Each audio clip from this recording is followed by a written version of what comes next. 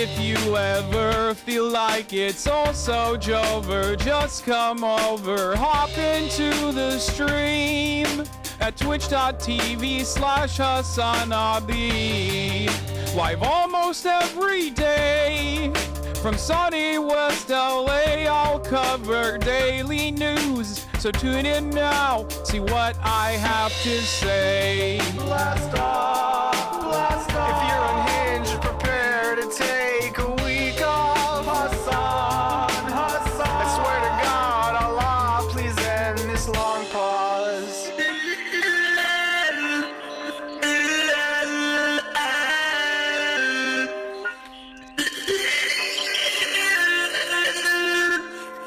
Boss makes $1 and I only make a dime. That's why I watch the stream when I'm on company time. Boss makes $1 and I only make a dime. That's why I watch the stream when I'm on company time, like now. Hassan, Hassan. I'm probably in the chat right now. Hassan, Hassan. Get it, Hassan is streaming.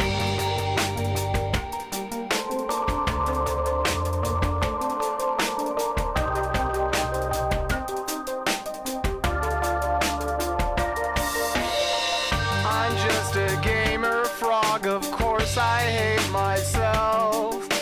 If there's just one Stunlock more, my hopes will go up on the shelf.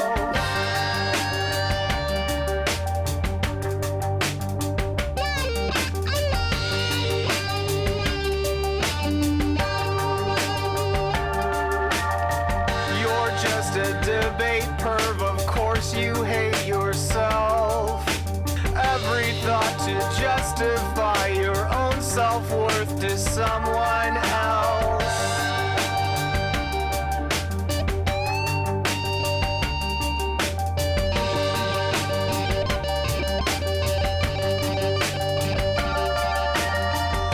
Again, what do I always say? Lost in the sauce, you can't escape. How unhinged can one chatter get? Don't ban him, mods, they're our new pet. Show me the light and set me free from this black pill reality. Can I find hope? Can I debate for this top of the hour break? Boss makes $1 and I only make a dime. That's why I watch the stream when I'm on company time. Boss makes $1 and I only make a dime. That's why I watch the stream when I'm on company time, like now. Hassan, Hassan. I'm probably in the chat right now. What's going on, everybody? I hope everyone's having a fantastic evening, fantastic afternoon, fantastic evening, no matter where you are in the world. I'm Hassan Piker, and this is the Hassan Hour broadcast coming to you live from sunny California, Los Angeles. It's sunny but cold out here in California, Los Angeles, folks. We're live and alive. That was Hospilled by Cam Kardashian. That's been stuck in my head. That's my Spotify rap, folks. That's my Spotify rap. Straight up, that's my Spotify rap. The Hassan intro music is the Spotify rap for me. Anyway, we're live and alive. It's 64 degrees and sunny here in California, Los Angeles. And let me tell you, this is a Saturday. This is Saturday, December the 2nd. We are now into the month of December. Remember, month of December.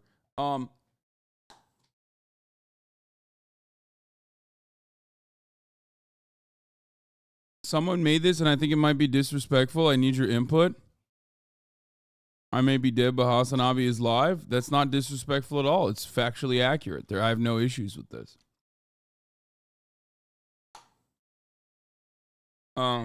Anyway, it's Saturday. It's fun day. It's almost 2024. Big year. I like you switching your sunglasses to your regular glasses, like how Mr. Rogers would come in and change his from his sneaks into his comfy house shoes. Yeah. Kissinger is dead and I'm alive. And let me tell you, we are not going to be doing the Fortnite event or whatever the fuck's going on Twitch. That's like what's popping right now is the Fortnite event. I think I woke up this morning and I was like looking at Twitch, like what's popping, what's happening, and it's like I saw the Fortnite event. I was like, what the fuck?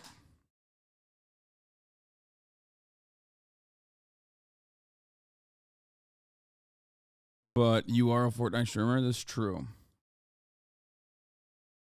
Day6 are reminding us on to bring back Kaya Cam. Oh, keep reminding me, but it's not happening. Fallout TV show trailer came out today. That's exciting. We're going to be looking at that, obviously. Let me tell you, this is part of the broadcast where I tell you a little bit about my personal news about what's going on in my life in the world of Hassan Hasanabi Piker. And last night, I spent some time with the family once again. Figured out what's wrong with my mom. She has like a meniscus tear and a Baker cyst and the like. She's having a hard time walking around. She needs a walker, but you know, overall, it's gonna be all right. She's gonna be all right, and it happens. Anyway, but we were hanging out. We were hanging out, and I decided because I've been watching Rome, and I started watching with my brother. Which is a big mistake when you start watching a fucking show. You start watching a show, and then you start watching with your family, but then you want to keep watching when your family's not ready, right? When they're not around to watch, you want to keep watching. And it's like, well, what am I going to do? Wait? Fuck no. So I watch, right? And then he gets mad at me. He's like, well, I can't believe you watched it without me. Like, you're on season 2 already. I'm on season 1, episode 8. I'm like, dog, I'm sorry. You're not here. You know what I mean? You're not staying with me that frequently, so I can't do anything. Gonna be honest, you were in the wrong in this one. Okay, to be fair to me, it's an old TV show. It's an old TV show, and it was the show that I started watching specifically so I didn't have to watch like something with everybody else. Like it was going to be my show. You know what I mean? Like I started watching it, and then they were there while I started watching it, and they got invested in it. And it's like, at that point, what am I supposed to do?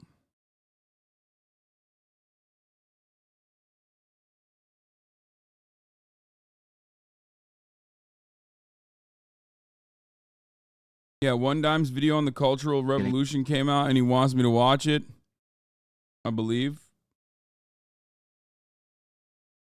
So, we could dive into that. It's an hour-long documentary about the Cultural Revolution. You know, a lot of people will say not fun day, by the way, not fun day. But I mean, like, fun day just means no news. Okay, that's what that means. Anyway. Dumbass song, My Ears Bled, sorry. That's not a bad song at all. You're wrong. But yeah.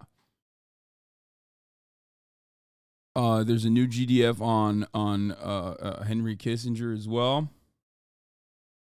And of course, I will be gaming later too. Please just tell us straight, is Alan Wake just not fun for you? No, it is fun for me. The funny thing is, yeah, no, Alan Wake is fun for me. What is this? I got a shout out from the Deprogram boys at 1:30. What did they say?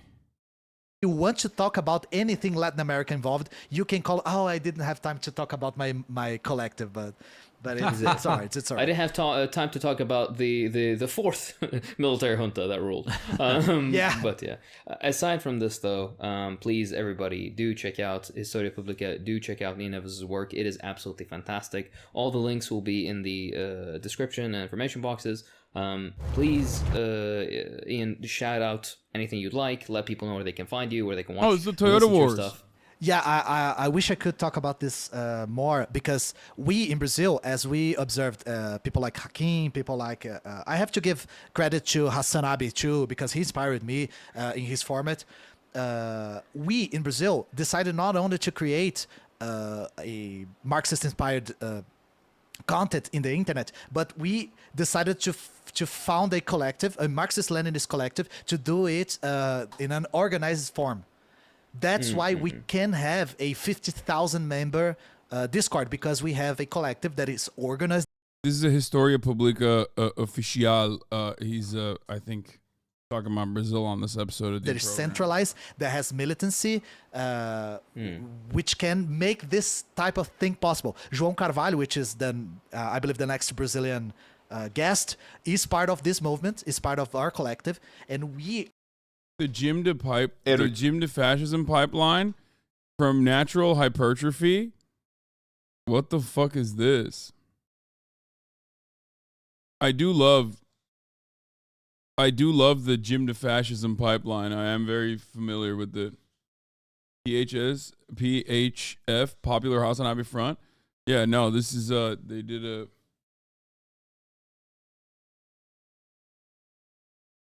what? Dr. Ofer Kosov talk, didn't watch. Okay, I said no news. That doesn't mean I'm gonna listen to one of my guests on a stream go on a podcast or go on a show for 48 minutes. People must understand. And talk on a Zoom call for 48 minutes about Israel. What the hell?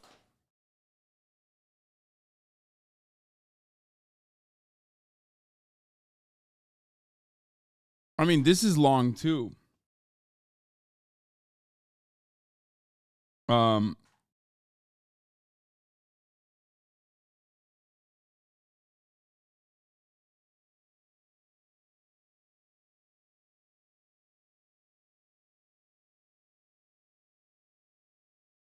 My king, you're too ADHD coded to have a pure fun day.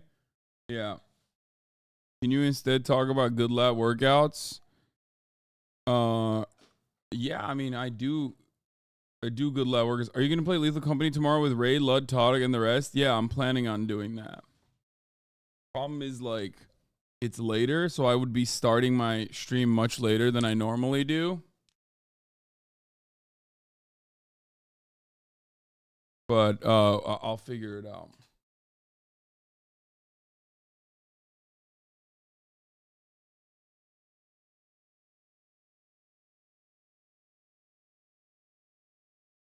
What's up with Socialist Markiplier? Is this guy socialist? I don't know. He has a Ko-fi, so he might be. Anyway, all right, let's blast off. And let's get it twisted.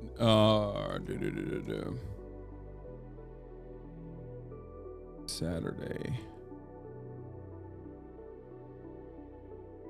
Reacts galore. Don't come.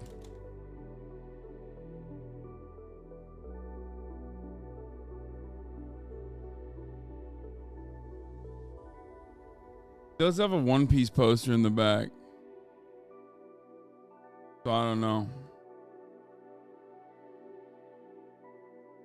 Anti-lifting sentiments, fitness elitism, most replayed masculinity crisis, culture war. Dude, I can't watch a 50-minute video like this, man. I want to, but I don't know if I can do this. Like, in a lot of these instances, when I watch videos like this, I have to just, like, scroll through it, like.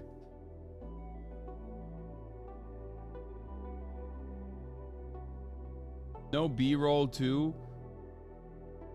A lot of y'all would just like lose your mind. Some of you send stuff in here. Like, conceptually, this is something that I'm truly interested in, right?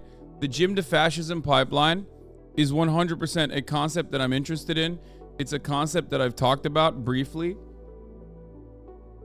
Okay? But we're not going to sit here for 50 minutes and watch something without any B-roll in it too. It's just like, I'm sure the video is very thoughtful and very good. Yeah, it's just maybe for a first introduction on the topic. No, it's not my first introduction onto the topic. I'm very familiar with the topic. I live it. I live this topic in my daily life. I am a gym bro, or rather a person who has been a gym bro for most of his fucking adult life at this point. I'm very familiar with this topic. It's a topic that I hold near and dear to my heart. It's one that actually is very frustrating to me as well. I do not like the fact that there are a lot of fucking alt-right narratives within the lifting community, because self-improvement is something that I hold near and dear to my heart. I think self-improvement is important. I think self-improvement is good. I think self-improvement is one of the most important things you can do. It's something that I preach all the time. Problem is, a lot of the self-improvement Andes also kind of revolve or have a worldview that revolves around like bootstrapping, you know? Incredibly bootstrapping mentalities that people have. There are, of course, wonderful gym influencers that we know as well. Why are all the links getting clapped? What's happening? Why are the links getting clapped in the fucking... What's going on? What is happening? Is the Fossabot out of control? What the fuck? Is there like a major filter or something? I think there might be like an actual filter. Stop spamming shit. Japan's $3,000 most luxurious train. Didn't we literally watch this? I feel like I watched this already.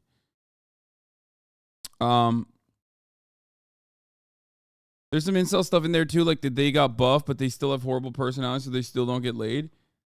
I think, well, who are my favored lifting personalities? Obviously, Jeff Nippard is the GOAT. He is number one on there. He is my favorite. Big time Hasanabe head. Brilliant guy. Very smart. Very yacked out of his goddamn mind. You know, I've had some of the Fitfluencers on here as well. I think, is he 260 though? He is not 260, I don't think.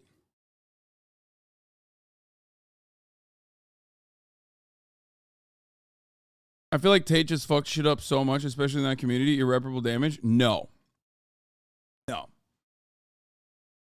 The Gymbro community, the Gymbro Fitfluencer community's like right-wing perspective predates Andrew Tate. Okay? It's a way before Andrew Tate. Like, that's not by years. Decades. If anything, Joe Rogan probably had more of an impact solidifying right-wing attitudes. But Andrew Tate is straight up just he was just a farmer. Like, he jumped on the right-wing train, not because he genuinely was right-wing or anything, but I think mostly because he wanted to take advantage of an already popular phenomena in that community. But having said that, what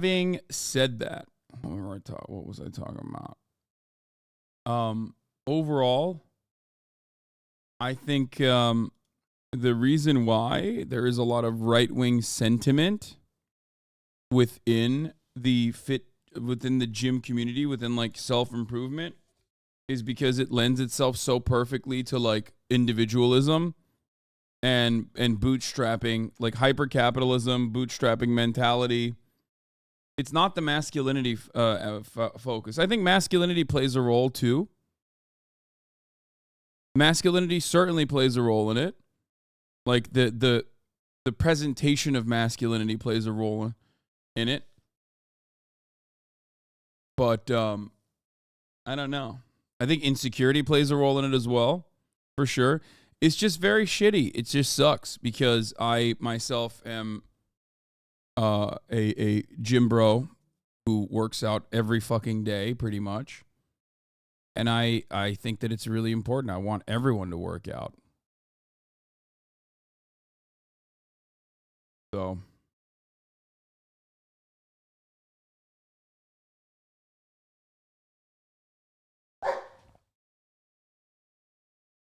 no. Quiet. That was crazy.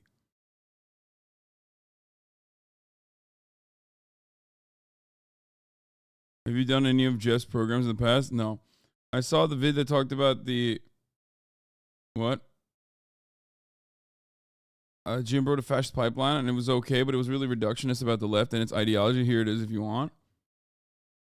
I mean, I think that liberalism certainly plays a role in this too. I think that if your broad focus is always like systemic issues, like, I mean, I talk about self-improvement all the time. And in the process of my commentary on self-improvement, you still have people in the chat who will say, well, what about all the social and all of the material conditions that make it much harder for me? And in my opinion, there is certainly an interesting comparison to be made about how incels will regularly talk about like societal hurdles and how that stops them from getting laid. Feminism, women, like getting bodily autonomy, things of that nature, which is fake, versus the interest that leftists have about constantly pointing to material conditions when it comes to operating within the boundaries of their own success within their own bodies, which is real. Material conditions are obviously not the same as like feminism causing you to not get pussy. Obviously, poverty, like being able to get yourself out of the treacherous grip of poverty, is a little bit different than women don't like me because I'm a dork who's deeply insecure and entitled. Okay. However, having said all of that, I think it's still important.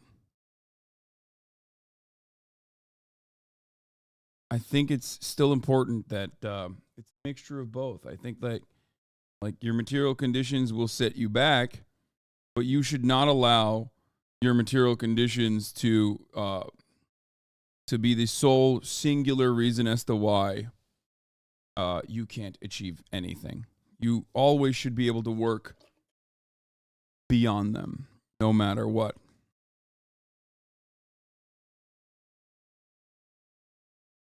Like you're always on a personal journey. You can't be like, oh, I'm like, due to my material conditions, I am not going to be able to learn things. You know what I mean? You don't say that.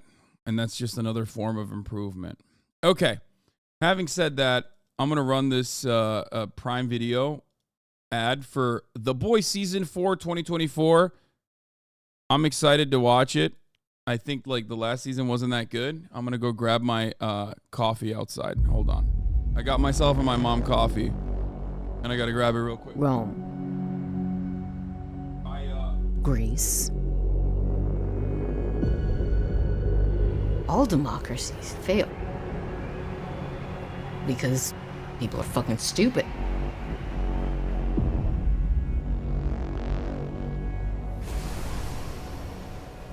But if you crush the masses, who builds your monuments?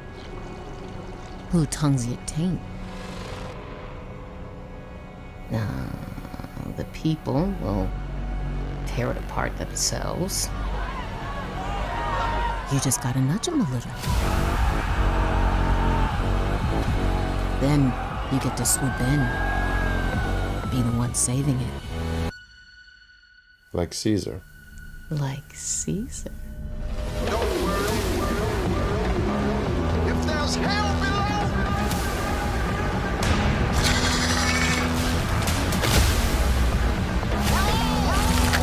Oh, hell. Who wants their balls crushed?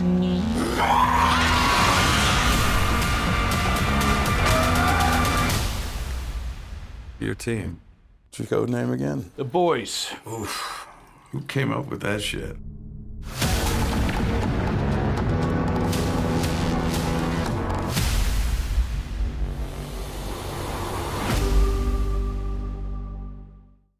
I don't know where this is going to go. I truly don't know where this show is going to go. On Amazon Prime? Okay, got it. I just mean, like, how are they gonna keep milking it? I mean, I feel like there's a universe out there. I know that Gen V came out. Gen V was supposed to also. Gen V also was like, it's a collaborative project. It plays alongside this. Greece. All democracies fail. Because people are fucking stupid. I feel like it's kind of fucked up that they made the AOC character. I mean, they tailored the character from the comic books that's a bad character overall be AOC.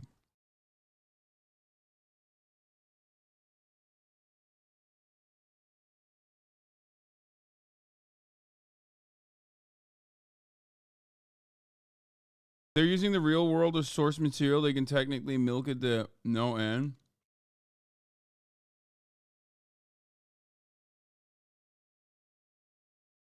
Evil AOC is kind of cool.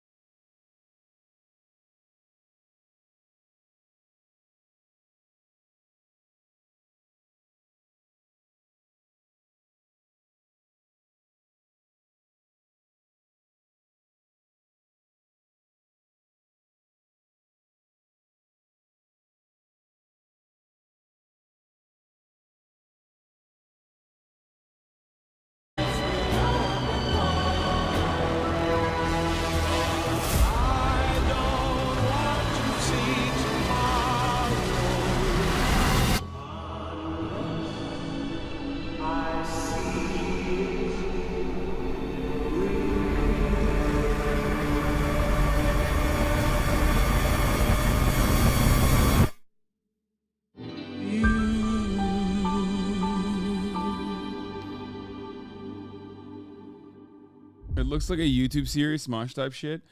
We'll see. We'll see what happens. You know, I'm not in the business of getting sad before something comes out. I don't know the background though. Is it based off of which Fallout is it based off of? Like, what is it based off of? House of Dragon teaser next, please. That I don't care about as much. It's 4.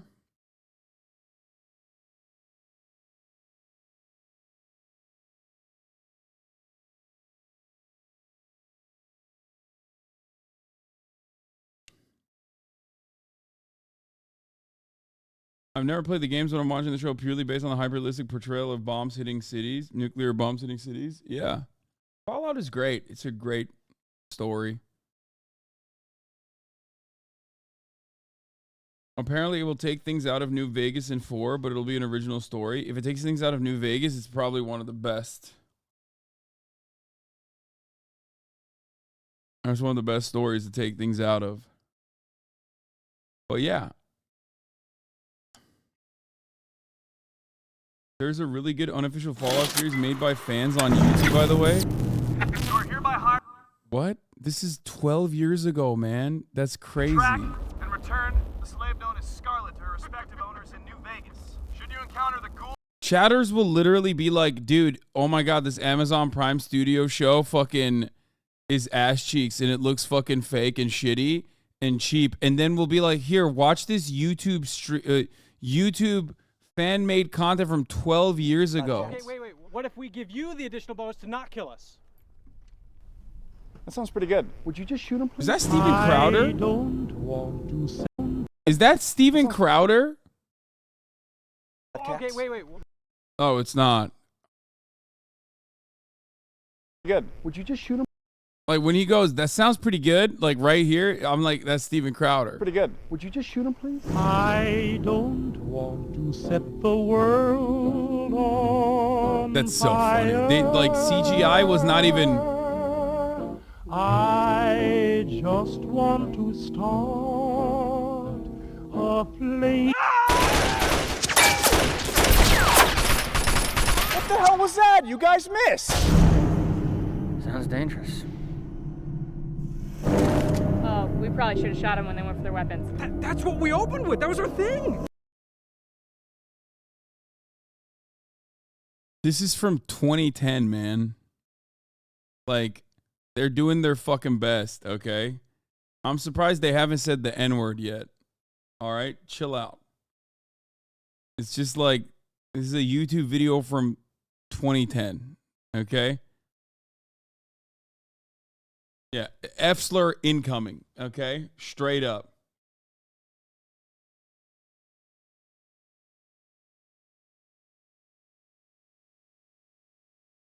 I saw the Mad Max spin-off trailer yesterday. It looks fine. I don't know. There's something weird about the way that it's stylized that I don't understand fully.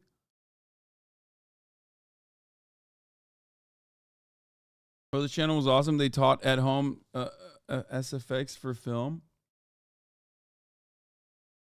I saw the Yu Yu Hakusho trailer. That just looks straight up like a Japanese live action rendition. Japanese live action and Western live action renditions of anime are very different. Yu Yu Hakusho straight up looks like a Japanese live action rendition. So, but with what, I don't know. We'll see. We'll see what happens. New Godzilla movie is supposed to be amazing. I just bought this in. I heard that too. I don't really care. You guys want to know something fun? Fun fact about Hassan Hasanabe Piker that you might not have known. I have never in my entire life watched a full like King Kong or Godzilla movie. I do not know anything about King Kong. I do not know anything about Godzilla. I have not watched a single fucking one of the movies in the franchise. I got no dog in the fight. I got no stake. Check my logs right now for Godzilla. Watch Godzilla -1 with Murad. It's got leftism and aeronautical engineering. Pog. What?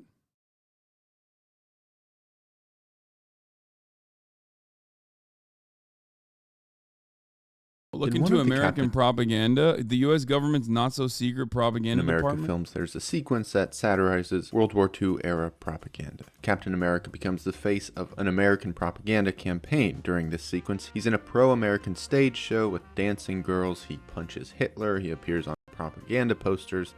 The whole 9 yards. It pokes fun at World War II era propaganda in a self-aware, over-the-top sort of way. It's a joke. The movie says, "Isn't it crazy that this is a real thing?" It makes us laugh and wonder how people didn't just see right through. I mean, I can't shit on World War II propaganda too hard, because despite the fact that, you know, you had the Japanese Empire, Imperial Japan, not good at all. World War II propaganda greatly, for Japan at least, ended up playing a formative role in the mass development of what we know as anime. So. Through this blatant propaganda. And in doing so, the movie plays a really clever trick on the audience. It tells us that... Is this AI art? What is this? What's happening here? Why is it... plays... Well, what's up with the language? And produced by the Department of Defense. Movies and TV shows.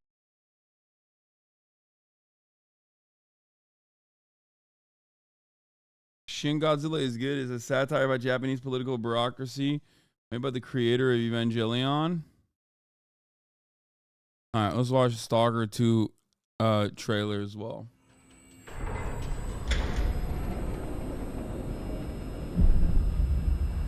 Made in Ukraine.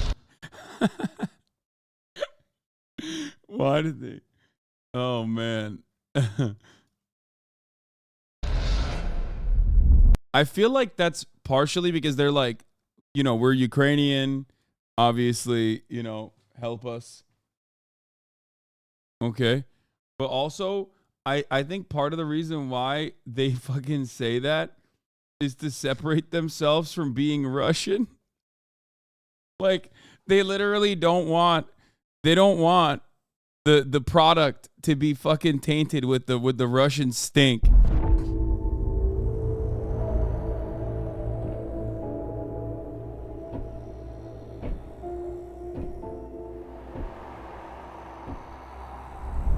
You asked me about my good luck charm.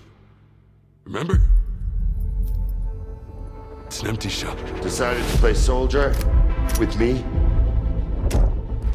Dimitri and I were just discussing a certain puzzle we found in the zone.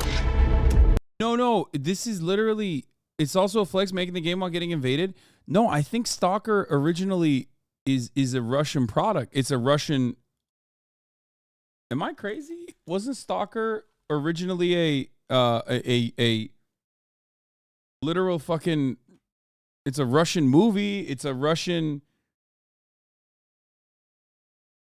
I mean, it's a Russian novel, and the,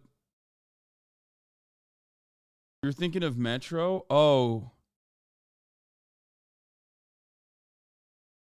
Oh, you know what? I might be fucking it up. I might be thinking of Metro. Yeah. Which is like almost identical to this, right? Whereas it's like, what do you call it? No, it's not Metro. It wasn't Metro. What was it? I thought Stalker was Russian. It's a book called Roadside Picnic, but I think the Strogatsky brothers might not have been Russian. Stalker is the Russian movie, is a USSR movie. I thought Stalker was also a Russian game as well. And I thought they were like, they fled the Ukraine or something. I don't know where I made this shit up in my mind. Like the devs just like went to Ukraine and they're making it in Ukraine.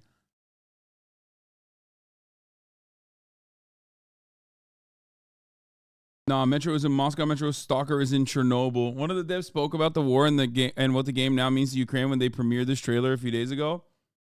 Stalker's dev studio has always been Ukraine based. Oh, okay, I was wrong about that.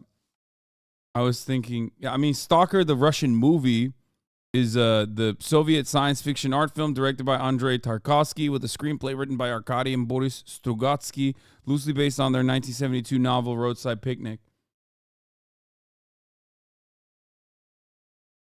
Stalker, while not directly Russian, takes a lot from Russian Picnic. Anyway, whatever.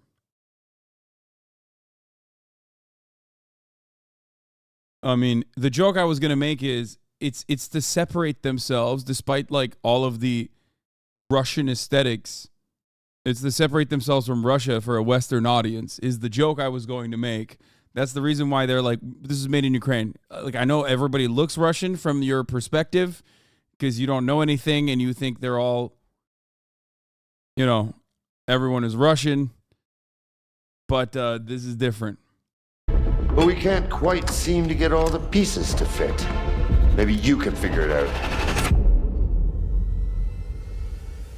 It reminded me that we used to be puppets. I took just one awkward step, and my whole world plunged into darkness. I'm sorry, Strider.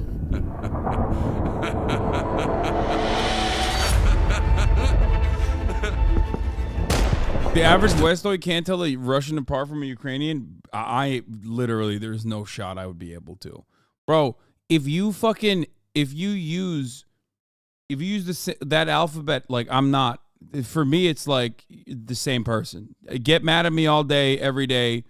There's 0% chance I would be able to tell a difference between a Ukrainian person and a Russian person, or even a Polish person. You know what I mean? Fucking half of those countries, half of the former Soviet nations. I mean, you get mad at me for saying it, but I'm recognizing that I'm stupid. I'm recognizing that I'm stupid, okay? And I'm telling you that it is my stupidity. But yeah. Which, for the record, if it wasn't for language, the same goes for Armenians, Turks, and religion, obviously. Armenians, Turks, and Greeks as well. That's a Turkic take. No, literally, it's true. It's true. It's also being like, wow, I can't believe you don't know the difference between someone from Taiwan, a Taiwanese person, and a Chinese person. Like, well, okay.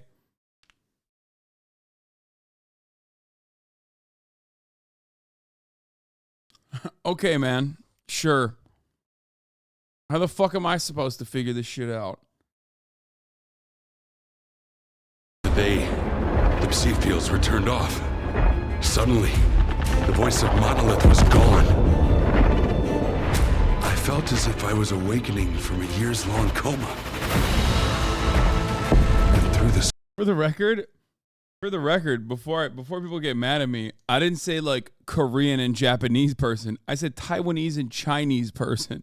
So, you know, that wasn't me being racist. scope, we saw the body of an unknown soldier fall. We had a simple choice. Sit back and just wait for another super emission. Oh my God, they got Lex Fridman in this? That's crazy. Lex Fridman / also the Russian assassin who killed the ambassador in Turkey.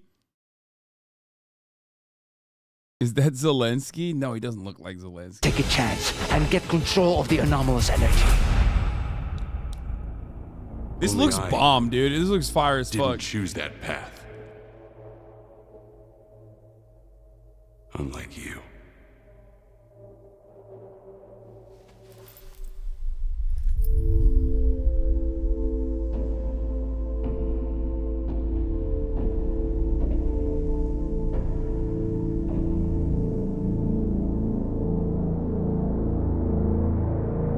It's the least scary game out there. You would love it. Okay, shut up.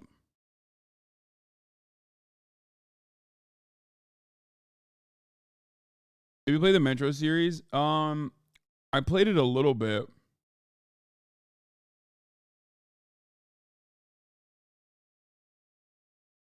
Yo, this fan art is so good.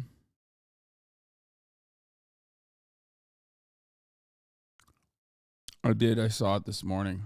Yeah, it's beautiful. Played 5 minutes, got scared and quit. I do not simply quit scary games, okay?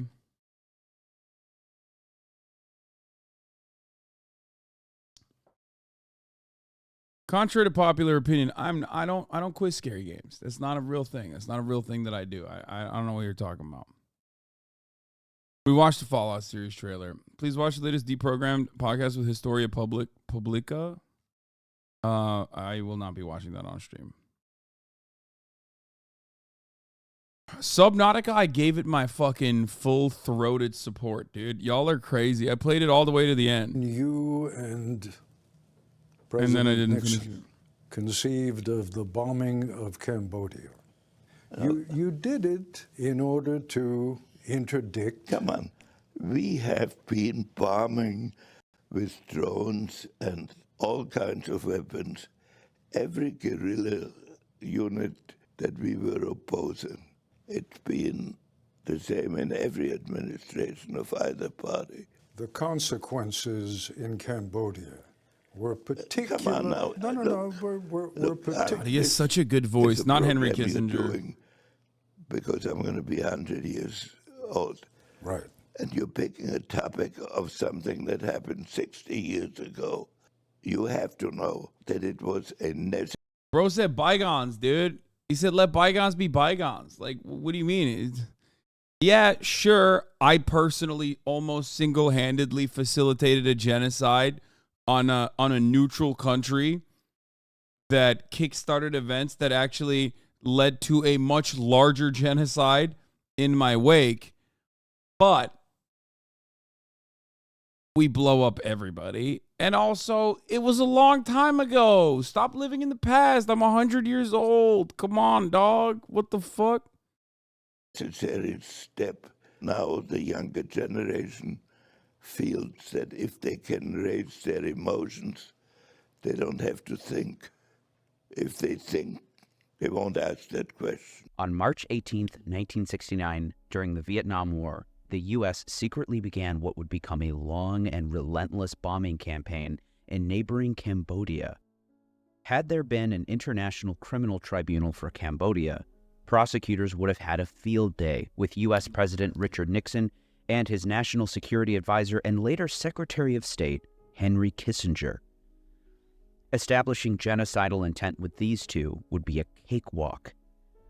On December 9th, 1970, Nixon would phone Kissinger to discuss the ongoing bombing of Cambodia. You see, Operation Menu, as it was called, was only an escalation of the bombing. Up to this point, close. I want to end the stream, and I probably will if you guys fucking keep complaining about my YouTube video selections being like, oh, fun day. Like, straight up. I don't want to hear complaints, please. I told you from the start, it simply means we're not going to fucking do news coverage. That's what it means, okay? Please. Fun day doesn't mean you come in the chat and fucking complain about whatever YouTube video I choose to watch. To 500,000 tons of bombs had already been dropped on Cambodia. 5 minutes after getting off of the call, Kissinger called General Alexander Haig to relay the new orders from the president. He wants a massive bombing campaign in Cambodia. He doesn't want to hear anything. It's an order. It's to be done. Anything that flies on anything that moves. You got that? On December 29th, 2023, Henry Alfred Kissinger died in his home in Kent, Connecticut, at the age of 100. His death has been met with an outpouring of sympathy and affection from major American news outlets, which may be even more troubling than his legacy. The Washington Post, along with a lengthy obituary, published a short piece on his, quote, carpet bombing of Cambodia. In it, the authors write, Ben Kiernan, a historian at Yale University and a leading scholar of the U.S. legacy in Cambodia, has estimated that around 500,000 tons of U.S. bombs were dropped on Cambodia. Interestingly enough, this figure is from a paper that Kiernan wrote in 1989 called The American Bombardment of Kampuchea, where he cites a figure of 540,000 tons. However, either unbeknownst to the editorial staff at the Washington Post or insidiously omitted, Ben Kiernan actually wrote another, lesser-known article published in the Canadian Walrus magazine, in collaboration with Owen Taylor at the University of Oxford. This article was reporting, I wasn't complaining. Sandra Day O'Connor died at 93 and she's a more positive person to talk about. I'm not doing that. I wasn't complaining. I just haven't seen you cover the first female SCOTUS justice. that in 2000, upon a state visit to Vietnam, President Bill Clinton announced that he would release extensive Air Force data on all American bombings during the Vietnam War from the years 1964 to 1975. The still incomplete database reveals that from October 4th, 1965 to August 15th, 1973, the United States dropped far more ordnance on Cambodia than was previously believed. 2,756,941 tons worth. To put 2,756,941 tons into perspective, the Allies dropped just over 2 million tons of bombs during all of World War II. Cambodia may be the most heavily bombed country in history. Moreover, the two announced, the data released by Clinton shows the total payload dropped during these years to be nearly 5 times greater than the generally accepted figure. Nick Turse, author of Kill Anything That Moves, The Real American War in Vietnam, has clearly been prepared to write Kissinger's obit for years. Turse can appropriately be called America's leading expert, if not a foremost expert worldwide, on American war crimes during the Vietnam War. His book is probably the only one of its kind, solely dedicated to chronologizing these crimes in detail.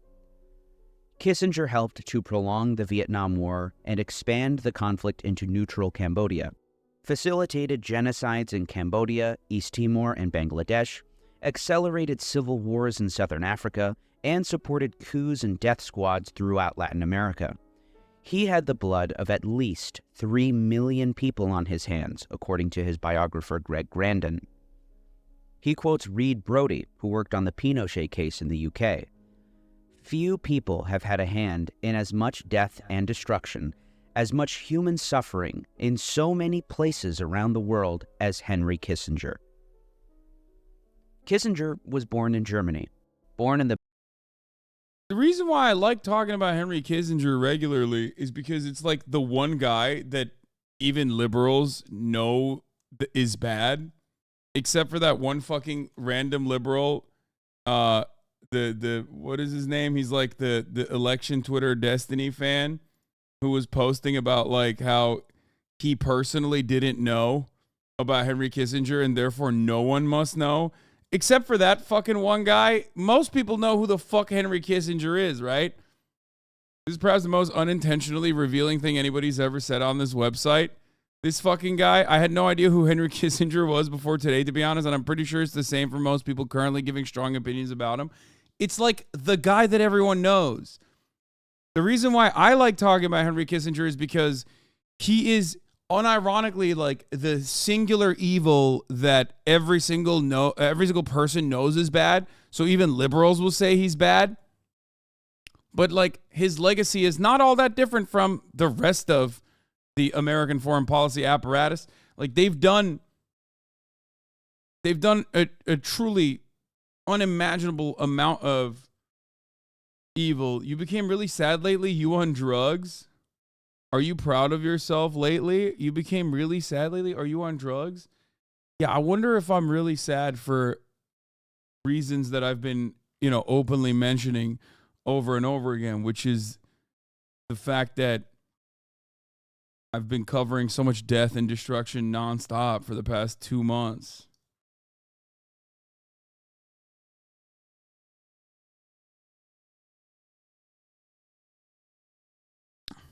Anyway, for most people, especially like boomers and stuff and millennials, like older millennials and shit, like Henry Kissinger is the one guy that everyone's allowed to get mad at. I mean, even Joe Brandon, who I guess had his own personal differences of opinion with Henry Kissinger, laid out like the worst obituary you can get for a person. It was short, it was brief, it was mostly talking about how Brandon and Henry Kissinger had beef, which is ironic because Joseph Robinette Brandon eulogized a fucking white supremacist Dixiecrat. Like, and not that long ago, too. It's not like he eulogized him in like the 70s, okay? Strom Thurmond, the Brandon Strom Thurmond eulogy is like not that long ago. Here, let's see when he did it.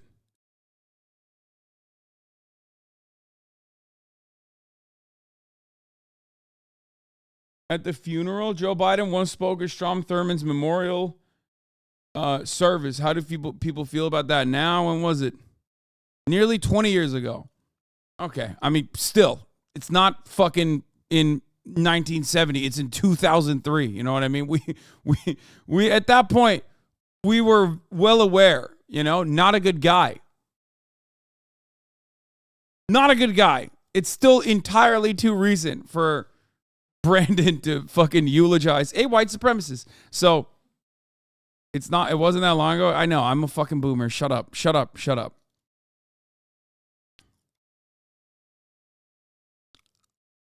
God damn it. I forget that like half a chat probably was a seaman at that point.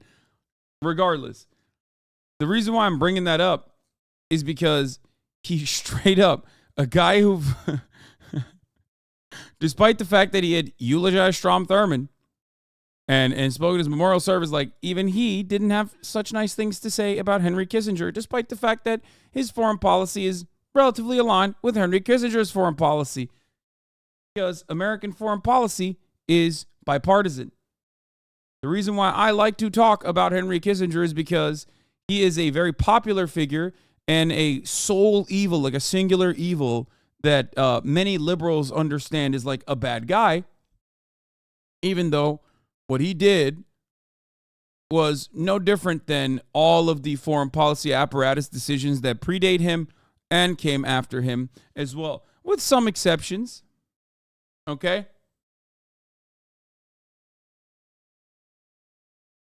Oh, that's right. Talking about shit happening even when you are 90% in the wrong. Still proud? What? I'm totally wrong 90% of the time? You have to be on crack cocaine if you think that I'm totally wrong 90% of the time. What? Are you on drugs? What's happening? Are you the one on drugs? Maybe you should be on drugs. Lithium specifically. You're schizo posting in the chat. Like you? Okay, thanks, chatter. All right, come back with like something clever and interesting if you want me to respond to your trolling. This is a super low effort. Anyway. But the reason why I like talking about Henry Kissinger, like I said, is because it's like permissible to shit on him. It's permissible to shit on him. Most people who are at least like relatively knowledgeable, he is the guy that everyone fucking says is bad. And I think it's a good way to open up that conversation to a much broader audience to be like, oh, if you don't like Henry Kissinger, well, let me tell you about American foreign policy, right? That's what it is. The Bavarian town of Fürth in 1923. A good entry point. He was actually born Heinz. At 15, his family escaped the Holocaust, although at least 13 of their relatives would perish in concentration camps.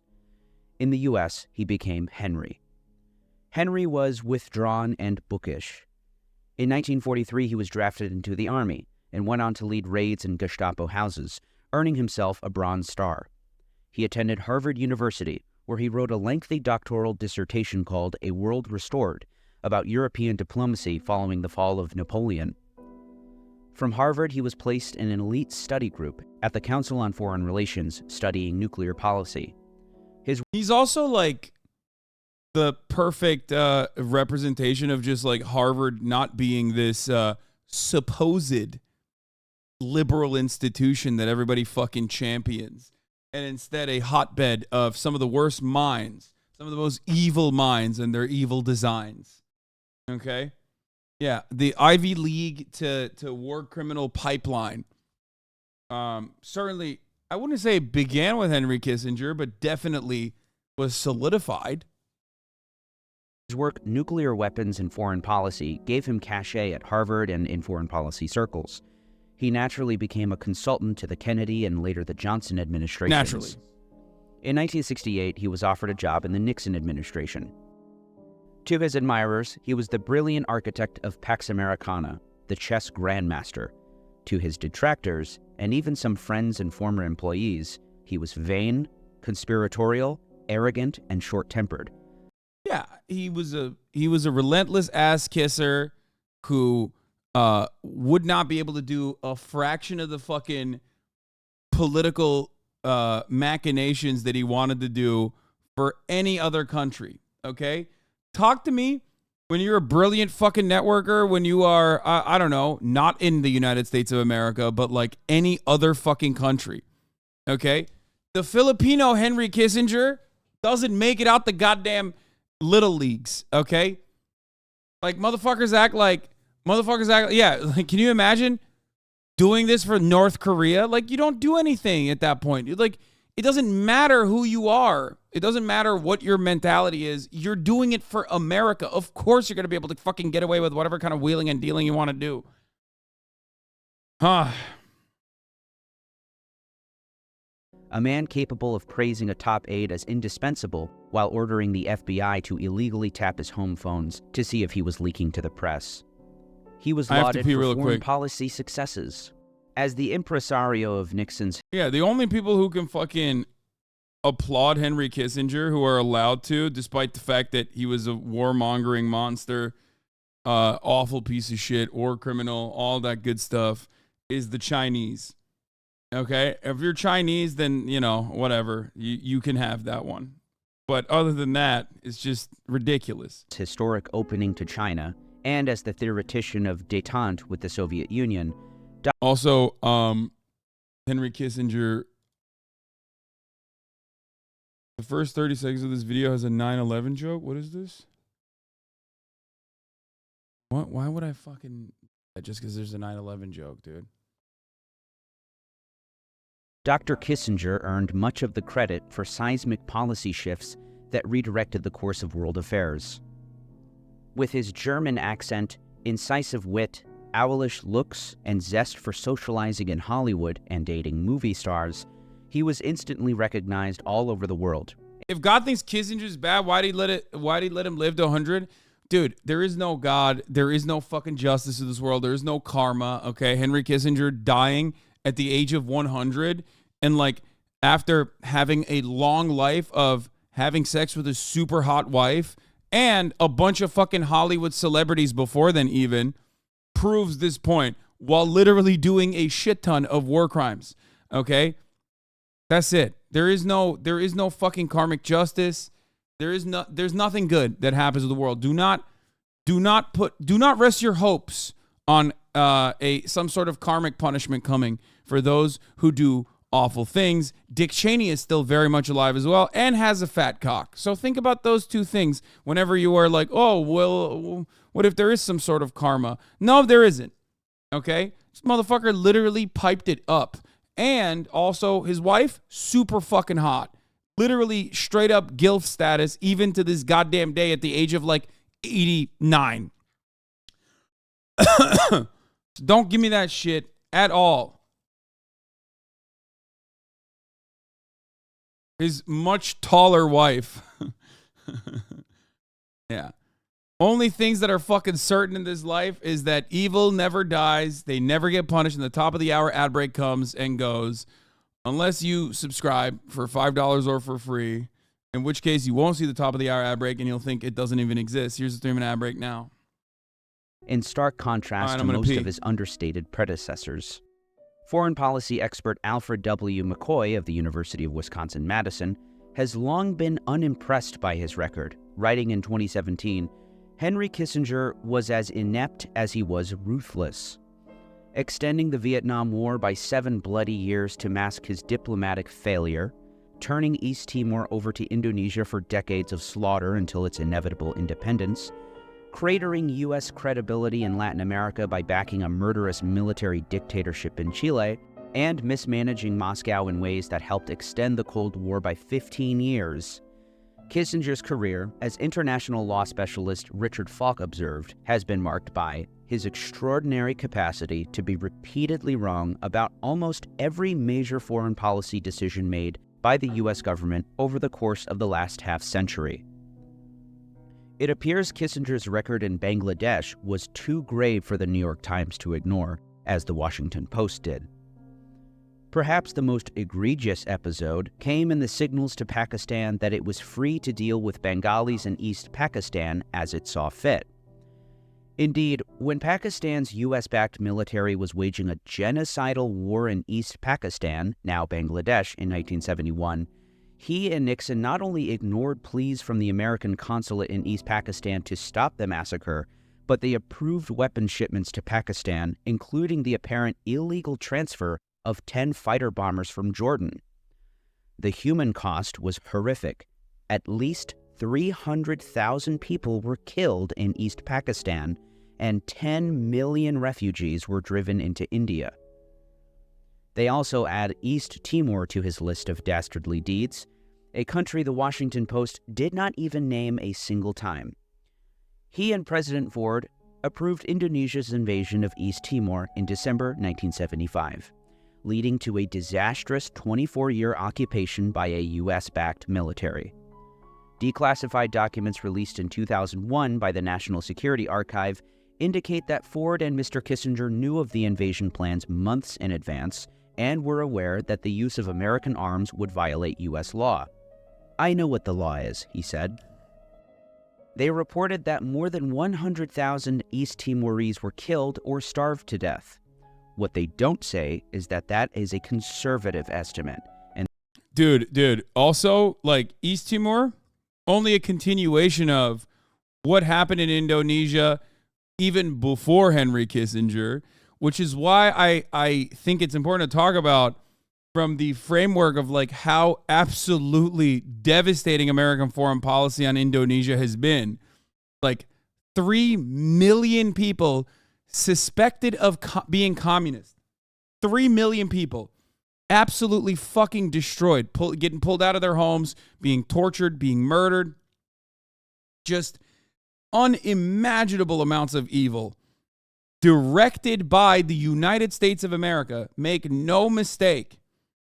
Okay? Straight up giving lists of suspected communist targets to the fascist militias, the fascist military junta that took over the country out of the reasonable fears that communism might become too powerful of a force in the country. Only a mere part of the coalition government at the time. But that was too much. And it was done before Henry Kissinger. And it was done with one simple goal in mind: to show the rest of the world that, yes, if you are a striver, a right-wing striver, and you want to fucking gain prominence and you want to gain control over your own country, well, if there's any communist forces in your country and you want to fucking eviscerate them, we will give you all the tools, we will give you all the guns, we will train you, we will help you. Okay?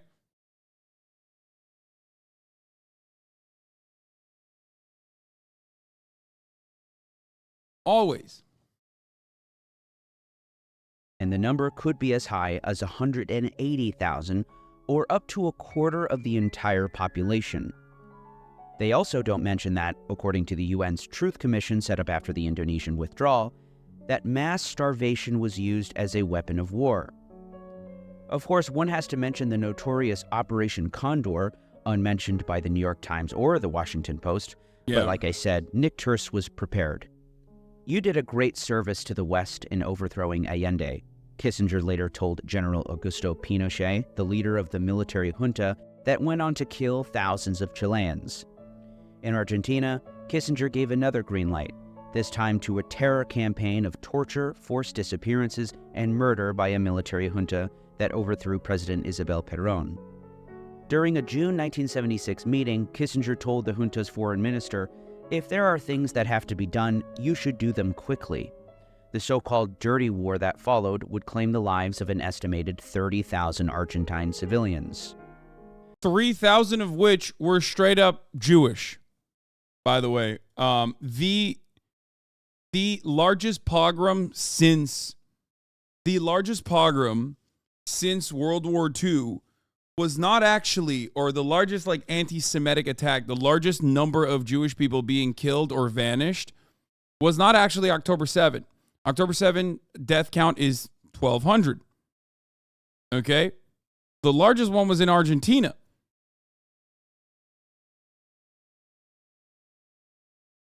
Terse reminds us that... But hey, it's okay. Javier Milei is the greatest defender of Israel, so it's fine. Even though he literally apparently has like former Nazis or neo-Nazis in his cabinet. But it's okay. It's fine. Guys, it's okay. He's America. He is... Netflix turned into a vampire? Wait, what? The fuck is that?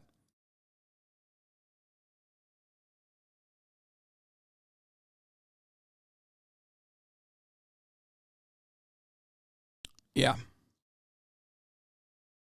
They should have asked Jewish prisoners about their supposed plans to take over Patagonia. Did Javier Milei actually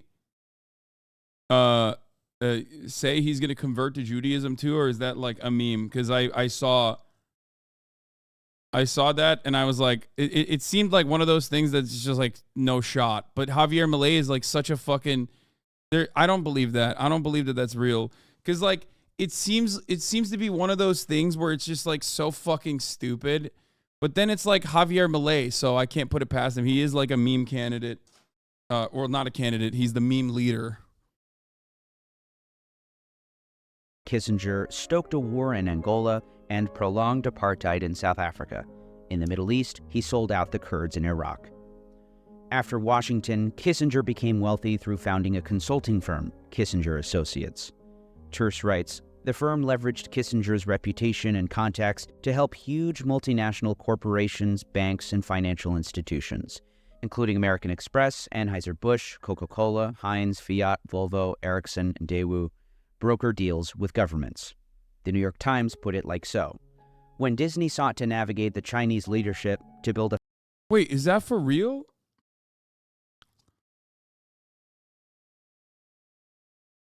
Be for fucking real, dog.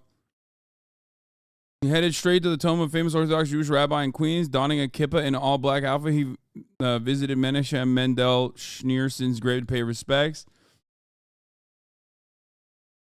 Did we do the Mao one-dime video already? No, we will do it, though.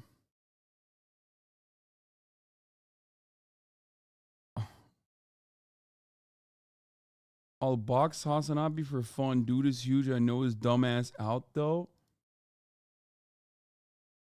What's going on, man? This Saturday, we got like, we got all the schizos in the chat today. Well, it's just like all the people who are just like,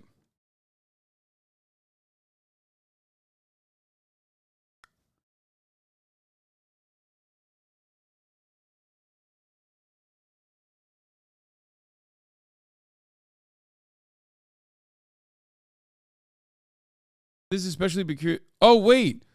Is this the rabbi who's supposed to be the Messiah? The Messiah guy? Is this the one who, like where they say he's not dead, actually?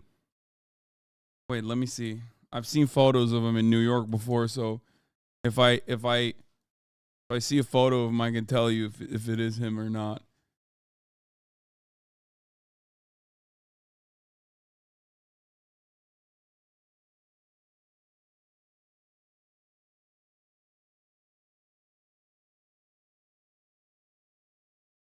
I don't think this is him.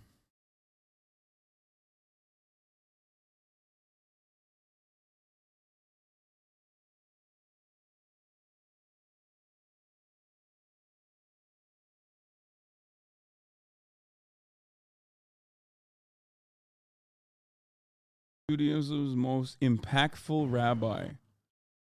Meet Lubavitcher Rebbe, Judaism's most impactful rabbi. Rabbi Menachem Mendel Schneerson became the leader of the Chabad Lubavitch in 1951. He created a global phenomenon that would change Judaism forever. Chabad Lubavitch is one part of the greater revival movement called Hasidic Judaism, which developed in the 18th century and began to spread across Europe, with each Hasidic court following their own religious leader. Rebbe, scholar, engineer, and a visionary leader, the Lubavitcher Rebbe created a blueprint for how to spread a love for Judaism with his guidance, and emissaries, or shlochim, have built Jewish infrastructure across the globe, ensuring that Jews will... Oh, yeah! I think this is the guy. His followers still, like... His followers are the ones that, like, go up to people that they suspect of being Jews to be like... and try to get them back into the faith, right? Like, his goal is to reconvert, like, Reform Jews or whatever.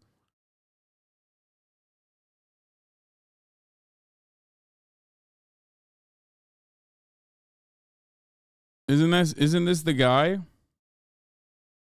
Not entirely, no. Are you Jewish? No, I am not.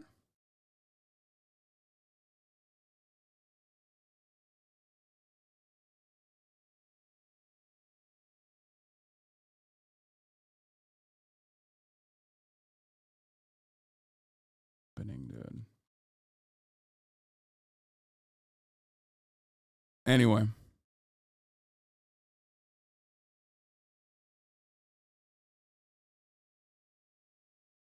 According to the source, the Argentinian leader took part in a Judaic worship service in the country's capital of Buenos Aires, where he received blessings from a rabbi. Bro, it doesn't fucking... It doesn't... You don't convert to Judaism, like, by getting blessings from a rabbi. You know there's, like, a hella fucking hard shit that you have to go... You have to read books and shit. It is one of the only... It is the only religion that is, like, super strict and very difficult to become a part of. It's a very long process, and it's not that easy. Bro, you can't even be considered full Jewish unless your mother is Jewish. You know what I mean? Like, you have to... Like, it's a matrilineal bloodline. So, like, if your father is Jewish and your mother is not, you technically aren't full-blown Jewish.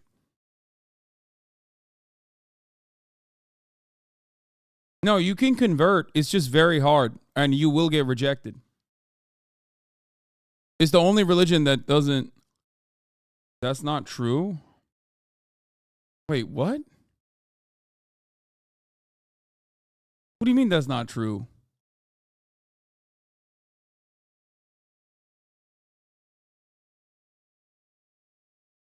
Patrilineal Jews are accepted in more liberal sects. It's only Orthodoxy that rejects patrilineal Jews overall. I mean, it is true. It's like it's a matrilineal bloodline. I mean, you can still be culturally Jewish. You can be accepted by Reform Jews, which is the, like, especially in America, is like the majority. But as far as, like, not having any Jewish bloodline and, like, being and getting converted into Judaism, you have to do a shit ton. How the fuck did we get here? Oh, we were talking about the dirty wars. Okay, let's continue. The $5.5 billion park in Shanghai, Mr. Kissinger got the call. Kissinger also continued to write policy recommendations and articles and advised every single president from Nixon onwards.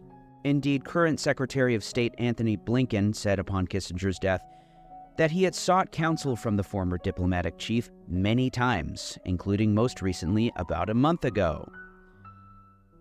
Those who may be dismayed at how long Kissinger was able to live may have some solace in the fact that a mind that could unleash such hideous man-made horrors onto untold millions of people throughout the world, and do so without hesitation or apology, will never speak or advise another sitting U.S. official for the rest of time. And we can all breathe a deep sigh of relief for that. Except it came too late. Way too late. Far too fucking late.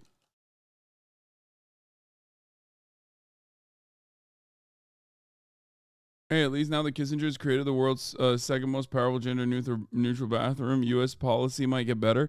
No, his policies.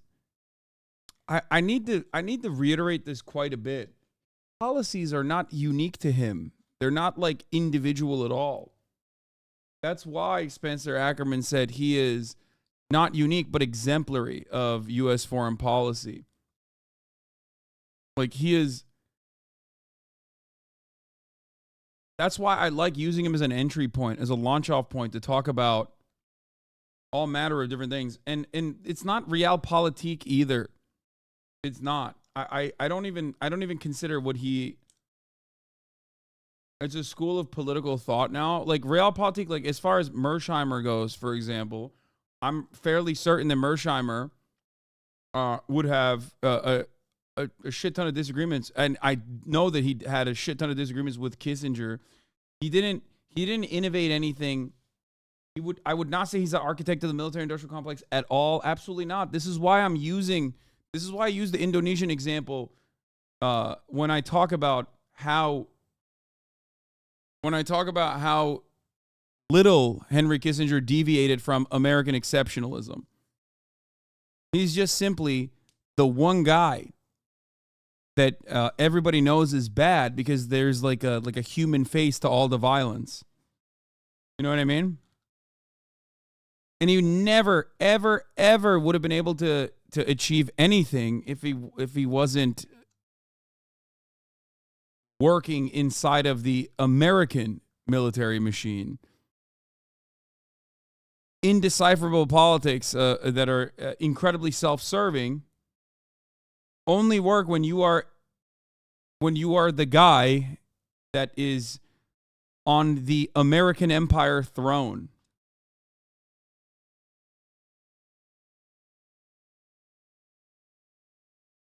He's the face of the wars America doesn't like. No, I mean, America loves all the wars.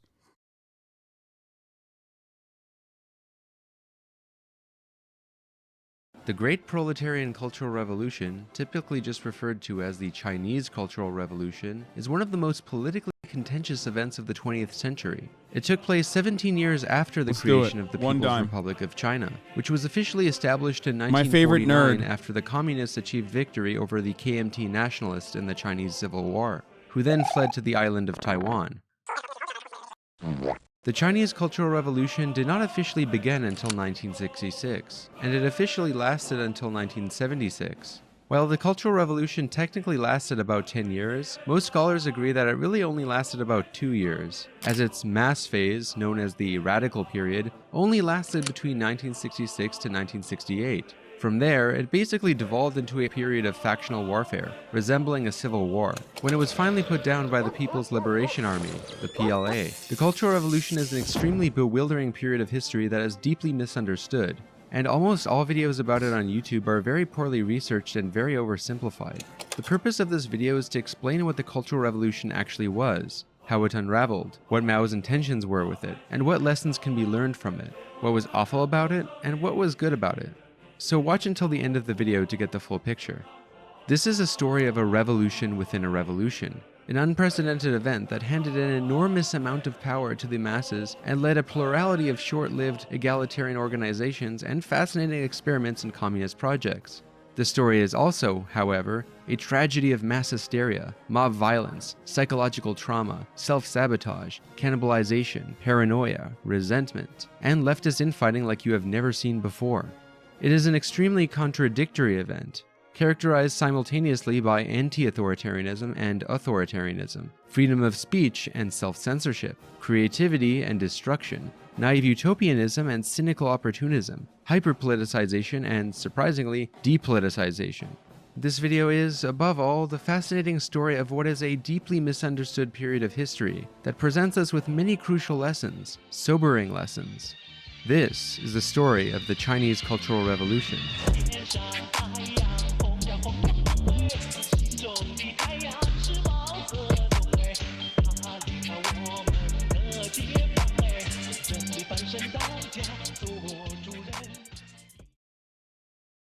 This video documentary was originally inspired by an essay on the Cultural Revolution that I wrote and recently published in a book titled Underground Theory.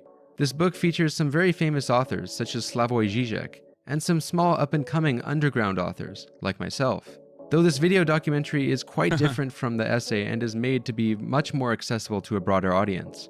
If you want to support my work in other ways, you can always become a patron, where you can get access to exclusive content and help make it possible for One Dime to become a full-time project so that I can upload high-quality videos more often.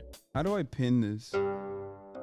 Shortly after Mao's death in 1976 and the prosecution of the Gang of Four, Mao's loyalists, the post-Mao CPC, headed by Deng Xiaoping, set an official verdict on the Cultural Revolution as a, quote, 10-year catastrophe, responsible for, quote, the most severe setbacks and heaviest losses suffered by the party, the state, and the people since the founding of the People's Republic.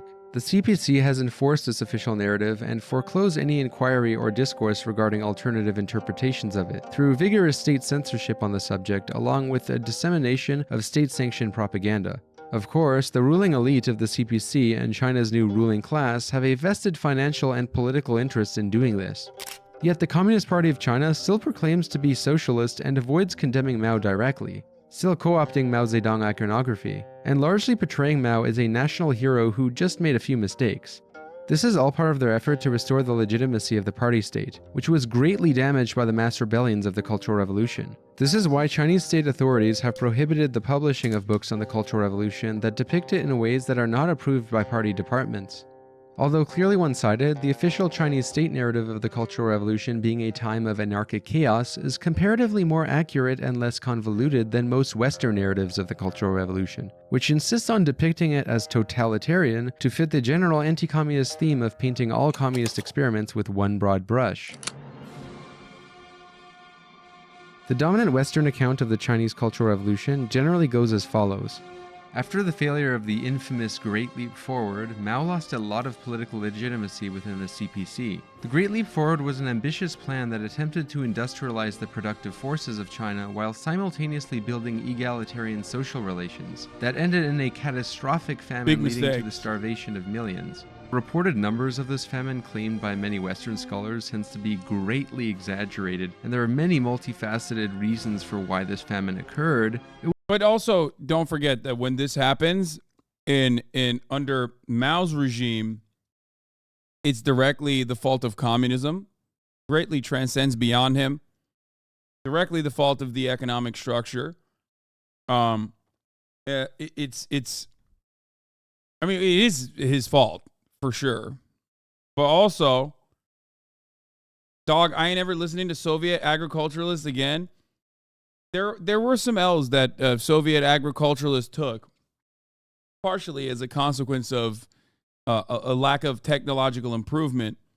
The only other problem is that, like, famine also was quite regular in areas like this in general. It's just that something to always remember is that we are now in this universe where we have the technological improvements. We also have an abundance of food, and yet famine still persists in many other parts of the world. And the thing to always remember is that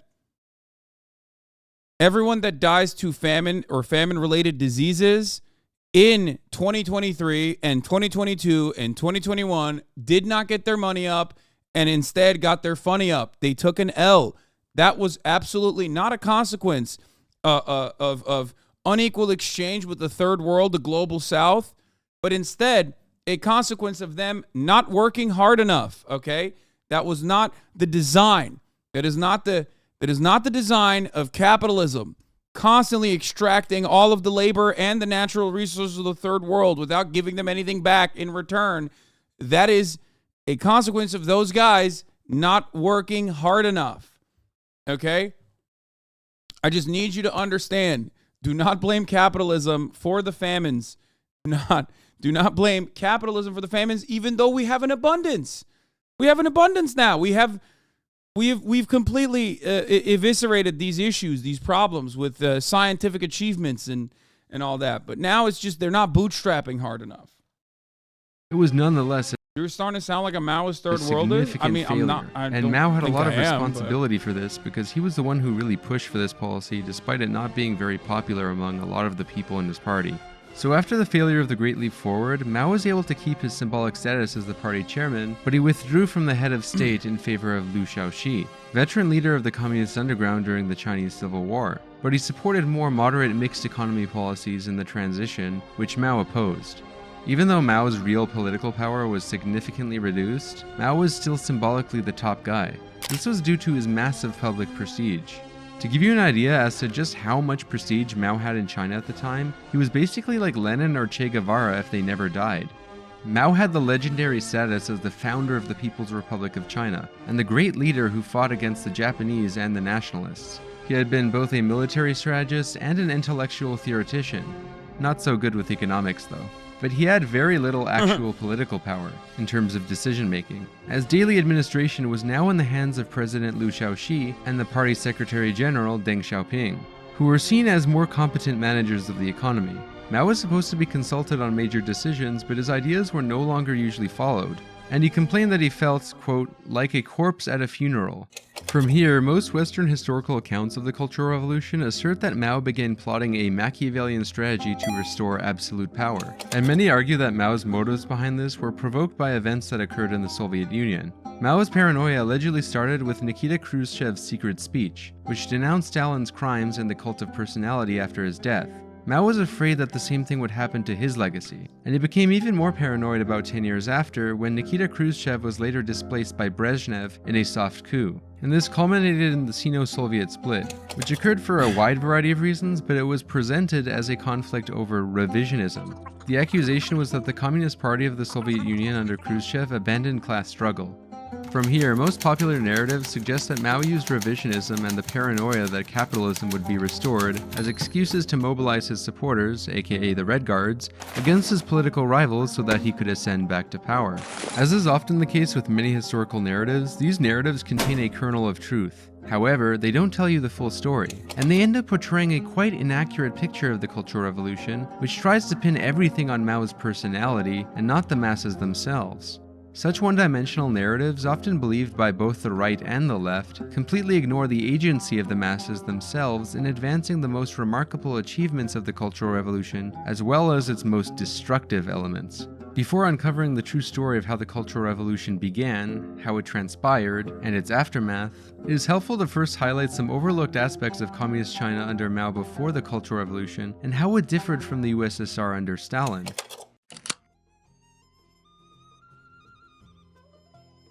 Already well before the Cultural Revolution, what became known as Mao Zedong thought was already a notable deviation from Soviet-style Marxism-Leninism. Attempts to put Mao Zedong thought in practice would eventually become known as Maoism. Mao Zedong encouraged people to never forget class struggle, and placed a greater emphasis on the masses taking the leading role in the transformation towards communism.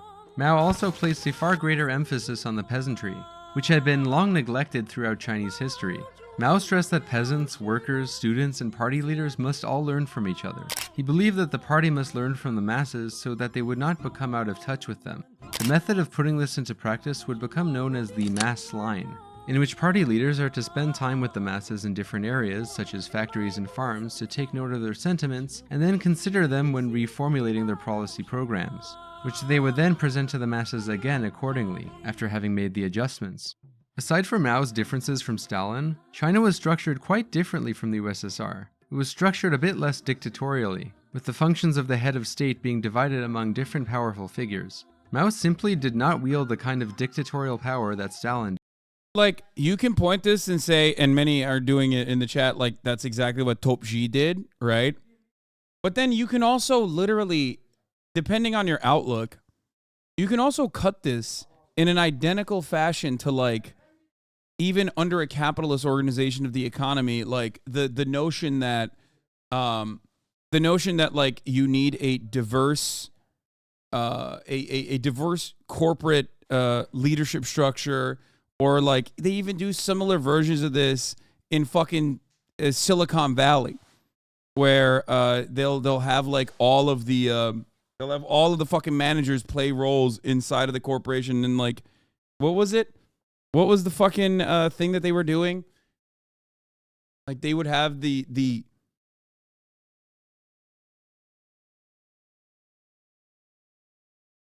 No, not Secret Boss. There was the thing in not Undercover Boss. There was a thing in Silicon Valley where they wanted to get like all the Grubhub corporate leadership to actually serve at least 1 hour in the front lines, like delivering packages and stuff like that. It's just, it's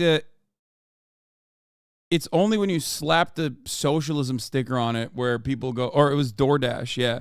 It's only when you slap the socialism sticker on it where it becomes this like terrifying prospect. But nevertheless, the Communist Party of China still ran a one-party dictatorship, with the Chinese constitution granting the CPC the supreme authority to rule China indefinitely. The power of the CPC, however, would be greatly challenged by the Cultural Revolution, as it gave unprecedented power to the masses, fostering a political climate that was anything but totalitarian, but nonetheless terrifying. The Cultural Revolution marked the greatest challenge to the Chinese Communist Party's authority in history. While the Great Proletarian Cultural Revolution became one of the largest mass movements in history, taking on a highly anarchic, decentralized character, it began for the most part as a revolution from above. It was initially facilitated but not controlled by the party center, and it wasn't long before it took on a life of its own far beyond the control of Mao or his party. Most scholars agree that the main series of events that led up to the Cultural Revolution occurred between 1965 and 1966. And they were ignited by a highly politicized debate surrounding a play called Hai Rui Dismissed from Office. The play had been written 5 years earlier by a man named Wu Han, who is a historian, playwright, and politician. The play Hai Rui Dismissed from Office was an allegorical drama set in the Ming Dynasty, and it celebrated the heroism of a virtuous official who had been deposed by a tyrannical emperor for having spoke out against him. Initially, Mao actually loved this play, but many people in his circle eventually interpreted it as being an implicit critique of Chairman Mao and his dismissal of the party members who spoke out against his great leap forward. The first discussions of a great proletarian cultural revolution in China were heard in November 1965, when the literary critic named Yao Wenyuan, on behalf of Mao and his wife, Jiang Qing, wrote a Thank you, Dig Hay 5363 for the 25 get the sub. Critique of this play. Yao's criticism of this play was not just that it was implicitly about Chairman Mao, but rather the main criticisms was that the play portrayed peasants as politically impotent and in need of saving by benign bureaucrats, among other things that leftists disliked. This critique ignited a discourse that became highly political, known as the Hai Rui controversy. It brought long-standing grievances to the surface, provoking public debates surrounding the corruption of party officials, China's revolutionary path, and concerns regarding elements of bourgeois or feudal elements in Chinese culture that were said to be holding back the transition to communism. This controversy would go on to set the stage for the Cultural Revolution. Mao used the Hai Rui affair to bolster a critique that he had been voicing for a long time, which was that the existing state and party apparatus was allegedly dominated by bourgeois ideology, and threatened to reproduce capitalist-type socioeconomic relationships in society at large. Mao believed that the Chinese Revolution had reached a point of stasis. Mao argued that a regression away from communism could only be avoided by raising the political consciousness of the masses, by revitalizing the socialist spirit and ideals of the revolution, and by refashioning a state structure guided by so-called proletarian ideology. Following the onslaught of scathing critiques of the Hai Rui play catalyzed by Yao Wenyuan's essay, the Communist Party apparatus started to get a lot of heat from the public due to censoring the essay for weeks despite Mao's objections. So Mao used the Hai Rui incident and the debates that it had provoked to first call for a cultural revolution in 1965, initially pursuing a revolution in the superstructure, the field of culture and ideology. Remember, during this time, Mao did not actually have that much real political. That's what you do when you don't have real political power. You just fucking chirp about culture. Power. He had a lot of prestige, and with the help of his allies in Beijing and Shanghai, Mao was able to get rid of conservative elements from the cultural state apparatuses, such as state instruments and educational institutions that controlled the flow of information. This included a purge of conservative elements in the ministries of culture and departments involving propaganda, such as the authoritative media outlet The People's Daily, which was one of the party's main mouthpieces. Under the direction of the newly created Cultural Revolution Group, the CCRG, Mao Zedong loyalists now effectively controlled the country's main organs of communication. The Cultural Revolution Group was a quasi-official agency established to guide the Cultural Revolution, and in the process it assumed many of the powers of the party's Central Committee and the Politburo. It was essentially Mao's clique. It was headed by a few pro-Mao figures who would become greatly important during the Cultural Revolution, including Jiang Qing, Mao's wife, Chen Boda, and Kang Sheng. This group of individuals was responsible for navigating the official policy of the Cultural Revolution. Meanwhile, it would be Premier Zhou Enlai who would be responsible for governing everyday affairs in China and maintaining order to prevent things from getting out of hand. It is thanks to him that the Cultural Revolution didn't become even more chaotic than it already was. In the meantime, while most of the party did not support Mao's radical policies, Mao had some close allies in the military and security apparatus who would become key actors in the Cultural Revolution. Most notably Kang Sheng, chief of China's Internal Security Service, and Marshal Lin Biao, who would become the new Minister of Defense. Lin Biao was one of Mao's closest allies during the Cultural Revolution, and at one point, he was designated to be Mao's successor, right up until his mysterious death, which would become subject to many conspiracies unsolved to this day. Lin Biao was able to carry out many of Mao's orders covertly by corresponding through Mao's wife Jiang Qing. During the Cultural Revolution, Lin Biao was also the man most responsible for propping up Mao's notorious cult of personality, even more than Mao did himself. Leading up to the Cultural Revolution, with the help of Lin Biao, Mao was able to get rid of some high-level officials within the military elite to severely fracture the military apparatus so that they would not be able to get in the way of his Cultural Revolution. Initially, many of the higher-ups in the party just assumed that the unfolding purges was just going to be a similar thing to the prior campaigns that were focused on targeting individuals whom Mao deemed untrustworthy. So the conservative faction of the party did not quite realize the full extent of the power struggle that had been unfolding, at least not until it was too late. Assuming that Mao was simply just attempting to carry out a few of his typical purges, the party officials could not conceive that Mao's real goal with the Cultural Revolution was to challenge the Communist Party state as a whole. As Mao found his party controlled by people opposed to his more far-left policies, he turned towards new allies outside normal political life, such as the many radicals among the masses themselves. Most of all, radical students, people in the arts, and peasants. Students were encouraged to criticize conservative counter-revolutionary tendencies allegedly held by the professors and teachers, and workers and peasants were encouraged to speak out against the corruption of their bosses and party authorities. This was all made possible thanks to the smear campaigns and purges that dismantled the state apparatus's chain of command, which meant that Mao and the newly formed Cultural Revolution Group were now effectively, although not officially, the ruling entities of the country, and were now capable of launching the Cultural Revolution outside of the party with state forces being too fractured to prevent it. Also, due to Mao's prestige, it was very difficult for party members to speak out openly against the Cultural Revolution policies without losing public support, as it would reinforce suspicions that they were counter-revolutionaries. This reflects a problem that you often see in one-party states. When you really only have one party that people can join, what happens is that all sort of different people with highly different political opinions all join the same party and mask their political differences by couching their proposals in the same language, making political differences seem very ambiguous and hard to detect. You don't really know who's on which side, and this gives rise to all sort of paranoia. The Cultural Revolution did not really officially begin until 1966, when Mao called on the Chinese masses to not only issue criticisms of Communist Party officials, but also to make revolution themselves by advancing the transition away from a capitalist society and towards a communist society. This included not only replacing capitalist culture with so-called proletarian culture, a problematic idea that deserves an entire video of its own, but more importantly, the experimentation with new egalitarian forms of self-organization. While the Cultural Revolution started largely as a revolution from above aimed to incite revolution from below, Mao and the CCRG did not have any sense of a clear plan as to how to orchestrate it or how to control it. By and large, it was an experiment. The most politically active section of the masses during the Cultural Revolution were obviously the independent organizations known as the Red Guards. The Red Guards were not created by Mao or the state. They sprouted up rather spontaneously.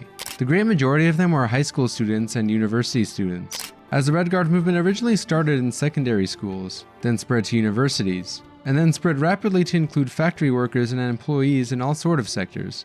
Some of these organizations would go on to have their own independent press, with their own newspapers, and some would later... Can you explain this in terms of splinter discords? I can't. I don't know how to. I knew the anarchists were to blame for this, like everything else. I just...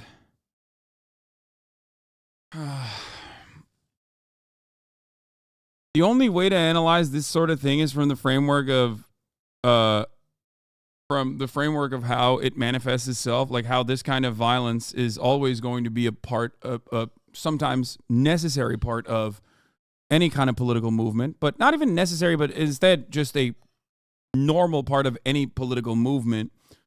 It's just that we are hypercritical. We are much more critical of it when we look at it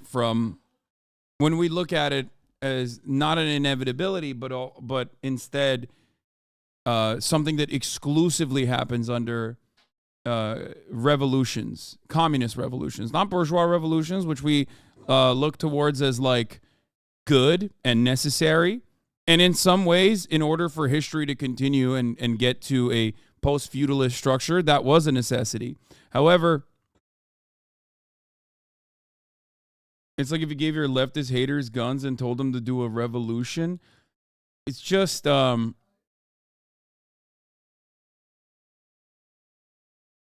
it definitely has a tendency to get out of control and has externalities that are far beyond what the original intention might be. At a certain point, bourgeois revolution were historically progressive as they moved towards as they moved from feudalism to capitalism. Yes, I recognize that. But when we look at that, as a just genuinely positive point in history, which it was, and that requires you to analyze the material conditions. Liberals who are diametrically opposed and almost treat dialectical materialism as a cancerous concept genuinely understand it. Even if they don't personally acknowledge historical materialism, they definitely do acknowledge it when analyzing the structure that came before the French Revolution, for example, and then look at the aftermath of the French Revolution. And in that circumstance, they look at the violence as a necessity and totally understand it as totally understand the political violence and the like on the ground externalities that came as a consequence of that political movement and recognize it as just. No such consideration is ever given to, at least in the Western world, no such consideration is ever given to socialist movements or revolutions that happen in other parts of the world. Even become mini militias. One of the iconic signature tools of the Red Guards was the big character poster, called the Datsu Bao, a poster-sized political essay displayed on a public wall. Big character posters would often display things such as polemics, self-criticisms, announcements, accusations, or exposés of evidence of past political behavior of officials under scrutiny. Red Guards would often turn to radical allies within the party to find leaked documents that would expose information about so-called revisionists or rightists within the party. They would typically investigate teachers, professors, artists, party officials, all sort of different people, and look for any evidence that they could find as to whether that's... By the way, a version of this, I guess, under a dominant force in very different material circumstances would be live leftist posting. I mean, straight up, yes, call out posts, leftist posting and whatnot. But when this is completely institutionalized and dished out by the American government, it is seen as like somewhat of a stain on American history, but rarely ever talked about. You know what I mean? I think you guys know what I'm talking about. It's not even cancel culture at that point. I'm talking about McCarthyism and Red Scare and the real weaponized versions of cancel culture that were completely backed up by the government, completely institutionalized. This person said something in the past or in the present that could indicate that they were a counter-revolutionary, revisionist, or rightist. It was a little bit like what people think cancel culture is. After reading some Red Guard character posters, Mao Zedong, to the shock of his party, sided with the students, and then had some of their messages platformed on national radio and newspapers such as the People's Daily, which was now controlled by his loyalists. Mao's tentative public support of the nascent Red Guard movement turned what was initially just a small group of students. If I'm on the Central Committee and a poor-ass farmer cancels me, I'm moving to Rumble. Yeah. Into a mass movement that quickly spread all over the nation. with workers soon becoming Red Guards as well, for the first time in the history of the People's Republic, and more than in any other time in Chinese history as a whole. The Cultural Revolution allowed workers, peasants, and students to voice their grievances and gave them the freedom to establish their own organizations. The result was the spontaneous emergence of a diverse swarm of popular rebel organizations, all proclaiming fidelity to Mao and the Maoist principles, but interpreting those principles to suit their own particular interests. The Red Guards are typically portrayed to all be blind worshippers of Mao's cult of personality. The famous displays that you see of the masses of Red Guards almost religiously holding up Mao's Red Book paint an image of a superficial unity of Maoist totalitarianism. But this distorts the actual carnivalesque reality in which Red Guards splintered into a multitude of highly different factions. Despite all claiming the banner of Mao Zedong thought, Mao's fragmentary statements and anti-revisionist communist ideology was interpreted by Red Guards in all sort of ambiguous ways, and were appropriated for many purposes that had little to do with revolution or communism, even though they always cloaked it in revolutionary language. Now here's where things get really The Red Scare is somehow portrayed as the greater population simply being afraid of communism instead of state-directed political oppression, and also the secondary consequences of said political oppression, which manifested itself in a genuine fear of communism. Like, state organs absolutely directed political oppression towards those suspected communists and those who were communists, card-carrying communists, and even those who were suspected of doing communism, which is, of course, something that happened literally all around the in every single Western liberal capitalist nation that supposedly espoused the values of political free speech and free political expression, which they certainly did not. I think that this is, much like violence, another byproduct of no matter what kind of political governance you have, there's always going to be this kind of, maybe not this like, there's always going to be sectarian infighting to a certain degree, but beyond that, there's always going to be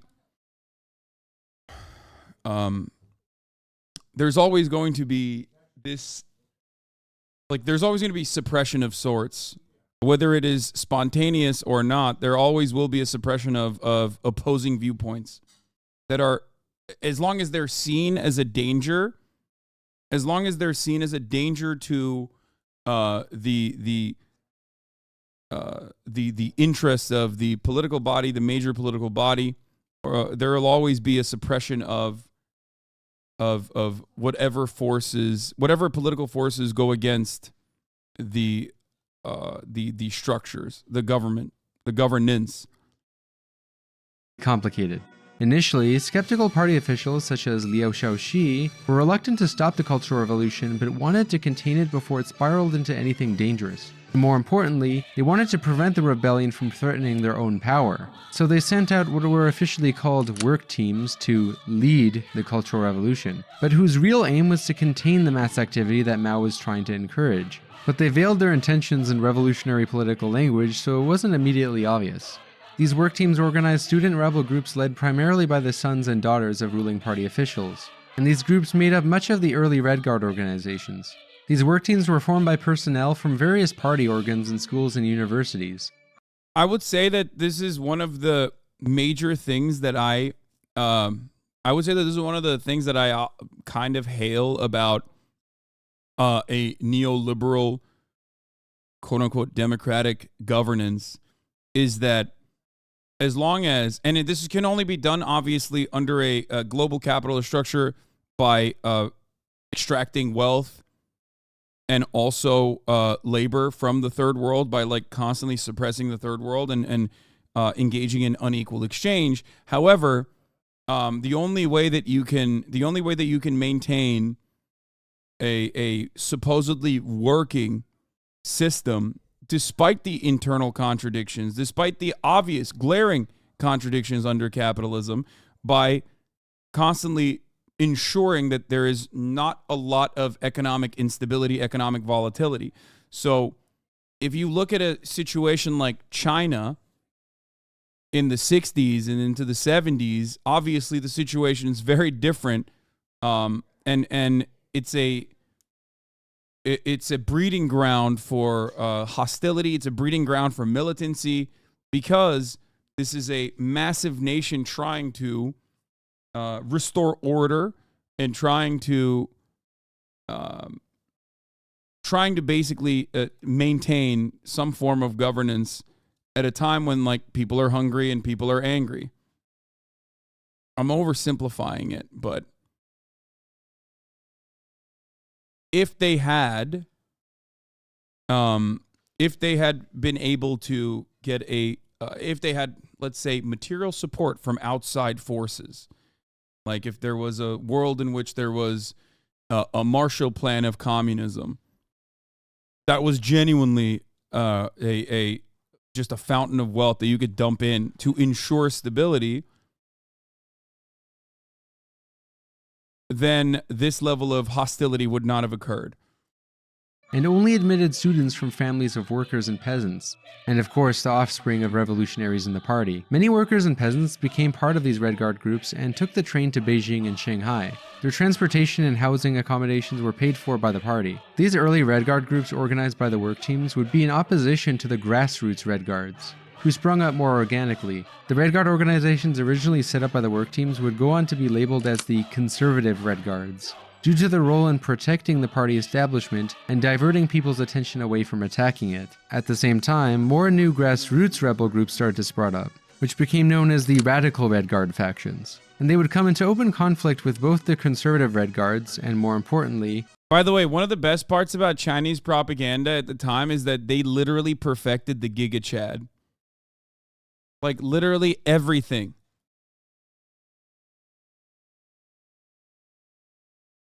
Every poster is just like Giga Chad shit. Yeah. My peasants are Giga Chads. Your counter-revolutionaries are Soy Jacks, as a matter of fact. Well, I don't know if they actually did the Soy Jack shit. They just straight up only did the Giga Chad. The party officials who organized the work teams. The work teams, which the rebellious students had initially welcomed, thinking that these teams had been sent by the party's central leadership to help support their critiques and confrontations with the leading officials on the campuses, soon found themselves openly and repeatedly criticized within a few days. A key turning point in the Cultural Revolution was when Mao sided with the grassroots radicals after they reacted negatively to the work teams sent in to moderate the revolution. This is where Mao famously declared to the masses that they had a right to rebel against their authorities. And then he called on the security forces to not interfere with the Red Guards. From here, to rebel as justified became the defining slogan of the Cultural Revolution. Student rebels were now free to organize themselves autonomously, unhampered by the dictates of the party organization. The defining moment in which the Cultural Revolution went on to the next level was on August 5th, 1966. 1917 Soviet poster. Soviet power won't stand longer than 2 weeks. 1932, USSR finally established itself on the socialist path. Soviet poster from 1932. Oh my God. It literally is the Virgin versus, it is the Soy Jack crying versus Giga Chad worker. There you go. If anything, we've made it worse. Like, this is a worse version of this, I think. Like, in 1932, they had already fucking perfected it. I think he's spitting on him, too. He's not mew. He is mewing. He is mewing. Actually, you're right. He is mewing. When Mao made his own character poster next to the Red Guards that called on the people to bombard the headquarters. A lot of the failures of Mao/communist goals can be attributed to a lack of necessary technology to organize too ahead of the times. This gave the green light to the rebels to collect and leak information on party. I think more than that, it also... No, that's one part of it. But the other aspect of it, in my opinion, is that the material conditions on the ground were completely... I mean, in some ways were perfect for volatility and the instability that created an opportunity for a revolution, but it also ended up creating genuine problems for the revolutionary governance structure that came after it. Because if you're starving, okay, if you're starving and there's famines under a nationalist authoritarian structure, you revolt against that. But now, if you don't fucking fix the problem because you literally simply can't one, due to technological development not being there, but also on top of that, when people are still starving, they're going to go, okay, well, now I'm starving under communism. Fuck you. There's two ways out of that. You look at that and you go, maybe it's because we need to get back to like a fascist authoritarian dictatorship. Or you look at that and you go, maybe these guys are not purely, maybe they're not following through on the promises that were made, and they're not real socialists. But ultimately, the reason is still that people are fucking starving, and now the new revolutionary structure is the responsible party. Members suspected of being counter-revolutionaries.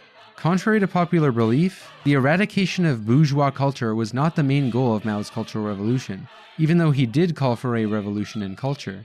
Put simply, the main objective of Mao and his allies was to wage a rebellion against the Communist Party itself, namely against those believed to be revisionists in the party taking a capitalist road. Mao's main aim was to regenerate the party's communist orientation and to resurrect class struggle, by subjecting party cadres to a process of rough ideological struggle.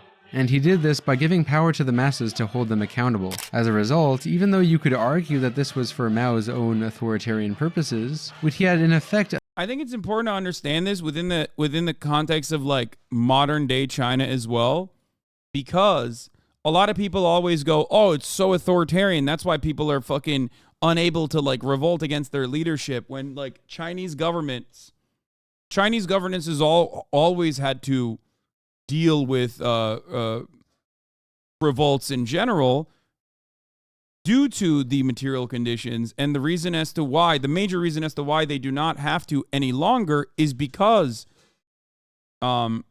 regardless of your criticisms of the current Chinese government, they've been able to genuinely implement Chinese prosperity in a way that people can see on the fucking ground.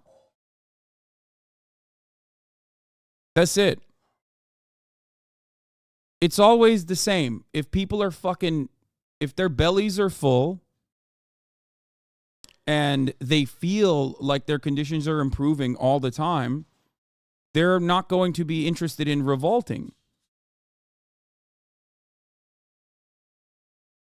If you have one loaf of bread every week for the first half of your life, and now you have multiple loaves of bread and you can actually fill your belly, you're going to be like, well, shit's gotten a lot better.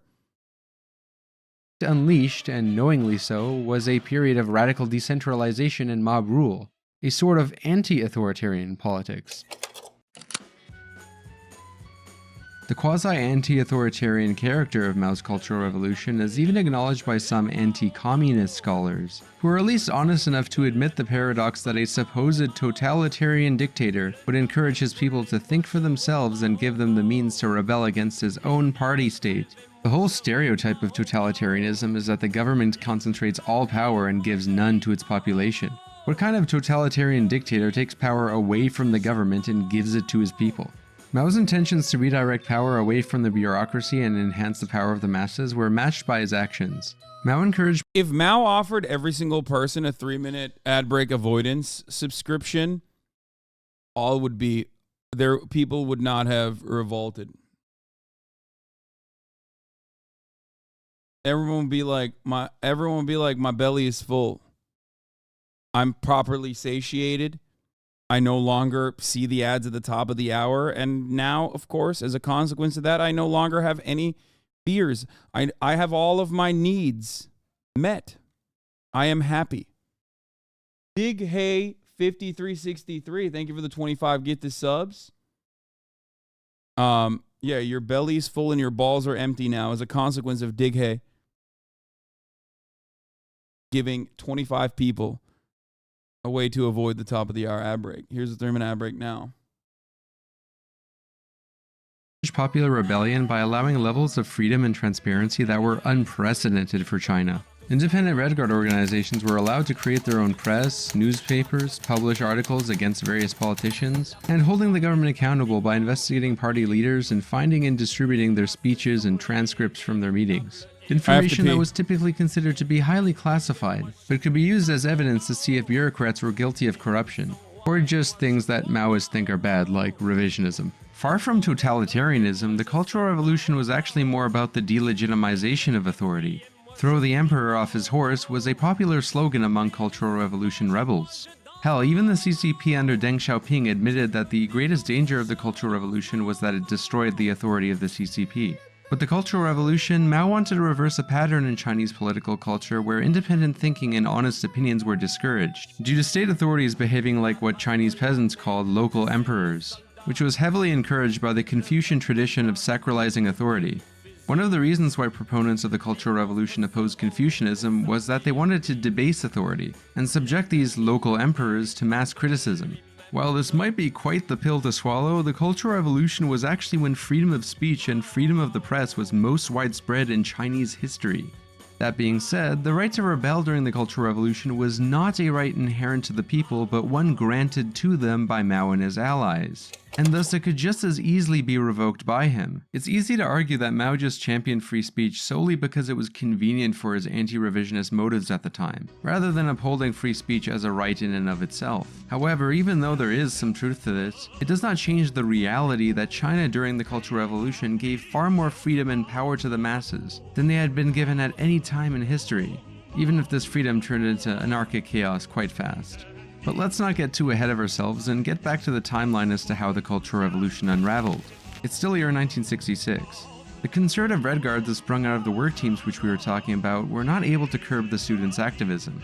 They were not able to control the mass activity how they wanted, so they could only redirect the swarm away from the most important targets, the revisionist party officials, particularly the ones who Mao and his followers deemed to be corrupt, revisionist, or capitalist voters. Under the direction of party officials like Liu Shaoxi, these conservative Red Guards, directed by the work teams, attempted to redirect attention towards more insignificant targets, like people with bad class backgrounds, objects of bourgeois culture, like monuments and statues, and so-called bourgeois authorities. As the most powerful high-ranking officials usually had access to some sort of protection, the targets that became the most easily identifiable as bourgeois authorities ended up just being intellectuals, professors, teachers, writers, artists, and others who were virtually defenseless against the swarm that was to come. Surely one of the most degenerative aspects of the Cultural Revolution was the awful treatment of intellectuals and teachers. They became easy victims of opportunists and delinquents filled with resentment. Intellectuals became the political scapegoats of all factions of the Red Guards, radical and conservative alike.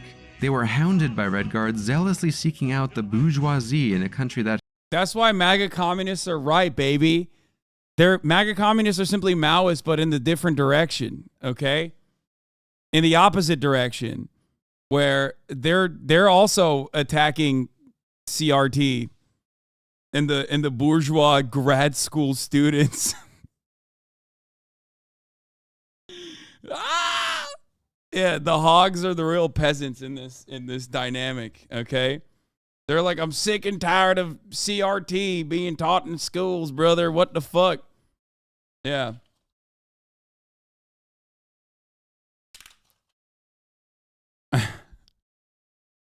that had effectively abolished the bourgeoisie. And party officials not only allowed this to happen, but even chimed in on the criticism of intellectuals, as they sought to deflect the political assault away from themselves. Intellectuals would frequently have their homes ransacked by student Red Guards, and had their books burned and work destroyed.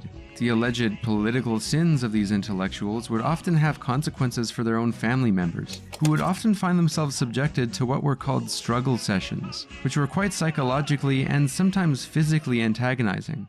Now, these struggle sessions and what were sometimes called study and criticism sessions sound fine in theory and non-violent. The problem with mob justice is that they can often turn violent very easily, as there's no state mediator. Most of the terrible excesses that many remember from the early years of the Cultural Revolution were not a result of state totalitarianism, but anarchic mob justice. During this time, research in the social sciences and humanities all but ceased, while scientific and technological institutes were afraid of being disparaged as bourgeois specialists, and writers and academics were terrified of having revisionist opinions. As a result, significantly less academic work was published during this time. Artists and musicians were also pretty terrified, unless they chose to openly use their skills to support the Cultural Revolution. and to be fair, some of the art during this time was pretty cool. But it certainly does seem like quite the paradox that giving a ton of free speech and freedom of association to the masses and just saw the Vox video about the CCP where they get their 40 to 80 million deaths under Mao from. It's attributed to the people that were supposed to be born. Like they look at they will add all of the deaths that occurred to a singular leader. They will also look at like like the fertility rate lowering, and they will add that onto the death count.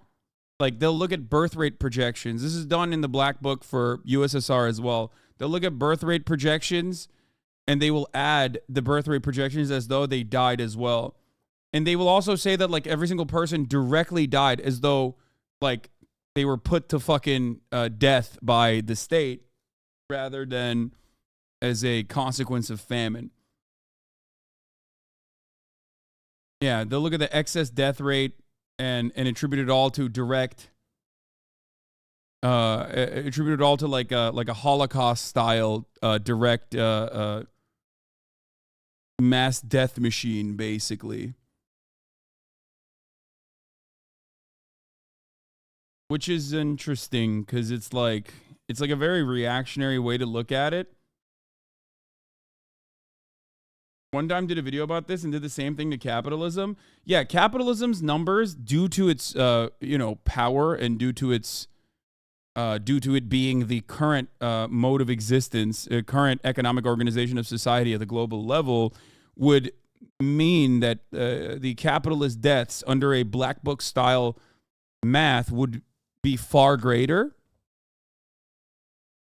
like unimaginably greater.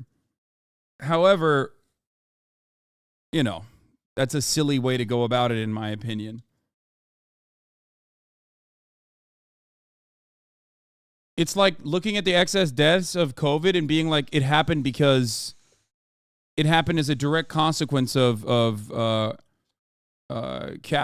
happened similar to the Holocaust. Like it happened like as though it is literally the government just like taking you out back and putting a bullet in the back of your mind. Which we kind of still do. I think victims of communism foundations, which are oftentimes incredibly reactionary, sometimes like directly and openly fascist, will literally try to attribute COVID deaths to a death due to socialism as well. Allowing them to rebel against the state allowed for a far less pluralistic environment than had existed. That makes me wonder, would you blame COVID on Trump? I blame a lack of infrastructure, a lack of adequate infrastructure, and not having enough, like directly fighting against it to reactionary mentalities. Yes. So there is mishandling. I do not know how much of the excess would be due to a reactionary mishandling of COVID.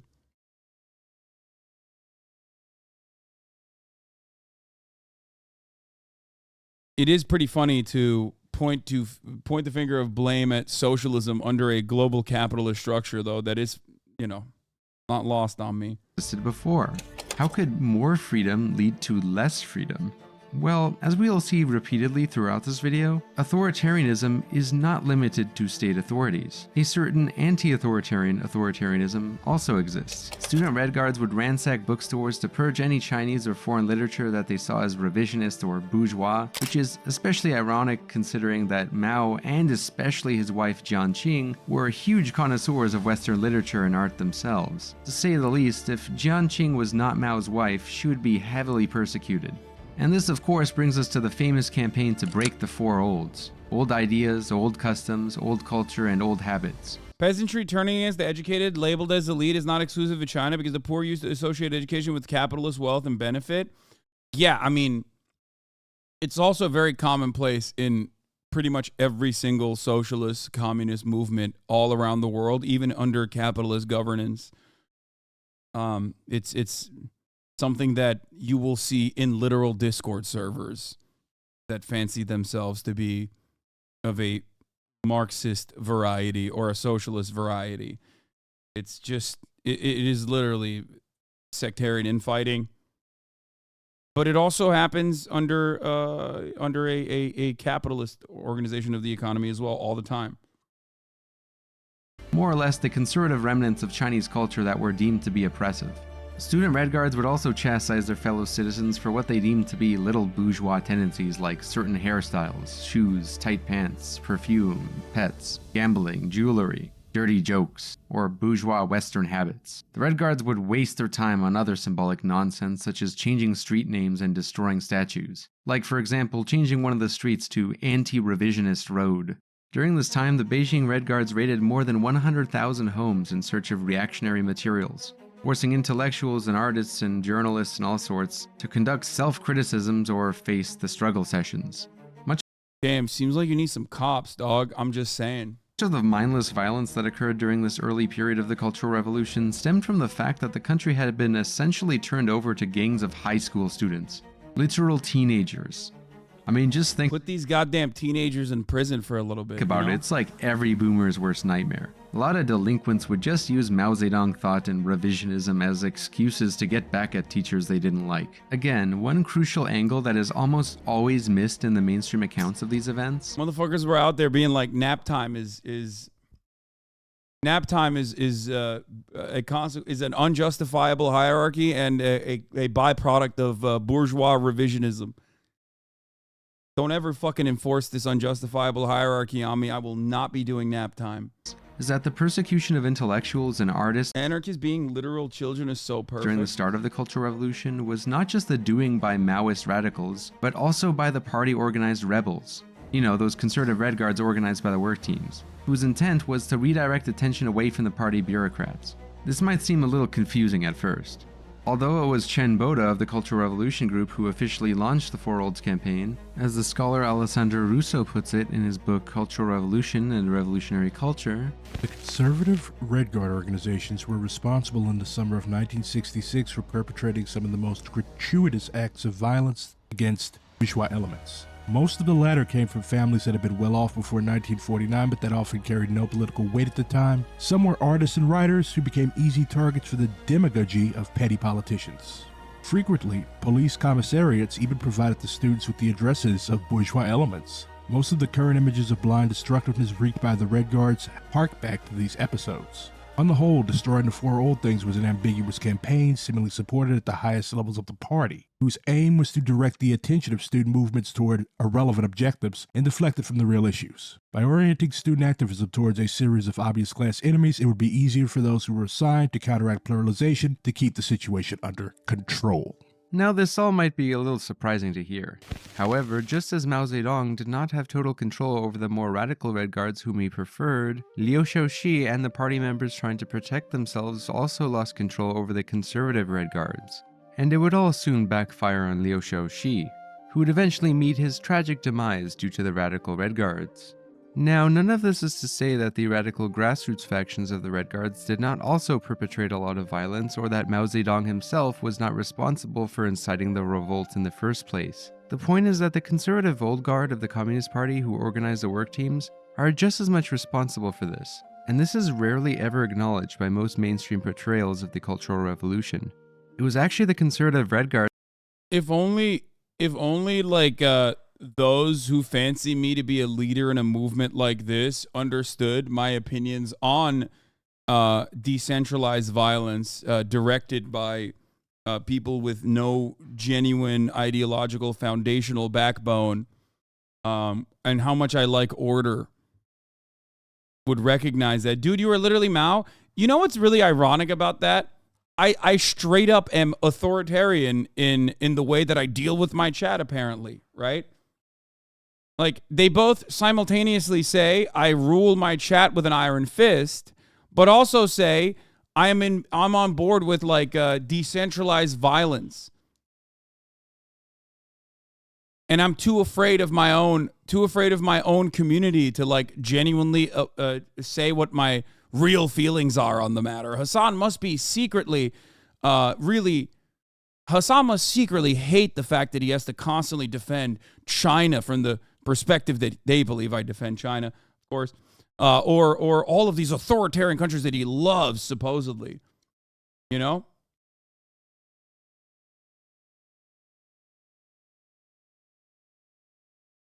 They also say you don't mod your chat, they just hate you online. I know. Who most heavily pushed the notorious bloodline theory, one of the most stupid, self-destructive, and pseudo-political trends in the early years of the Cultural Revolution.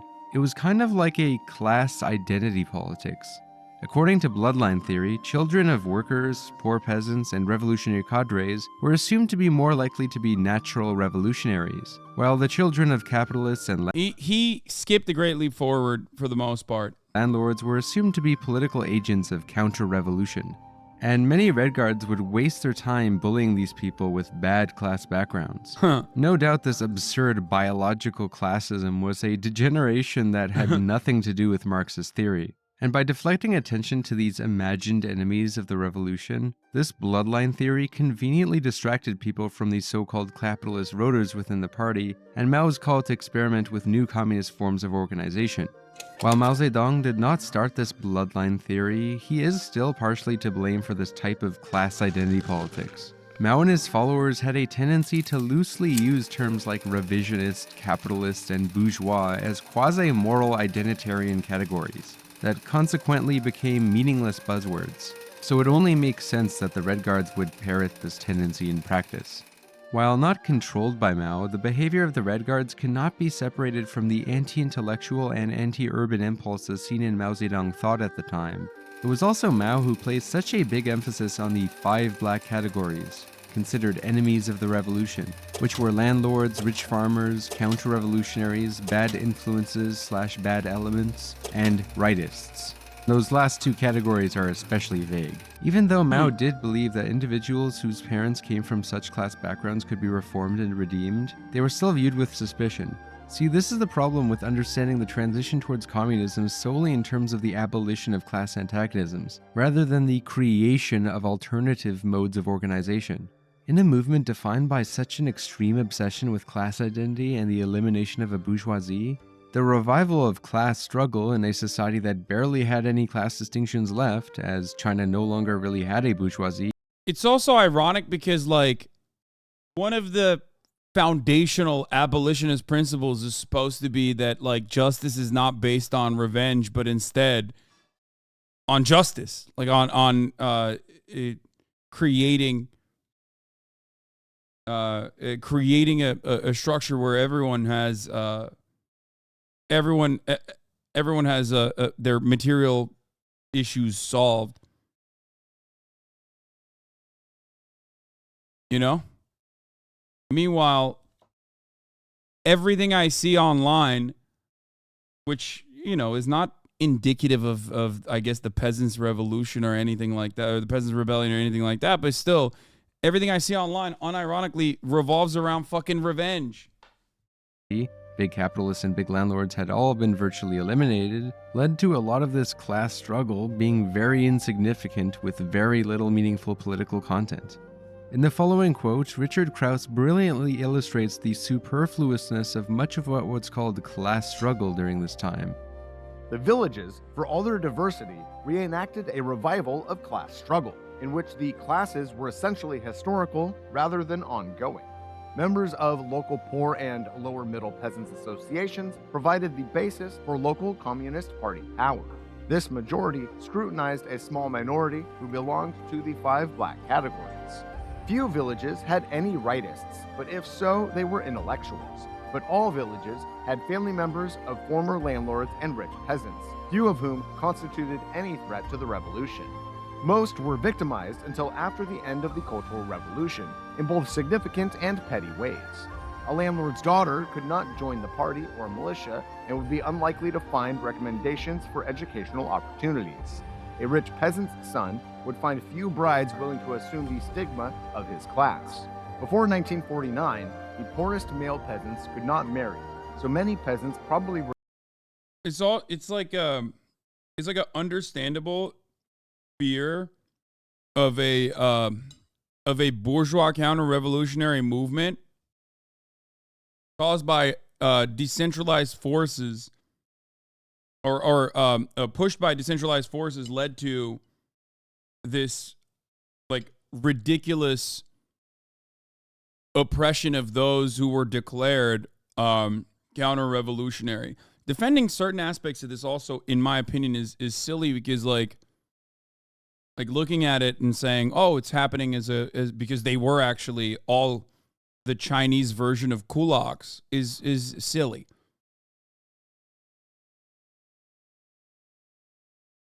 That's why I'm a big fan, as I've said before, of abundance and a shit ton of media that you can watch to like,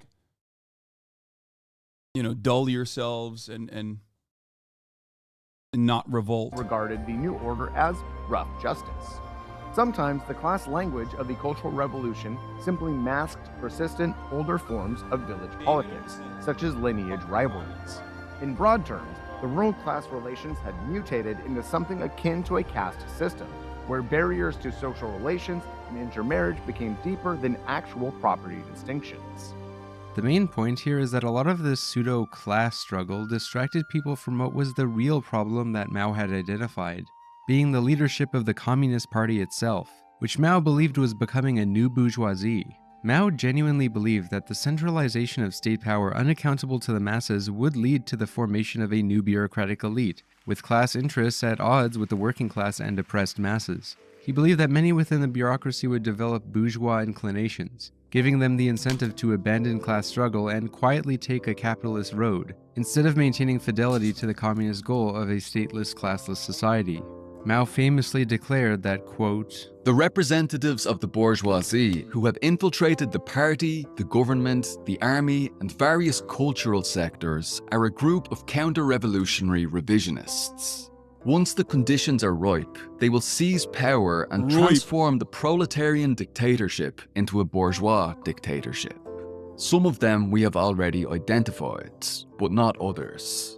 Others, for example, individuals like Khrushchev, who still enjoy our trust, are being trained as our successors and can be found at present among us." Even though Mao's anti-revisionist narrative about a new bourgeoisie developing in the party was not really true economically, his broader suspicion had a lot of truth politically.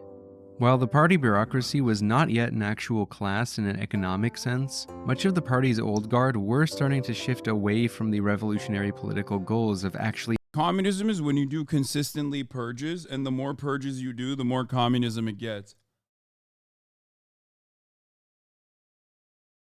Constantly looking for impure and degenerative counter-revolutionary perverts.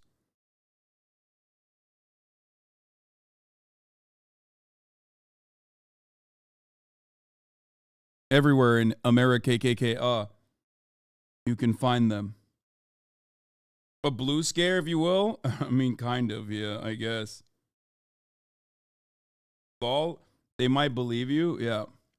Emancipating the masses and creating a communist alternative. Supposedly one of the main goals of communism. But instead, much of the Communist Party leadership were comfortable with just stabilizing the rule of the party state and gradually modernizing the country. And this was a regression in the eyes of Mao. While Mao is certainly not typically thought of as a libertarian, Mao really did believe that much of the Communist Party state had become increasingly corrupt, abused power, and became disconnected from the people. And so did many Chinese.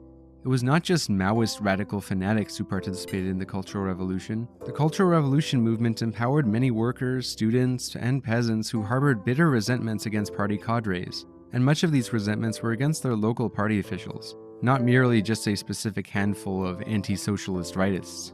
Without this reality of deep-seated popular resentment against bureaucratic privilege, it is quite difficult to explain why millions of ordinary Chinese responded to Mao's call to rebel. The Cultural Revolution entered a new phase when the Red Guard assaults moved from attacking the Four Olds to actually attacking party officials and administrative cadres. And this started to happen at an increasing rate after Mao had chastised Liu Shaoxi and his work teams for trying to contain the mass activity, where he called on the masses to bombard the headquarters. Many state authorities and some party officials were now being paraded throughout the streets in dunce caps, forced to confess their crimes at public rallies. Eventually, Red Guards would expose questionable evidence that Liu Shaoxi had collaborated with the KMT nationalists during the Chinese Civil War, which Mao would later use to imprison him. Now, what I'm about to say will probably disappoint some of the Maoists in the audience, but I think Liu Shaoxi's death was quite a tragedy. I just don't buy the Maoist narrative that he was some sort of evil traitor just for supporting market reforms in a time of transition. After all, Mao's economic plan was a catastrophe. Originally, Mao didn't want to go after Liu Shaoxi directly, but when the Red Guards ultimately went after him and subjugated him to all that psychological torture, Mao just let it all happen. It is important to elucidate that Mao did not intend on fully eliminating all of the revisionist party members per se, as Stalin did. And as we will see, it was none other than Mao himself who would later re-invite Deng Xiaoping and many of the old guards back into power. With the Cultural Revolution, Mao mainly wanted to use the rebellion to force the party cadres to adopt an anti-revisionist line, which for Mao basically meant continuing class struggle and preventing a conservative counter-revolution. See, Chairman Mao was thinking that if you just turn up the heat all the way and let all the Red Guards loose, they'd rid the whole party of any revisionist sentiments and nobody would dare contemplate taking a capitalist road. However, what Mao didn't anticipate was that as things progressed, this was also the perfect environment to go settle scores with whoever you had a beef with, whether it be in your workplace, school. My grandma's a member of the CCP, and they told me firsthand about them being sent to the countryside during the Cultural Revolution. Her life for a few years consisted of building houses and hard labor, but she believes that it improved her as a person, and she's the strongest person I know. You're literally describing, is your grandmother Xi Jinping? Because that is the Xi Jinping story as well, unironically. Like literally. And also, almost all of the party leadership in general.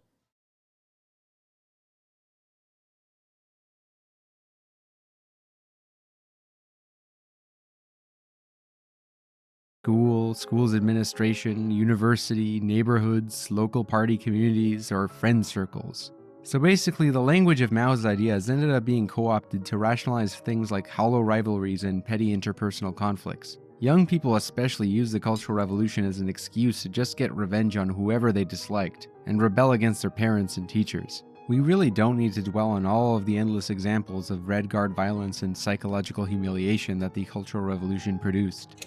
Many people already know about the infamous struggle sessions where targets were ostracized for bad opinions, public denunciations where targets had to wear dunce caps and walk through the street parades, and public humiliations which sometimes exceeded into brutal torturous acts. This is usually the only side of the Cultural Revolution that is highlighted. Anyone that wants to understand my political perspective on mobilization recognizes that I spend a great deal of time yelling at and even banning and even sometimes purging motherfuckers that consistently come in and try to change the structure of the stream and the dynamic of the stream into one that is ostensibly decentralized and regularly tries to engage in purity spirals. Just saying. To my haters, they think I do this exact same thing. But the reality is, I do the exact opposite. I oftentimes punish people who try to do this exact same thing. Highlighted by most portrayals of it. But it is worth highlighting before we get into some of the more good things about the Cultural Revolution, which we discuss in the second half of the video. Already well into the early period of the Cultural Revolution, many people who saw what was happening and could see the writing on the wall tried to protect themselves from becoming targets themselves by joining in on the dogpiling and proactively going on the offensive to attack people who were supposedly counter-revolutionary, revisionist, or had bad class backgrounds, often turning against their friends and sometimes even family members. All sort of mania was taking place in the high schools especially, where children were being persecuted for the alleged political sins or social origins of their parents, and parents were being denounced by their children. No one can deny that the Cultural Revolution left a lot of people psychologically traumatized. Needless to say, it was a time of enormous human suffering. While Mao bared the responsibility of originally inciting the revolts, most of the worst acts of cruelty occurred against Mao's will or without his knowledge. The decentralized nature of the Cultural Revolution and the sheer geographic size of China and the lack of technological resources capable of monitoring all the activity in each city or rural area made it practically impossible for the Cultural Revolution to be controlled from above. Violence during the radical period was carried out by a loud, overrepresented minority, and the anarchic, lawless nature of the Red Guard revolts allowed a lot of things to happen which weren't supposed to happen. One should not imagine the Cultural Revolution as an entire decade of beatings and murders. As insane as all the anarchic chaos was, it only really lasted less than 2 years. For the most part, the difference is I'm the one who leads the fucking struggle session against those who want to fucking maintain some weird semblance of ideological purity at a time when coalition building is an absolute must. That's the difference. I'm the centralized power. the biggest victim of Red Guard violence during the Cultural Revolution would be none other than the Red Guards themselves. Already by 1967 to 1968, many of the Red Guard organizations started splitting up into factions and began savagely fighting each other. This would get increasingly worse as time went on. The PLA, the People's Liberation Army, had started to intervene more and more to maintain order as things became more chaotic. Mao knew that he always had to maintain the military support, and although he would have Lin Biao on his side, Mao would be initially suspicious that many people in the PLA harbored rightist tendencies, who might conspire to launch a coup in response to the Cultural Revolution. In a letter to his wife Jian Qing, Mao estimated that, quote, 75% of the PLA officer corps supported the right, and concluded that this, quote, made it imperative to now arm the left. So as a result, Mao now allowed many Red Guard groups to get access to arms, allowing some of them to basically become paramilitary units. Initially, Mao allowed Red Guard rebels to expose so-called rightists in the military and subject them to self-criticisms and struggle sessions. But all hell broke loose after it became okay for Red Guards to expose capitalist roaders in the army, setting the stage for what would practically become an all-out civil war. You would have Red Guard units not only fighting each other, but fighting against local army units. And to make things even more confusing, the PLA sometimes backed different Red Guard groups that they preferred to fight against the ones that they opposed. Different Red Guard factions would fight each other to seize power over certain regions that were supposedly controlled by revisionist or corrupt party officials. Examples of notable factional battles include the famous Wuhan incident, an armed conflict between two hostile factions who were fighting by that he don't mean COVID for control over the city of Wuhan in 1967. The rapidly increasing factional battles were often bloody and usually inconclusive, and surprisingly often lacked political content. A major paradox of the Cultural Revolution that is rarely talked about is that much of the factional fighting that took place was of a surprisingly depoliticized nature. This is one of the most fascinating insights that sociologist Andrew Walder confirms in his research presented in his book Agents of Disorder. In his empirical study, Walder demonstrates how much of the factionalism during the Cultural Revolution had little to no connection with political differences or class interests, and rather that much of the factional fighting was primarily based on the annihilation of rival factions and the seizure of power. This is a rather bleak reality that would surprise many Maoists, who would prefer not to believe that so many factional conflicts were over such hollow goals. In an essay published in 2006, the excellent Chinese scholar Wang Hui wrote that, quote, "The tragedy of the Cultural Revolution was not a product of its politicization, signified by debate, theoretical investigation." By the way, this is, once again, like petty arguments turning into much larger, much more consequential fights. Oftentimes being spurred out of not having any real political power. A tale as old as time itself. Just if you don't have real material demands or a mechanism to enforce such real material demands that you also don't really have, then you will end up fighting amongst your allies or those who are closest to you within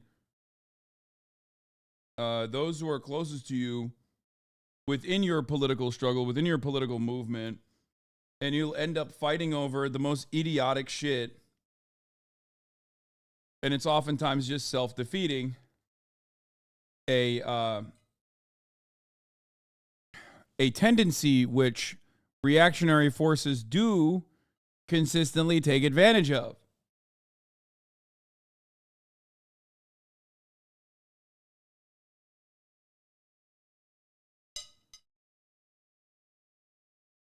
Like, for example, whether a leftist commentator has purchased a house or not, whether a leftist commentator lives a lavish lifestyle that other people should actually be able to control,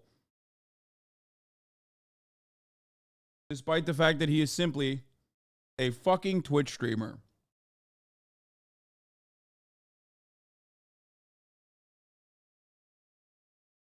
I don't know why it's just like, I don't know.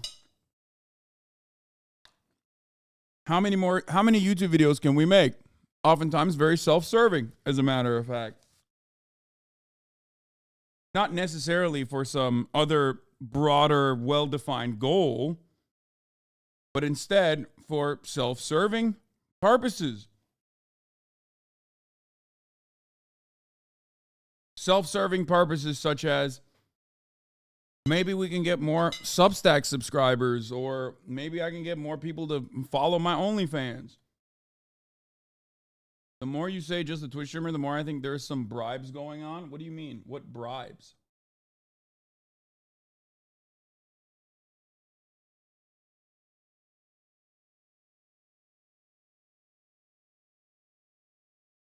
Point is,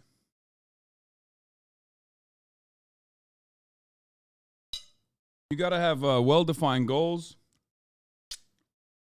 and you always have to work towards achieving said goals. And those goals should revolve around improving your material conditions.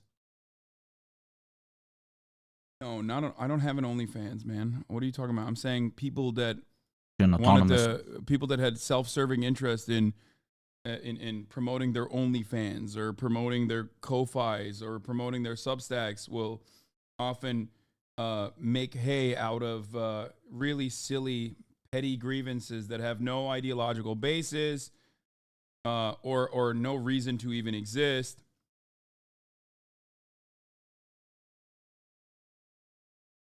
Social organization, as well as the spontaneity and vitality of political and discursive space. Rather, it was a result of depolitization, polarized factional struggles that eliminated the possibility for autonomous social spheres, transferring political debate into a mere means of power struggle, and class into an essentialized identitarian concept. As we saw, Mao initially sided with the young rebels by allowing them to attack revisionist tendencies within the military. But this backfired. Did you just compare a Twitch streamer to a chairman of a country with 1 billion people? Yes, I did do that. I don't know if you know this, but I'm joking. I'm using an analogy to joke. Massively. By late August of 1967, China had been sinking into total chaos. By this point, Mao now became convinced that to continue the Cultural Revolution as a movement based on the initiative of the masses was to run the risk of a massive civil war. So Mao decided to side more fully with the military and opted for order, and in effect, the end of the Cultural Revolution as a mass movement. In September 1967, the PLA was officially instructed to restore order with Mao's consent. The masses were now instructed to turn in their arms and were forbidden to interfere with the mission of the PLA. Students were urged to return to their schools, and many Red Guard rebels were now being sent to the countryside to learn from the peasants. The whole attempt to quell the Cultural Revolution and the return to normalcy was decorated with an abundance of revolutionary rhetoric, retaining many of the slogans and battle cries of the Cultural Revolution. But it was made clear that the right of the masses to rebel had been withdrawn. The PLA began to carry out mass arrests and mass executions of Red Guards who still refused to back down and surrender. Andrew G. Walder found that the vast majority of deaths and victims generated by the events of 1966 to 1969 were at the hands of military authorities. The military's attempt to crush the Cultural Revolution resulted in about 5 times as many casualties as the mass violence that had occurred during the Cultural Revolution before the military crackdown. Andrew Walder sums up these unknown revelations deduced in his study at the end quote of his book. The casualties generated by the rebel insurgencies and violent factionalism of 1967 and 1968 were dwarfed by those due to the repression of rebel groups and the subsequent rebuilding of the political order. The vast majority of deaths and victims generated by the events of 1966 to 1969 were at the hands of military or civilian authorities. This may surprise those whose impressions of the Cultural Revolution are shaped by reading horrific accounts of cruelty and violence committed by the Red Guards and the rebels in schools and workplaces, or dramatic descriptions of chaotic civil unrest and armed battles during the upheavals of 1967 and 1968. Throughout this period, actors typically viewed as the forces of order fueled and accelerated the upheavals and the damage that they wrought in ways that could not have been anticipated by the presumed political interests of the groups at the outset. This is the most sobering and perhaps the most frightening of the conclusions to be drawn from this study. By the early 1970s, Mao Zedong took partial responsibility for the aftermath of the Cultural Revolution, admitting that his actions to approve the big character poster and calling on the masses to bombard the headquarters had caused a lot of unforeseen damage. Mao stated that, quote, "I myself had not foreseen that the whole country would be thrown into turmoil. Since it was I who caused the havoc, it is understandable if you have some bitter words for me." By 1970, the mass phase of the Cultural Revolution, he said, "My bad, bro," was essentially over. And by 1973, much of the old guard party cadres who had been removed during the Cultural Revolution were now restored to power. But the Cultural Revolution would not officially end until Mao's death in 1976. After the end of the Who did that voice? Oh, J-Reg? I thought that... I'm surprised that he played a role in this, because, like, I don't really know what his I don't know what his politics are. I've watched one video where he was like talking about my politics to like a bunch of Canadians, I think. And I remember like he was like a funny Political Compass guy in the beginning, before Political Compass became like a permanent fucking Nazi fixture. I don't think he's like that at all. But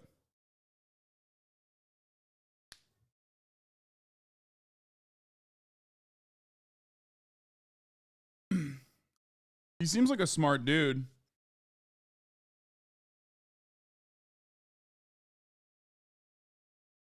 Phase of mass revolt, the Cultural Revolution mainly consisted of socioeconomic reforms, mainly in education. Things sort of went back to normal. Prior to the onset of the Cultural Revolution, China was in a period of relative stability. After all I would say is this, when he was trying to like do the fucking like different political dynamics, like or the spectrum of like, have you guys seen the fucking spectrum of flags of like people that are pro-Russia or pro-Ukraine? At least he put me in the middle of Russia and Ukraine and didn't like immediately say I'm pro-Russia.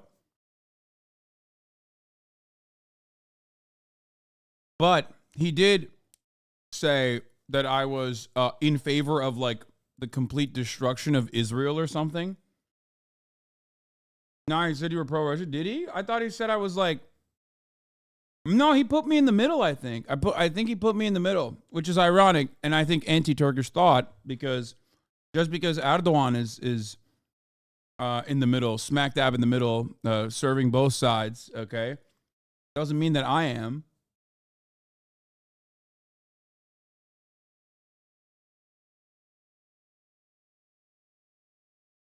After finally recovering from Japanese imperialism, the Chinese Civil War, and the Great Leap Forward.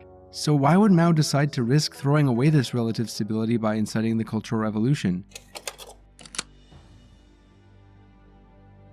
As mentioned at the start of this video, many mainstream interpretations of the Cultural Revolution like to rationalize Mao's encouragement of rebellion against his own party as some sort of cunning ploy to galvanize the masses against his own political enemies, just so that he could come back to power and establish his own absolute authority. They incorrectly assume that Mao was some sort of cynical Machiavellian who did not care about China or anyone other than himself. They assume that Mao did not actually believe in the ideology that he preached, that his belief in the masses was just for show. This is a largely incorrect but convenient narrative, not only for That's always the fucking classic, which is projection. It's just pure projection. That's what it is. Many rugged capitalists themselves understand the fucking inevitable consequences of existing under a capitalist organization of the economy. They just kind of stop focusing on it because it benefits them. They don't like 100% believe that capitalism is the best. They just think that capitalism is very good for them. So they don't think that like there's anyone who genuinely ideologically could be pushing a position. That's like always projection from people who turn around and tell me that I simply could not be a genuine believer of the values that I espouse. I'm just probably doing it for some personal gain. Which of course doesn't really make sense, because if I was simply posting shit for personal gain, I'd be a center-right neoliberal that adorns himself in the aesthetics of liberalism while simultaneously maintaining super reactionary social conservative positions. As I say, I'm a centrist. A heterodox thinker, exactly. As I say, I'm a centrist and a heterodox thinker.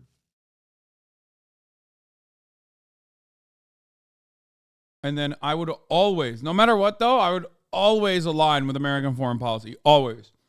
I would never deviate. I would always align with American foreign policy. I would be a rugged anti-communist, because those are non-starters. Those are fucking non-starter positions. Like, you have to, even if you want to dip your fucking toes in the water, you immediately have to assume those positions no matter what. Pro-Israel, maybe at most you say both sides are bad. Super anti-China, like the most anti-China you can be. Talking about how like the Chinese are sucking baby blood, okay?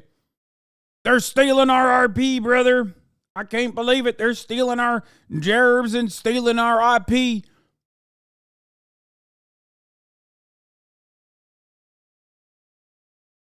Anyway. Anti-communists, but also for socialists who want to distance themselves from failed socialist experiments and find an excuse and a grand narrative for why they failed. While it does not tell us the full story, the accusation that the Cultural Revolution was a big ploy for Mao to get rid of his adversaries is not without basis. Proponents of this theory like to compare the Cultural Revolution with the 100 Flowers campaign of 1957, which was also an attempt of Mao to encourage the masses to express their criticisms of the party. While initially the campaign to let 100 flowers bloom was presented as a democratic endeavor, it was later followed by an anti-rightist campaign where thousands of people who expressed criticisms perceived as counter-revolutionary were denounced as bourgeois rightists. Ultimately, the 100 Flowers campaign was indeed an attempt to weed out the people that Mao and his faction did not like. But unlike the Cultural Revolution, it was not actually aimed at challenging the power of the party state. Contrary to popular belief, the Cultural Revolution was not just an attempt for Mao to bolster his own power. Mao's cult of personality had already been a fixture for years prior to the onset of the Cultural Revolution, and by the beginning of the Cultural Revolution, Mao had already regained a lot of his power and influence. Mao was indeed trying to enhance his influence so that he could influence the masses, to rebel. While Mao did use this rebellion to discourage what he saw as revisionist tendencies in capitalist voters, the motive of power does not explain why he encouraged the creation of organizations that were independent from the state. There was no real interest for him to do so. While Mao could not have fully anticipated the cataclysmic degree to which the Cultural Revolution spiraled out of control, it would be unreasonable to assume that Mao was foolish enough not to consider the potential risks of inciting mass revolt against his own party state. But it was the price he was willing to pay to empower the masses. But why? Why would Mao, who had done so much to build up China's regime into what it was until 1966, decide to risk its stability and authority? For many interpreters of the Cultural Revolution, this is quite a paradox.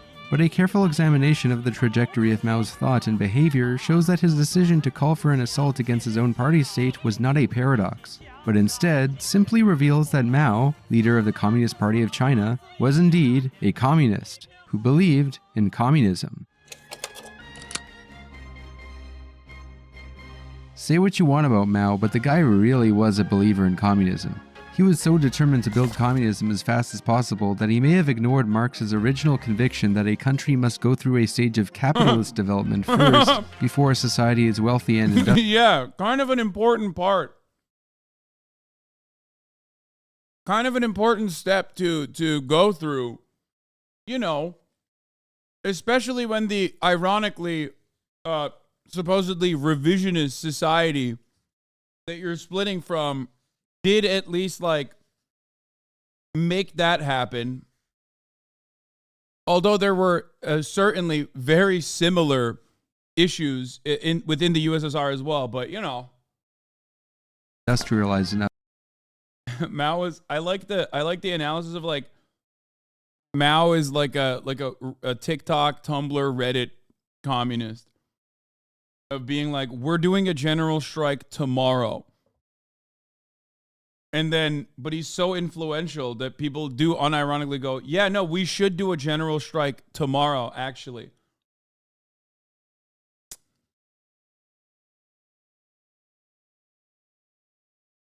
Do you fuck goats? No, I just fuck your mom. Unless you think she's a goat.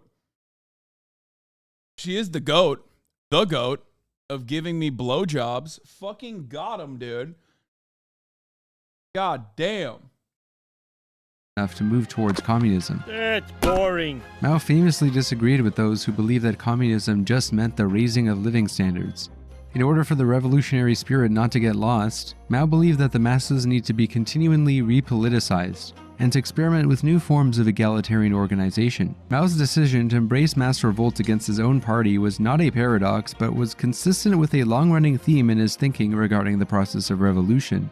See, unlike most communist leaders who believed in the doctrine of historical materialism, Mao did not believe that communism was inevitable or that history was progressive in a linear way. Instead of assuming the inevitability of capitalism's collapse and socialism's victory, Mao assumed probable defeat, that the defeat of the revolution and the restoration of capitalism was the most likely possibility. For Mao, victory was the mother of many illusions, causing the people to become complacent and vulnerable to counter-revolution or to covert capitalist restoration. And who would be the one to sabotage this road to socialism? Unlike many other communist leaders, Mao was convinced that it was not just foreign enemies and intruders who threatened socialism, but rather the greatest threat to socialism would be none other than the Communist Party itself. While concerns about bureaucracy sabotaging the revolution have been voiced before, most notably by Trotsky, Lenin, and Stalin, Mao was the first communist leader in power to actually address these concerns in practice. By transferring power to the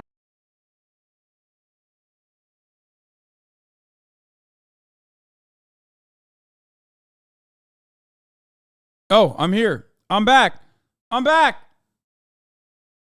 Okay. I'm going to rewind. Hold on.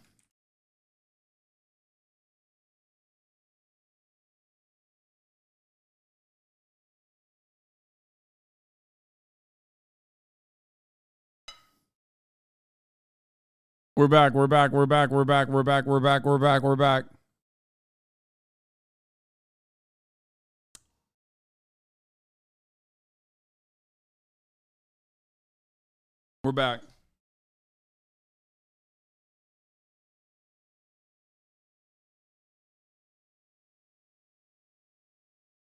I tried to Maui her, but all she got was Zedong.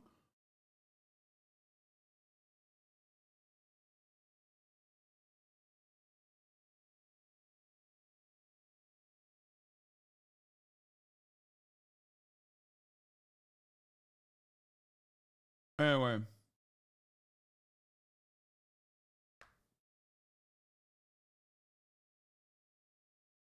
I'm going to Japan next week. What is something I should definitely try over there? Racism against white people. It's like a very fun experience. Especially if you're just like, you know, if you're not one of those people that lives in lives in Japan.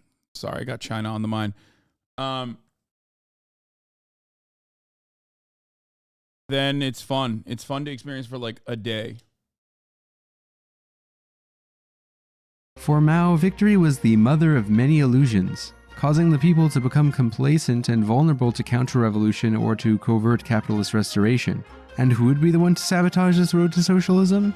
Unlike many other communist leaders, Mao was convinced that it was not just foreign enemies and intruders who threatened socialism, but rather the greatest threat to socialism would be none other than the Communist Party itself. While concerns about bureaucracy sabotaging the revolution have been voiced before, most notably by Trotsky, Lenin, and Stalin, Mao was the first communist leader in power to actually address these concerns in practice, by transferring power to the masses themselves, rather than just simply purging bureaucrats from above, like Stalin did. Since it was ostensibly the revisionists inside the party who threatened the revolutionary path, Mao concluded that independent organizations directed by the masses would be required to Like being racist towards other white people with Japanese people, or letting some Japanese people be racist towards you, assuming you're white? Yeah, no, that's what I meant. The second thing. It was also a joke. I was joking. Like, I'm not being serious. It is, however, a unique experience for white people to, like, so openly experience some kind of bigotry or xenophobia in general, which is part of the reason why I am saying, like, you know.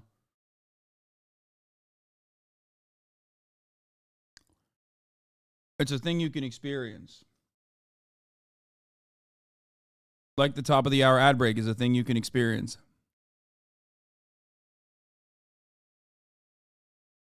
I love when I open up. I love when I take a break and open up Twitch and sing a song talking about China again, Lamau. We are currently watching China's Cultural Revolution, the full story. In parentheses, documentary by One Dime. Kaya, that's the trash. You're not a trash girl. You're a princess. Don't put your face in the trash.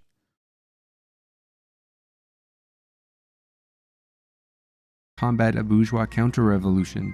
In doing so, Mao wanted to overcome the mistakes of the bureaucratic Leninist model of state socialism, which is why Mao wanted the masses to challenge the supremacy of the party, which in Marxist-Leninist regimes was typically considered to be the primary locus of revolution.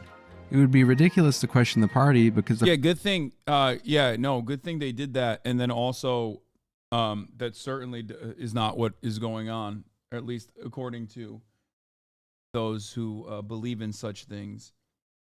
Party was supposed to represent the masses. Mao still believed in the need for a Leninist-style party, but he insisted that the masses themselves must take a more direct role in socialist construction. In his book titled The Communist Hypothesis, the philosopher Alain Badiou argued that what would emerge during the first 2 years of the Cultural Revolution was a new incipient form of egalitarian mass politics that was semi-independent from the party state but still constrained by statist logic.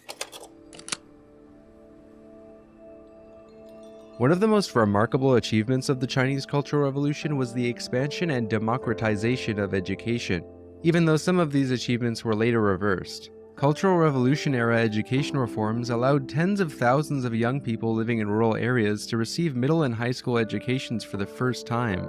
This is why people who grew up in rural areas, such as peasants, tend to have a different perspective on the Cultural Revolution compared to those who grew up in the cities, as the education reforms created a new curriculum tailored to their local needs. You can read a lot about this in the book titled The Unknown Cultural Revolution: Life and Change in the Chinese Village, by Dongping Han, a great Chinese scholar who grew up in a village during the Cultural Revolution.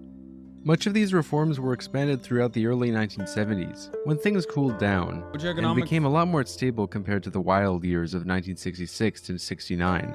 During the decade of the Cultural Revolution, China saw significant increases in adult literacy and average life expectancy. While the 10 official years of the Cultural Revolution is frequently depicted as one big decade of chaos, China's GDP still grew by an average of 6% annually, which was higher than both India and Indonesia during this time. The decade of the Cultural Revolution also saw reforms that allowed students and teachers to criticize educational policies, participate in their reconstitution, and voice criticisms of their party-state authorities through local party committees.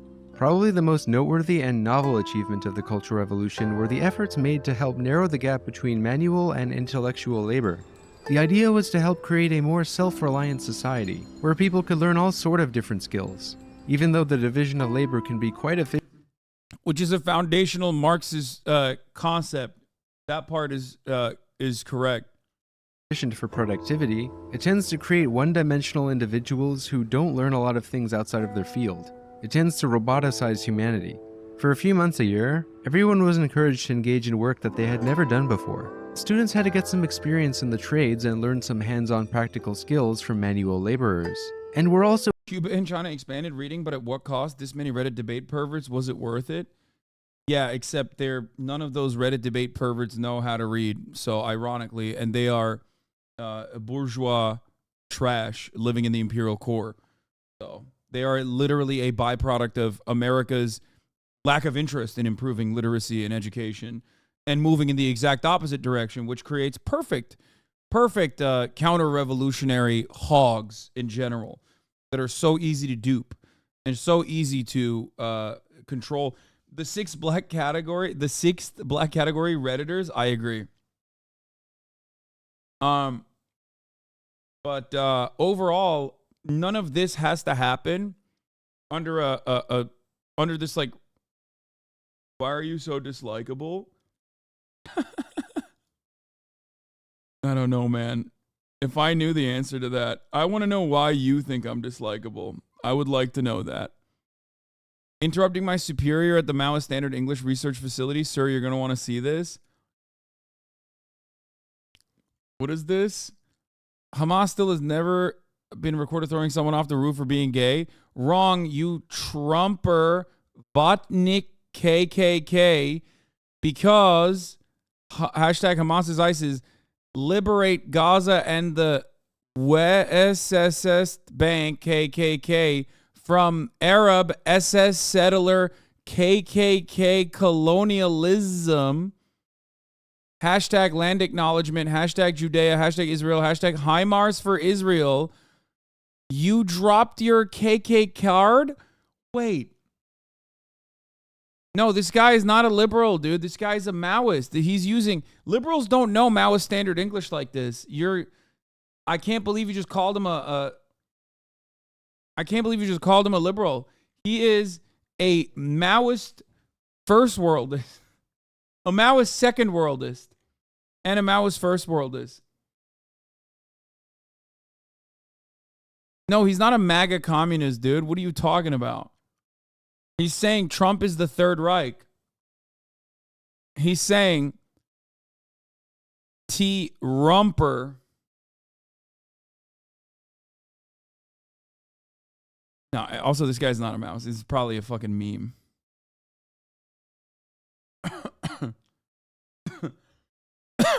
He said the wet SS Bank KKK.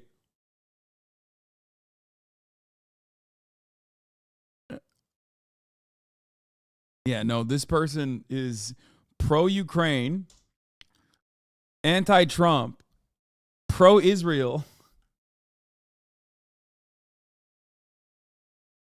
and anti-Hamas and anti-Palestinian, and also pro-LGBT.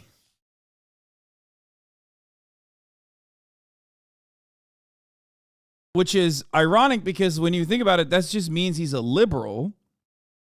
But he's utilizing Maoist standard English to confuse us because no liberal knows how to use these words. Maoist standard English is a very complicated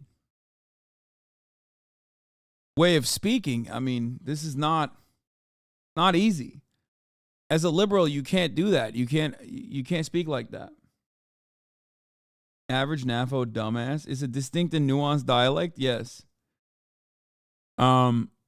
Anyway, where the fuck were we? Oh, yeah. My point was, as someone who's also pro-literacy, pro-improving literacy, I'm simply going to say that it does not necessarily have to be a decentralized movement. It does not have to come with, all of the other stuff. Also encouraged to get some experience working on farms with peasants. Most importantly, those engaged in manual labor were given more opportunities to study. This video is good. Yes, it's great. Not only got it's access very to well better informed. schooling, It does show you both sides of the Cultural Revolution. It is, I wouldn't say heavy-handed in its criticism, but it certainly is adequate in its criticism. We're also given progressive education through things called theory centers, where ordinary factory workers were given the opportunity to study revolutionary theory. I mean, just check out this clip. You don't see this anywhere. Even in the wealthiest countries today, most people still don't have the time or energy to learn things like philosophy, history, and social science. And this was taking place in a poor developing country that was still sanctioned off from most of the world economy. However, what was probably the most significant innovative development of the Cultural Revolution was the plurality of egalitarian self-managed organizations. In the beginning, the Cultural Revolution promised fundamental changes. For instance, the official 16 points for the Great Cultural Revolution issued by Mao and the CCRG in August 1966 declared that, quote, "Many new things have begun to emerge in the Great Proletarian Cultural Revolution. The cultural revolutionary groups, committees, and other organizational forms created by the masses in many schools and units are something new and of great historic importance. These cultural revolutionary groups, committees, and congresses are excellent new forms of organization whereby, under the leadership of the Communist Party, the masses are educating themselves. They are an excellent bridge to keep our party in close contact with the masses. They are organs of power of the proletarian cultural revolution. The cultural revolutionary groups, committees, and congresses should not be temporary organizations, but permanent, standing mass organizations. They are suitable not only for colleges, schools, government, and other organizations, but generally also for factories, mines, and other enterprises, urban districts, and villages. It is necessary to institute a system of general elections, like that of the Paris Commune, for electing members of the cultural revolutionary groups and committees and delegates to the Cultural Revolutionary Congress." This mission was reiterated in an article published in January 31st of 1967, titled "The Proletarian Revolutionaries Struggle to Seize Power," where Mao states that, quote, "Through a period of transition, the wisdom of the broad masses will be brought into full play, and a completely new organizational form of political power, better suited to the socialist economic base, will be created." The radical period of the Cultural Revolution between 66 and 68 saw the birth of an unrestricted plurality of political organizations, independent from and sometimes antagonistic to the party state. See, this was a very big deal. Prior to this, it was essentially unheard of for state socialist regimes to permit, much less encourage, ordinary citizens to form independent political organizations on such a mass scale. Tens of thousands of autonomous organizations and communist projects were created by the masses themselves. This included political groups, self-managed factories, worker-peasant-run universities, proletarian theaters, collective canteens, cooperative medical services, democratic schools, and communes. Sometimes these organizations would act in line with the party while others did not. Many of them did not, with many of the political groups actually launching assaults against civil and military authorities, which Mao initially supported, but then turned against. And of course, most notably, there was the famous Shanghai Commune of 1966, which was modeled off of the famous Paris Commune. In his book Cultural Revolution and Revolutionary Culture, Alessandro Russo illuminates the significance of the Shanghai Commune. The Shanghai January Storm and the creation of other autonomous... Where are the women in this whole story is so funny that you are literally trying to do the rad lib shit on perhaps one of the most, like, female-centered movements. What are you talking about? Rad lib capitalists oftentimes forget that, like, women were at the forefront of revolutionary activity, both in the USSR and also in China. What the fuck? Mao's wife was, like, a prominent figure in this entire process.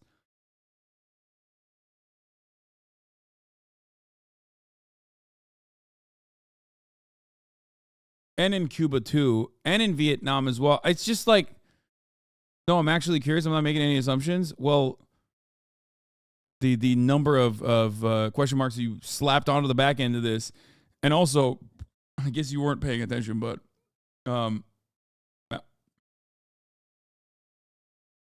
it's a story about China's Cultural Revolution, which of course includes Gang of Four, which of course includes Mao's wife, who is a woman.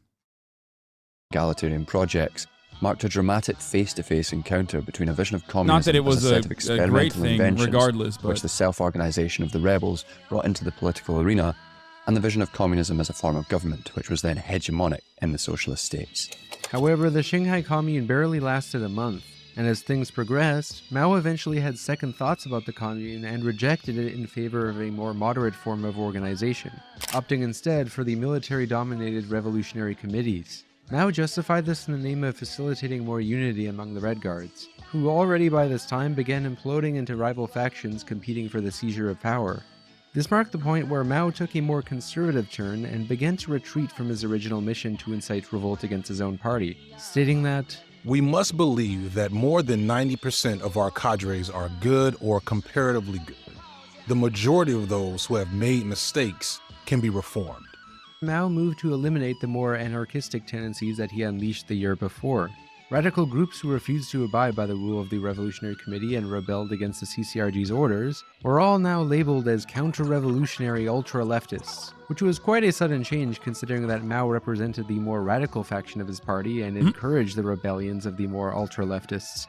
By 1969, the attacks on party officials largely ceased, and many of the party cadres who had been dismissed from power were now being restored back to office, including Deng Xiaoping.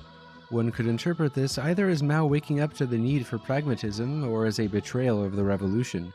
A possible interpretation of these events may be that the egalitarian independent organizations failed due to state intervention, and Mao's decision to abandon the original radical mission of the Cultural Revolution. However, such an interpretation would miss the fact that the independent organizations which sprouted up during the first 2 years of the Cultural Revolution had already begun to self-destruct and cannibalize each other in a bloody factional struggle before the military was sent in to stop them. This is the most crucial object of study examined in the Cultural Revolution and Revolutionary Culture book that we keep mentioning. And I noticed that the question concerning the self-destruction of these egalitarian organizations is where many of the Maoists do not have an answer, because most of them don't analyze why they failed. And studying this is where we can really begin to extract the lessons from this event. In the mid-70s, Mao in his final years wanted to open up a debate and a research initiative to assess the Cultural Revolution, to examine its failures and achievements. Mao did not actually believe that his thought had absolute authority, which is why he invited some of his adversaries back to power like Deng Xiaoping, so that they could reassess what happened in order to seek out new solutions and new ideas. The final initiatives launched by Mao were essentially study movements that aimed at critically examining some key controversial theoretical issues that the Cultural Revolution had reignited. This included the Movement for the Study of the Theory of the Dictatorship of the Proletariat in 1975. With these initiatives, Mao wanted people to rethink the obstacles to the communist transition, and what communist social relations in general should look like. In 1976, after Mao's death and the prosecution of the Gang of Four, Deng Xiaoping chose to block these study initiatives entirely. While Deng Xiaoping's more pragmatic thinking may have been good for revitalizing China's economy, it pretty much abandoned any project towards emancipation. Most crucially, the CPC suppressed any investigation. Some severe hater movements, in my opinion, like keeping the symbolism and eviscerating any amount of criticism. Now, of course, ultimately it doesn't matter because economic prosperity will always lead to stability. That's just, no matter what happens. Deng was jailed like 3 times. Hey, I'm just saying he was let out of jail. Okay? Yeah, sure, he was jailed, but okay, well, so he was also let out of jail. Into the radical experiments in egalitarian mass organizations that occurred during the Cultural Revolution, and the controversial questions that it posed concerning things like the dictatorship of the proletariat. Thus, the task of investigating the experiments of the Cultural Revolution is left up to socialists of the 21st century throughout the world, assuming that contemporary socialists want to actually learn from the mistakes of the past.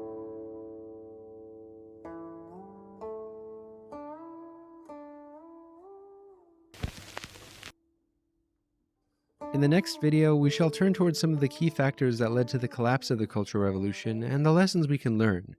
This video took an enormous amount of work from all of the Do you believe that Deng's reforms were a negative for China? I mean, I love high-speed rail. I will reiterate that point over and over again. I think that it was very effective in combating, or very effective in developing the Chinese economy by continuing to utilize the tensions between the USSR and China from a American perspective. You have to play with the big dogs a little bit. You know what I mean?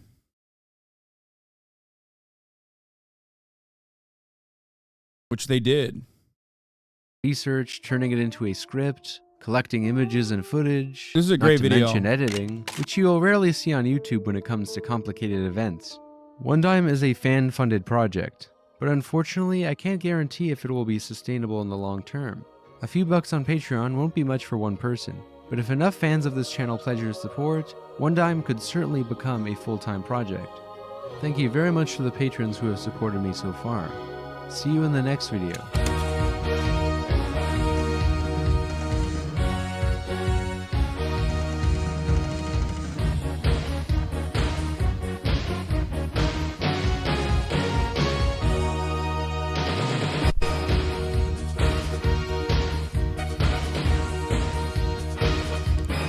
I think people that are not as close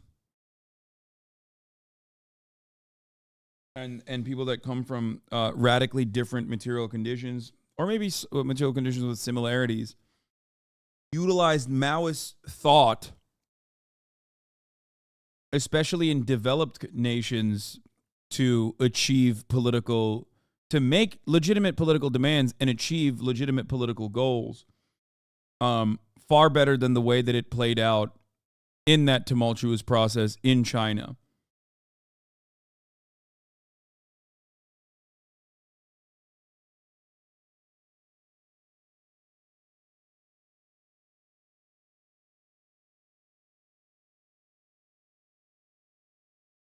This is from One Dime, China's Cultural Revolution, the real story.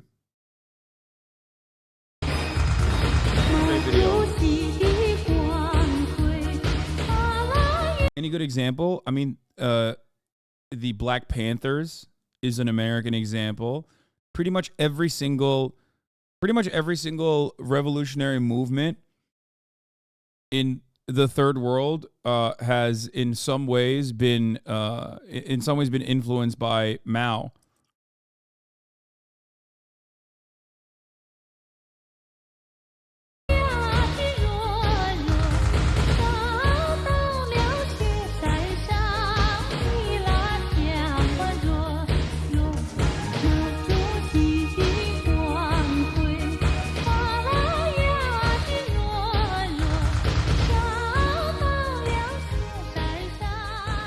Well, yeah, go watch the video on your own as well and give it a like. It was pretty good.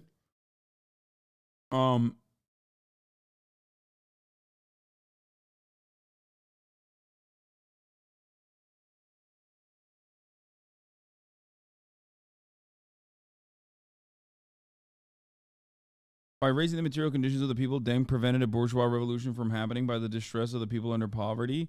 He moved right, but it was a play aimed towards the future.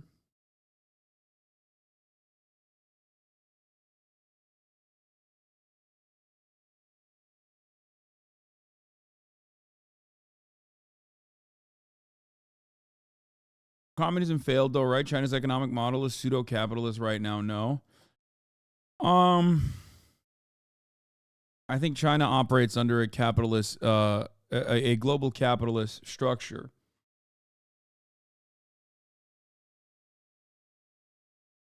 But ultimately, it is in the hands of the state to move in whichever direction it wants to.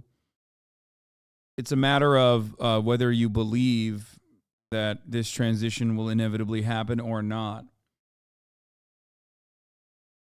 What is this? The Chongqing in Chongqing, we never know which floor. Chongqing IRL stream. Yeah, I've seen this video already. It's fucking sick. It looks like I'm on a normal square. The street is over there.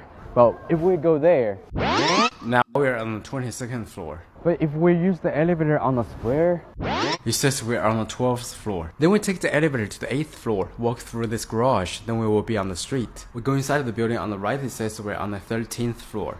We go out from the 13th floor in the building next to it, we will be on the bridge connecting to another building. Then we walk through this building, we will be back on the street. If we go out from the 4th floor in the building next to it, we will be on the street again. Then we go to the building in front of us. It says we are on the 8th floor. We take the elevator to the 1st floor, then we open the gates, we'll be on the street again. There's a train go through the building as well. Then we go to this building, take the elevator to the 22nd floor. Guess where we are? it blows my mind that anyone could think China would become socialist. Why would a government with so much power give up that power? I don't think you fully get what's going on there then, because a transitional socialist period could be brought about by I guess in some respects a worker-backed movement, but it also can be brought about by a government that is still led by workers' councils and workers all together. It's just that, like, America's structure is significantly more decentralized, I guess, even though we do have centralized planning and control the economy. It's just that the ones who benefit from that the most are going to always be capital owners rather than every single individual.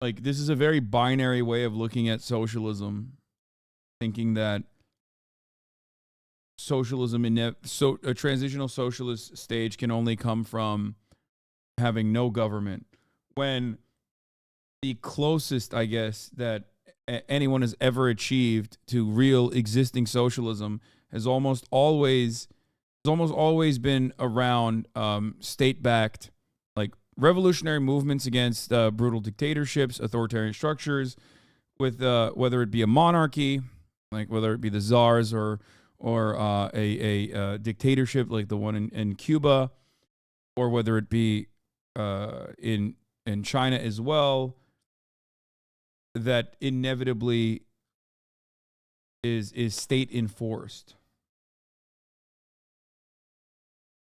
There are very short-lived, I guess, the Paris Commune, but there are very short-lived decentralized governance, short-lived historical decentralized socialist governances in like real existing historic socialism, but they're short-lived.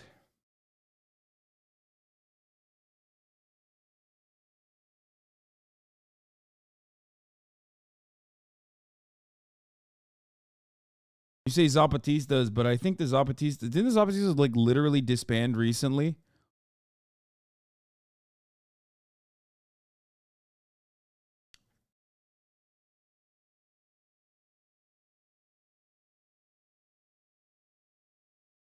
What did I remember seeing something about the Zapatistas saying that.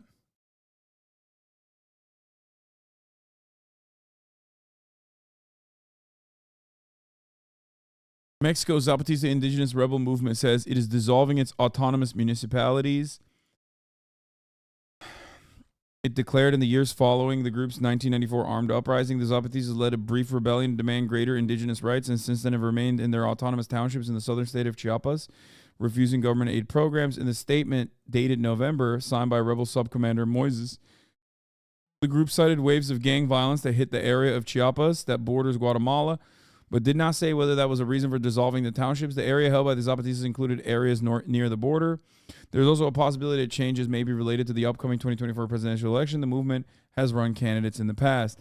In upcoming statements, we will describe the reasons, the processes involved in taking this decision. We will also begin explaining what the new structure of the Zapatista autonomy will look like and how it was arrived at.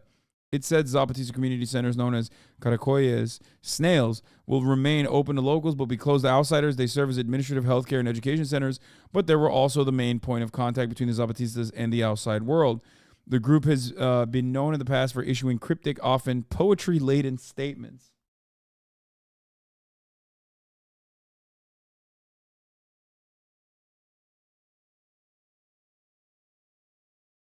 Anthropologist Gaspar Morquecho, who has studied the movement for decades, said the Zapatistas, known as EZLN, after their initials in Spanish, have become increasingly isolated, leading many young people to move out of the townships in search of work and more formal education opportunities.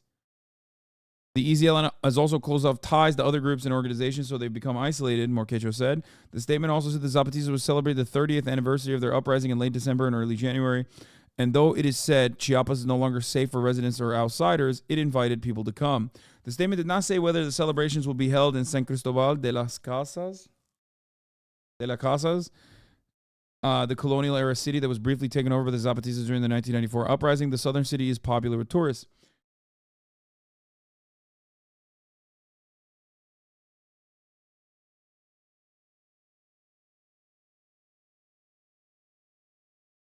There are road blockades, robberies, kidnappings, extortion, forced recruitment, shootouts.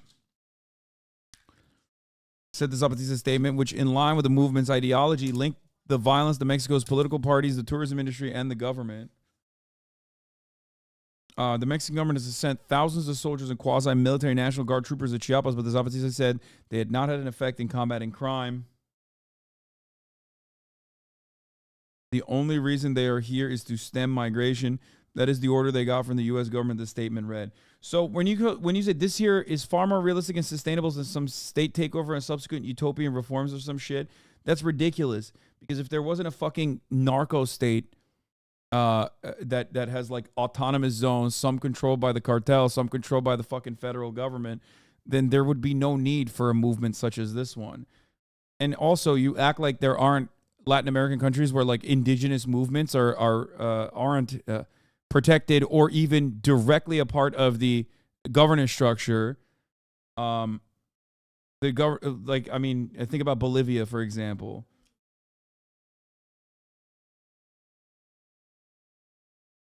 This is directly born out of the necessity. When a country fails to do its jobs, when a country fails to do its job and do it appropriately, then yes, these kinds of movements can exist out of sheer necessity.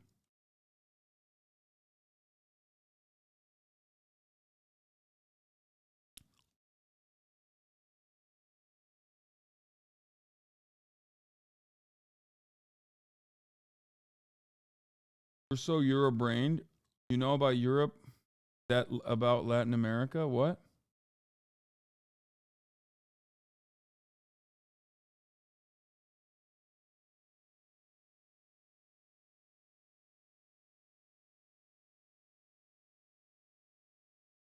States will always fail to do their job. This is why leftism exists in the first place. I mean, I don't know. I didn't realize that they were restructuring. I mean, they're still there. They're still working. They're still existing.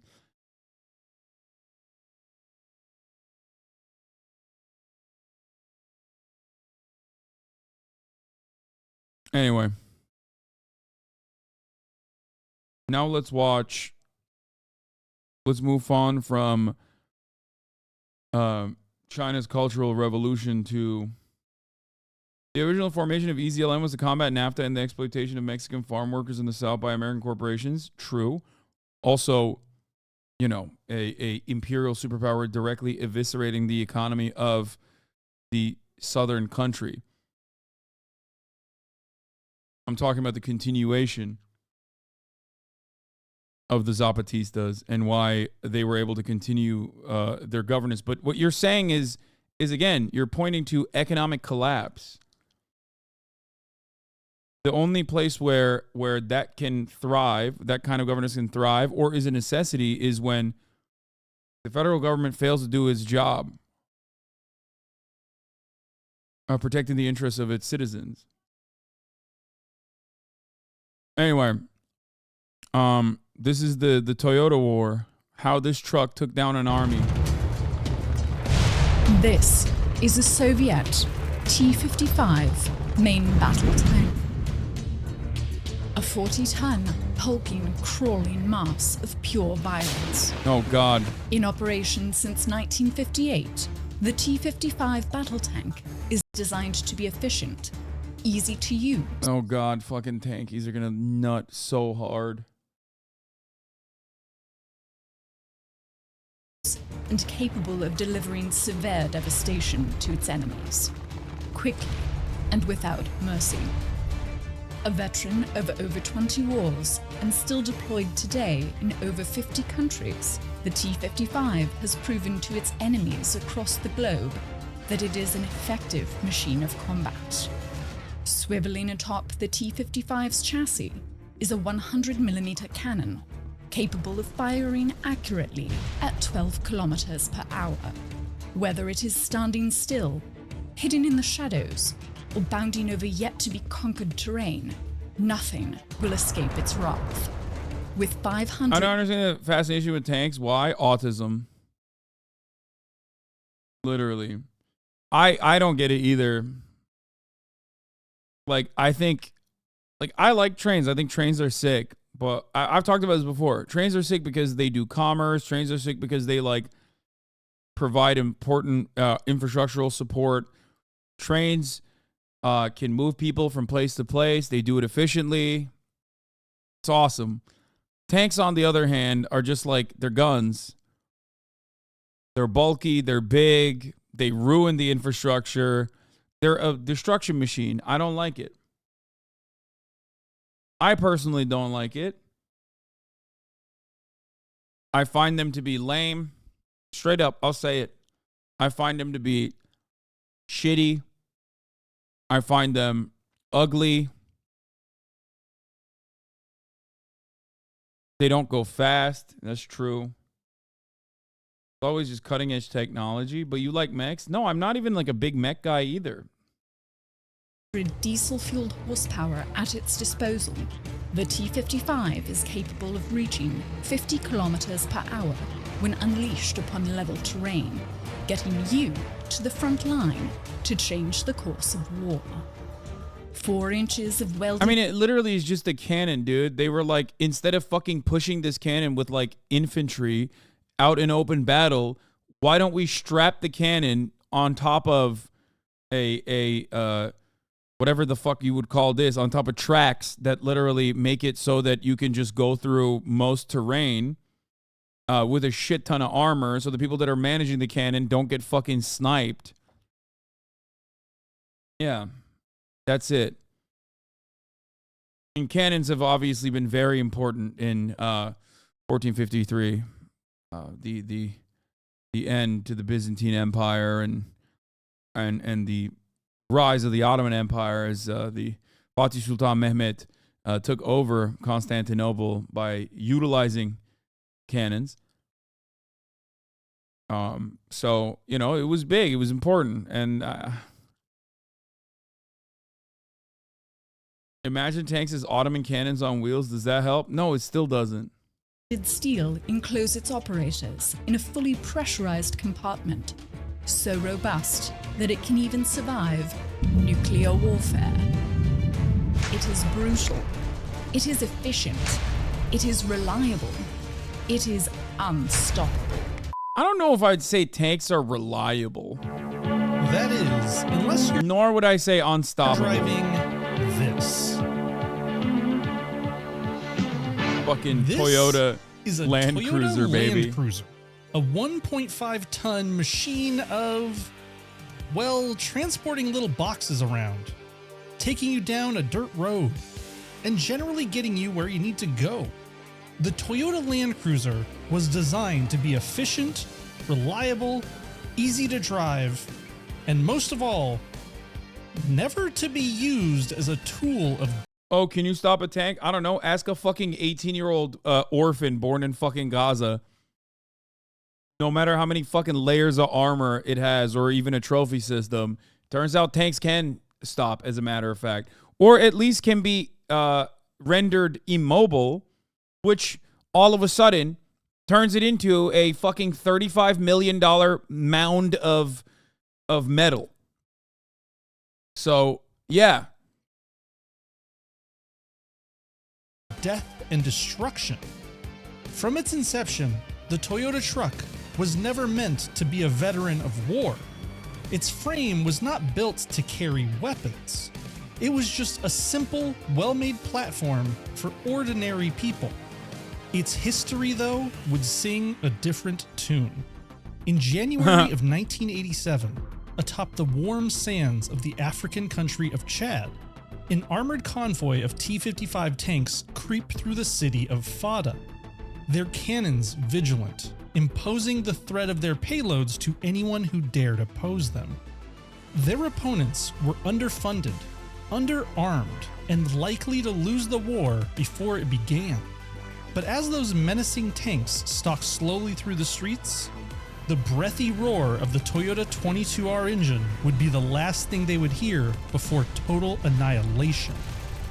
This was the war, not won by jets. Literally technicals, dude. This is like an entire era leading up to this era of drones was defined by technicals and tanks, but by ragtag soldiers riding in pickup trucks. This was the Toyota War.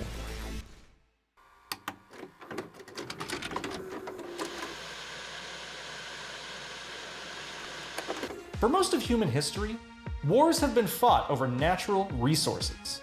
Whether it was with sword, gun, tank, or bomb, the weapons of war have always been tangible. But in 2023, we live in an era where wars are fought over a different resource. Information. What? Your information. Oh, it's a fucking And ad. that's where- I was like, what is he saying? Like, what? In 2023, wars are fought over information? Yeah, dude. That's why that's why Israel is desperately trying to wipe out Gaza so they can get to all the books. That's why they're blowing up the libraries. Where today's sponsor comes in, Surfshark VPN. Wait. Listen, Don't I'll give skip. him that. I promise you're going to want to hear this. Whether I'll you're give him driving Ethical your Reacts. sports car I really don't know this fast, channel. or slipping into bed with an unknown stranger, you would never dive into those unknown depths without protection. What the fuck? Because it's dangerous out there. Look, we here Ethical at this Reacts, channel Ethical spend Reacts, a Ethical lot Reacts, of time Ethical online, Reacts. researching little tidbits, diving into the dark sides of the web. That's why I always have my VPN on when I'm digging through the internet searching for, cool videos and pictures of Gordon Murray with cat ears. And there's really no better protection than Surfshark VPN. It protects you and your computer from all the creepy crawlies on the internet, and it even lets you pretend like you're in a different part of the world. Why would you do that? Well, maybe you were in Chad, the location of today's tale. In 2018, they blocked social media access for the whole country, meaning if you were on vacation there, you wouldn't be able to connect with friends and family, or watch a Squid video when it releases. Look, in an era where social media platforms are facing more and more scrutiny from I governments, love going to Chad as my holiday destination. Surfshark VPN can protect your access to Facebook, Instagram, Grindr, Tumblr, whatever you like. Surfshark is even the only VPN to give you unlimited access on as many devices as you want, all on one account. Sheesh! Netflix doesn't even do that. That's a damn good deal. Look, today we are all at war, and your enemies know your location, your browsing history, and what kind of naked people you look at. They have the advantage over you. Take it back with today's sponsor, Surfshark, by clicking the link down below. Use my promo code SQUID and get 3 free months and a 30-day money-back guarantee. And hey, even clicking the link helps this channel, which helps feed my cat. Yeah, what You the wouldn't fuck want was Yuzu to that? starve, What does would he you? mean? Like, what kind of porn are you looking at, dude? Odd. Anyway, whatever. Back to the show. A weird way to advertise a VPN. Okay, let's continue. Bolting guns to dinky little pickup trucks is not really anything new. In fact, it's sort of a staple of underdog militaries when they have to stand up to superpowers. Today we call them technicals, as in they aren't the superpower of Libya. technically supposed to be used for war. The term technical is new, but the concept has been around for, well, as long as there have been guns. I mean, In the he's 19th right. He's not wrong. It literally is the fucking. That is what every militia group utilizes. 17 Ukrainian War for Independence. Nestor Makhno, leader of the Ukrainian Black Army, invented a horse-drawn carriage with a machine gun strapped to it. In World War I, the French were bolting water-cooled machine guns to Ford Model Ts. They figured, hey, it works on airplanes, I bet it would work on these things too.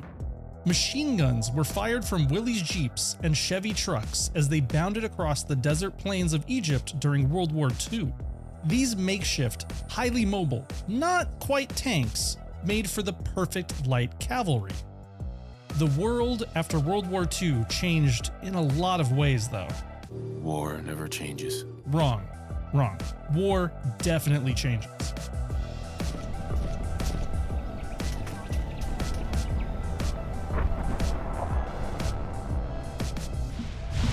From World War I's miles-long front lines and deep trenches, to World War II's corner-to-corner fights in city streets, to the harrowing, slow-paced hide-and-seek in thick jungles and swamps of Vietnam, helicopters would replace horses, jets would replace piston aircraft.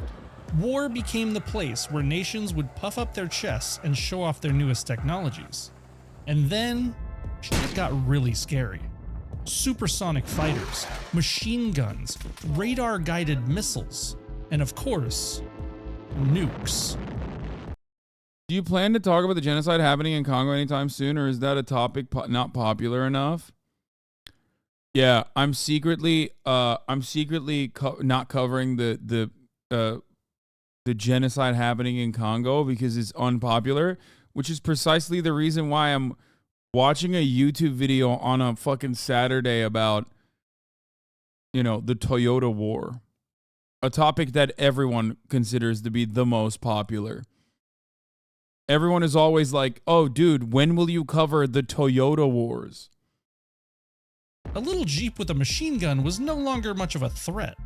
All of this fancy new murder technology was fantastic, but it was expensive. Like really, really expensive. A single radar-guided missile can cost more than a new Dodge Hellcat, which means the only teams capable of deploying these fun new tools were the world's superpowers. And boy did they love deploying them. As military technology ramped up, the world's biggest players dropped more bombs, shot more missiles, and exerted more influence, confident that those that they were subjugating would not have the manpower or the budget to stop them. They were wrong. Kicking off in the 1970s, front lines were being drawn in the sands of northern Africa. A highly trained military man named Muammar Gaddafi had recently staged a coup and became the leader of Libya. Gaddafi now had access to a bunch of oil, which meant he had a lot of money and a lot of very powerful friends. But a lot of very powerful enemies. Gaddafi wanted more. Well, what is the question? This may come as a shock to you, but oil is pretty important, especially in the 1970s. It was essentially black gold. And when you're sitting on a mountain of it, well, the world's richest nations are either going to give you a bunch of guns to defend it, or give your enemies a bunch of guns to take it from you. The United States sent Gaddafi their proudest national export, machine guns. France would teach their army to fly helicopters, and the Soviet Union sent them T-55 tanks. Gaddafi took those tanks and machine guns and used them to become the most powerful man in the region. Eventually, he told the United States and France to kick rocks, and he buddied up with the Soviets. Probably because they happily bought all of his oil and didn't ask a lot of questions. As opposed to the United States that normally asks a lot of questions when they want to buy your oil. Famously, the United States loves asking questions when buying oil from the likes of motherfucking Saudi Arabia. Famously. They hate it when you're not gay enough for U.S. pinkwashing operations. They're like, oh man, please. I can't believe it. Oh, I'm getting the oil ethically from you. Or the Iranian Shah famously. Fair. Yeah. Anyway, let's continue. Gaddafi had become the king of his hill. The problem was, those Western nations he pissed off had nuclear weapons. And so did the Soviets. So did pretty much everyone except Libya.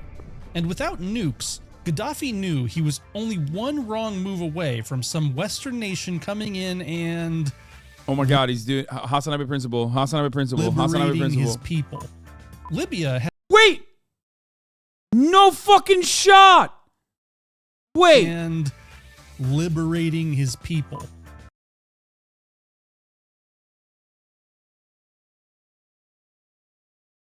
Oh my God!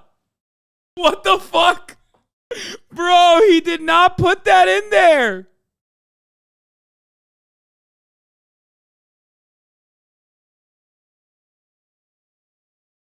Hasanabe Doctrine, a guide for nation building. Rule 1, get nukes. Rule 2, do not give up your nukes.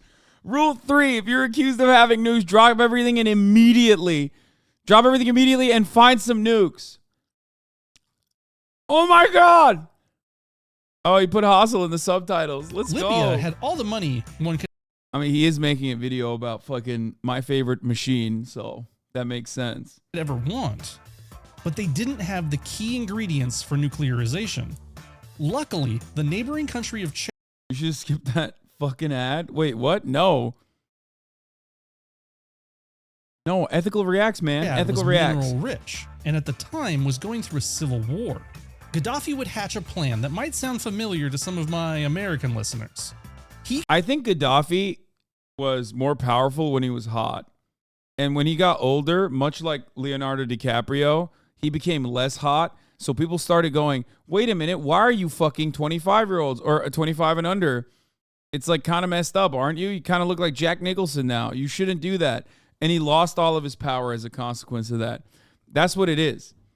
Like, he was a victim. He, was a beneficiary, and then later a victim of being hot and then not hot. You know, he relied too heavily on his pretty privilege. He claimed that the Chadian people needed to be liberated from something evil.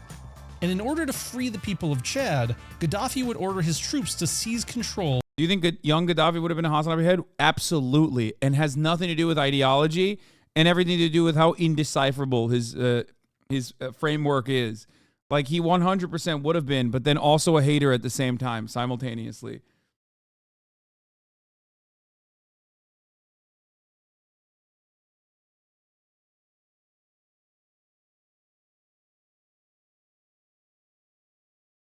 Of the Aouzou Strip, an inhospitable strip of land that was the border between Chad and Libya. A piece of land that also just coincidentally happened to contain some of that uranium everyone was talking about. France, who Gaddafi had pissed off earlier, would supply arms to the Chadian army to spite Gaddafi. The ensuing wars went on for years, and by the 1980s, Chad and Libya had been fighting a brutal war for over a decade, with neither side really making any huge gains. Then, in 1982, the tides of war shifted. Chad got a new president, a strategic genius named Hissène Habré, who is kind of the hero of this story, but not a good guy. You know, war crimes, political killings, the usual dictatory stuff. But he did oppose Libya's Gaddafi, and by doing so, opposed the Soviet Union. Since the enemy of my enemy is my friend, the good old US of A decided to overlook Hessén's war crimes and help the Chadian. Yeah, famously, because the United States, once again, I can't stress this enough, hates war crimes. Hates it. And people, the only way they knew. Especially this guy. I mean, when I think of guys who hate war crimes, I'm thinking of this guy immediately. Now, with guns. It's always guns with us. In 1986, France and the US sent the Chadian people crates of weapons, promised them air support. Now, these were all well and good, but the most important thing they did was airdrop 400 Toyota trucks into southern Chad. Toyota probably isn't the first word that comes to mind when you think of war. It is really when I think of war. The second or the third. I mean, look at them. They're so cute. You could literally wage war with Siennas, honestly. I think it's a big L that they didn't drop Toyota Siennas, because them shits would also probably be able to fucking get turned into technicals too. But like pretty much every automaker who existed during the 30s and 40s, at some point they were tasked with making machines of destruction. Toyota is no exception. By the way, this is literally called the Toyota War. That's where my tough technical t-shirt comes from. For those of you who don't know, is the power of the 4Runner, Land Cruiser, and also the Hilux. Undefeated. Siennas are sick too. I drove a Sienna quite a bit back in the day. In World War II, Japan tasked the company of Toyota with producing something to compete with the Allied forces' Jeeps. Toyota reverse engineered a Bantam GP and quickly created the AK-10. In the end, Japan went with a Nissan design instead. Undeterred though, Toyota would go on to create passenger editions that they at first called a Jeep. That is, until Willys Overland sued them to stop using the name. They then came up with a new name, and it was Land Cruiser. Oh, so sick. It's a Toyota Land Cruiser, and if you don't believe it, ask Ed Tron. So By sick. the time the 20 Series Land Cruiser was released in 1955, Toyota had become the household name in reliable off-roading. In 1968, Toyota began building the now legendary Hilux, and their Land Cruisers were being deployed around the world for humanitarian goals. Men in blue hats drove white Land Cruisers for the UN. They served as ambulances, police cars, and chased poachers away from endangered animals. They were, you know, a good thing. And they were everywhere. But by the 1980s, the world was becoming a pretty angry place. So that meant that inevitably, Land Cruisers would be used in war as well. Dozens of uprisings, revolts, and wars had... You can't fault ISIS for seeing a good quality product and wanting to take advantage of it, okay? Like, anyone in that position would do the same. That's all I'm saying. Anyone and everyone would do the same thing. You see a Hilux, you're going to want to use it. It's got tremendous utility. Sprung up around the globe, and the Land Cruiser made perfect sense for the underfunded militias and small nations hell-bent on battle. First of all, they were cheap. A new tank cost upwards of $200,000 in the 1970s. That's about $1.5 million in today's money. A 1980 Toyota Land Cruiser was about 30 grand relatively. And even if you could afford the tank, you had to afford to keep it running. Fuel was expensive. A 500 horsepower Chariot of Death could burn 230 gallons of diesel in 300 miles. A Land Cruiser would sip just 20. Should your T-55 break down, you would need a trained mechanic and a fleet of service vehicles to get it back on the road. The Toyota Land Cruiser could be fixed by an illiterate drunk as long as he had a wrench and a screwdriver in his pocket. So the choice was pretty clear in the 1980s. If you didn't have a massive war chest, you could easily use Toyota's timid Land Cruiser to ferry your troops and supplies around. True. But then, the people of Chad thought, what if we strap some guns to them?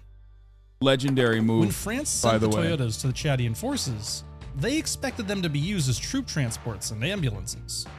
Instead, Habre's commandos bolted anti-aircraft cannons, machine guns, and light artillery to the beds of the Hiluxes and Land Cruisers. They made modern-day technicals. Their reasoning was that these would be faster and more agile than the tanks being deployed by the Libyans. Which was true. These new technicals' main weakness, though, would be that they'd be vulnerable from the air. But luckily, the skies over Chad were declared a no-fly zone, so their only threats would come from land. These new Toyota Technicals were difficult to track from a helicopter, hard to aim at with a tank, faster than ground infantry, and were light enough that they didn't set off landmines.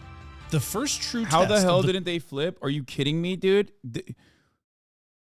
This guy just spent the first 15 minutes talking about how incredible Toyotas are, and you're still asking this question?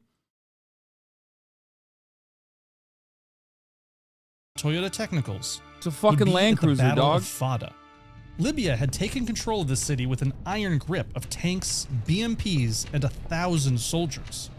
Piloting their Toyota trucks strapped with French anti-tank and anti-aircraft weapons, the Chadian forces attacked and retook the town handily, dodging helicopter fire, barreling over terrain and through city streets. I don't know, but they look terrorist, which is ironic to say because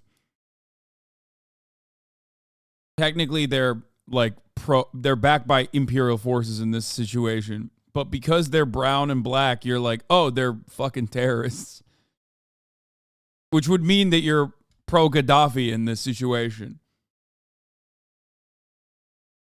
Streets, flanking their enemies and unleashing rocket fire, the Chadian Technicals took down nearly 100 T-55 battle tanks, and only lost 3 Toyotas in return. This victory changed the course of the war completely. How was it that a ragtag group of soldiers driving civilian vehicles defeated a mighty armored division so easily? Well, as it is in racing, as it is in war, pure power rarely defeats ingenuity. The unexpected victory at Fada would signal that the conflict between Chad and Libya was coming to an end. After Fada, Gaddafi found himself facing a tsunami. His mercenaries had revolted and joined the Chadians and their Toyota Technicals. Libya soon found those land cruisers on their doorstep when Chad retook the strip of land between the two nations. Unfortunately, that was one step too far for France. The conflict had...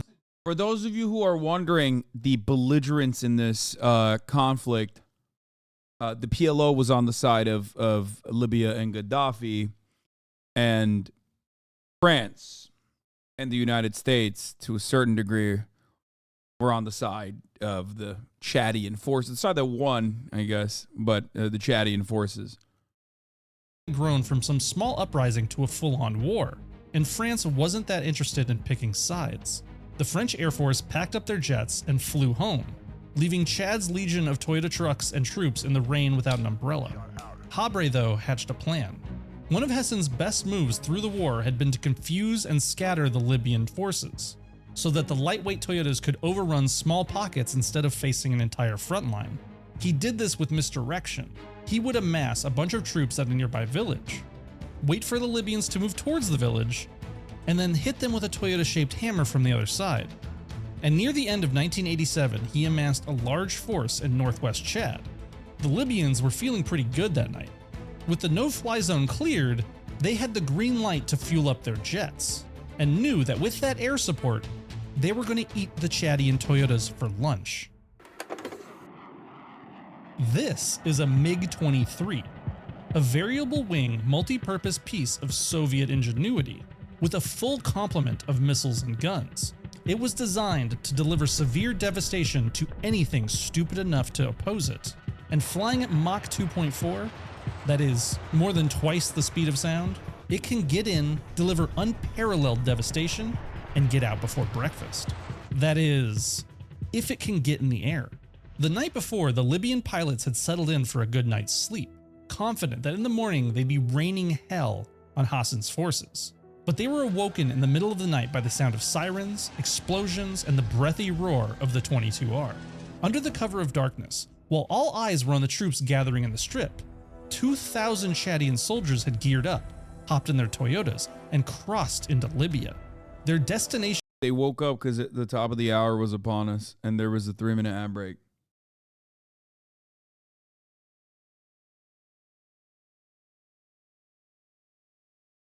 Well, you could go back to sleep as long as you subscribe for $5 or for free, you know what I'm saying? Straight up.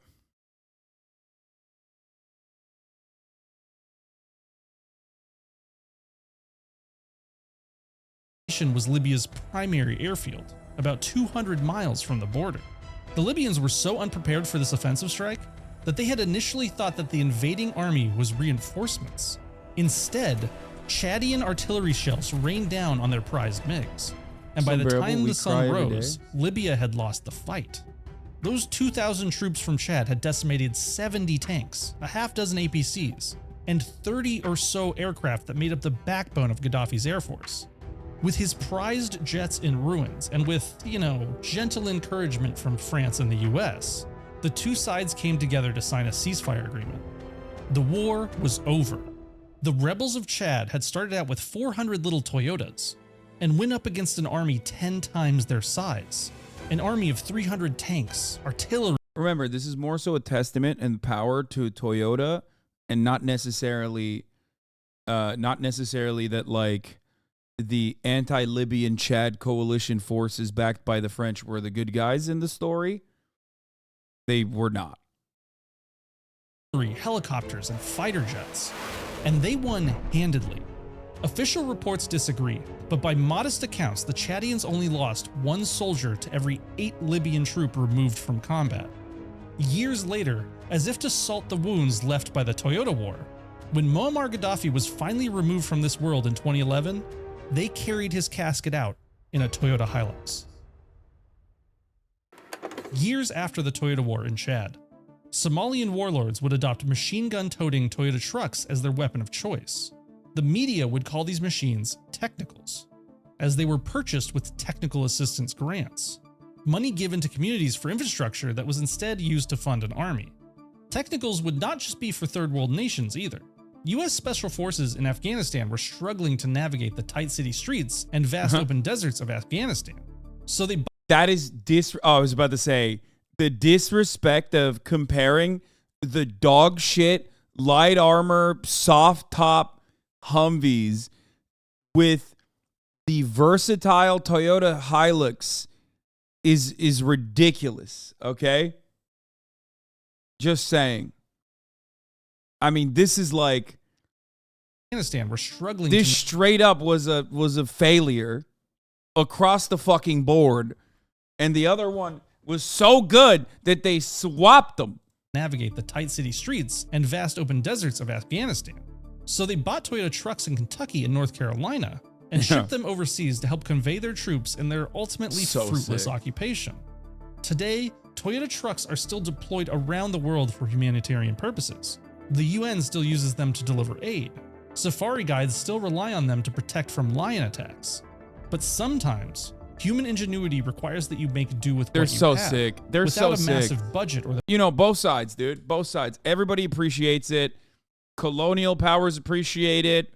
Anti-colonial powers appreciate it. It's just the best. It's so good. Is this paid promotion? No, it's just the truth. I don't even have. I still do have a Camry. Okay, to be fair, I do have a dog in this fight. My longest running vehicle that I've driven my whole life is a Toyota Camry, and I still do love Hiluxes. I think it's the best. I love Land Cruisers. I love Hiluxes. I love 4Runners. Fuck it, even Tacomas, the American version, which is like I would say the most watered down, the most dog water version is the one that fits like American standards specifically. But even then, it's just power. Warlords and rebels can find themselves atop a humble Toyota truck, and sometimes they can find themselves the victor. Hey everyone, thanks for watching till the end. I am so honored that you would stick around and listen to the stories that I have to tell. Remember, if you want to protect your data or just watch some Ethical content Reacts, Ethical Reacts, the Hassan Abi head, click Ethical the link down Reacts. below and give Surfshark Whoa, VPN credit a card try information leaked. and Whoa. support the sponsors that help me bring this content to you guys.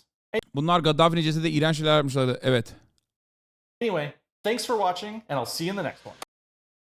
Okay, I like the vid. I was too harsh. No, the video doesn't necessarily dive into the politics of it at all. It more so just talks about how sick the Toyota Hilux is, which I agree with. What is this?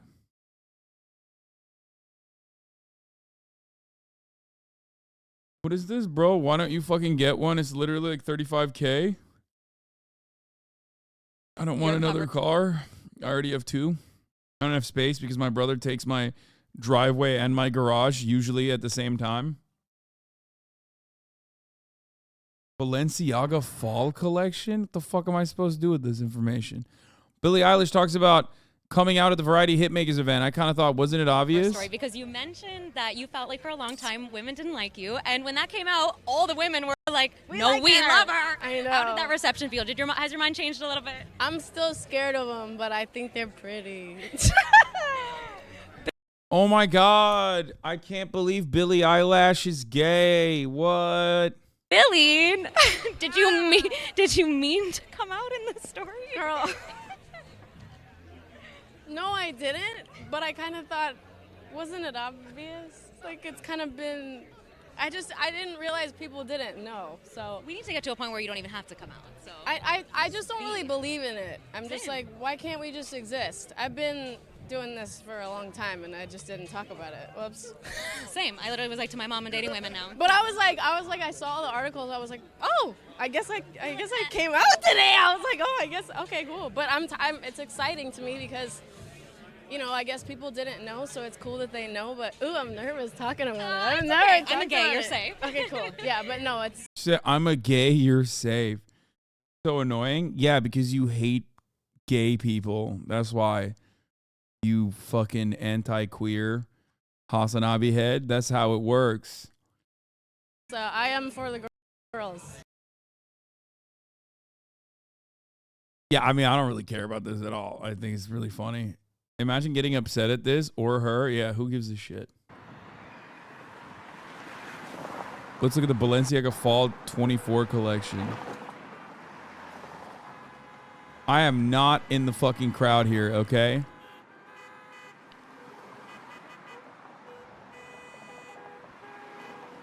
Where'd they film this? Oh my God. They filmed this at, wait, today at 2:30 in Los Angeles. Wait a minute. Why are they filming this at my house? What the fuck? Nice ambiance. That's LA, baby. Okay, are they going to show the collection? What are they doing?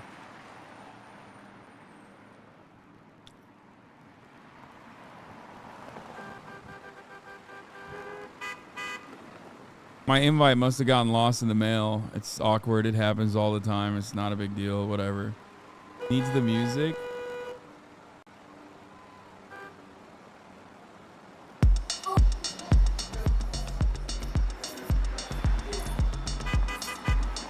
That song makes everything cool. Hold on. I gotta go pee while this plays. Hold on.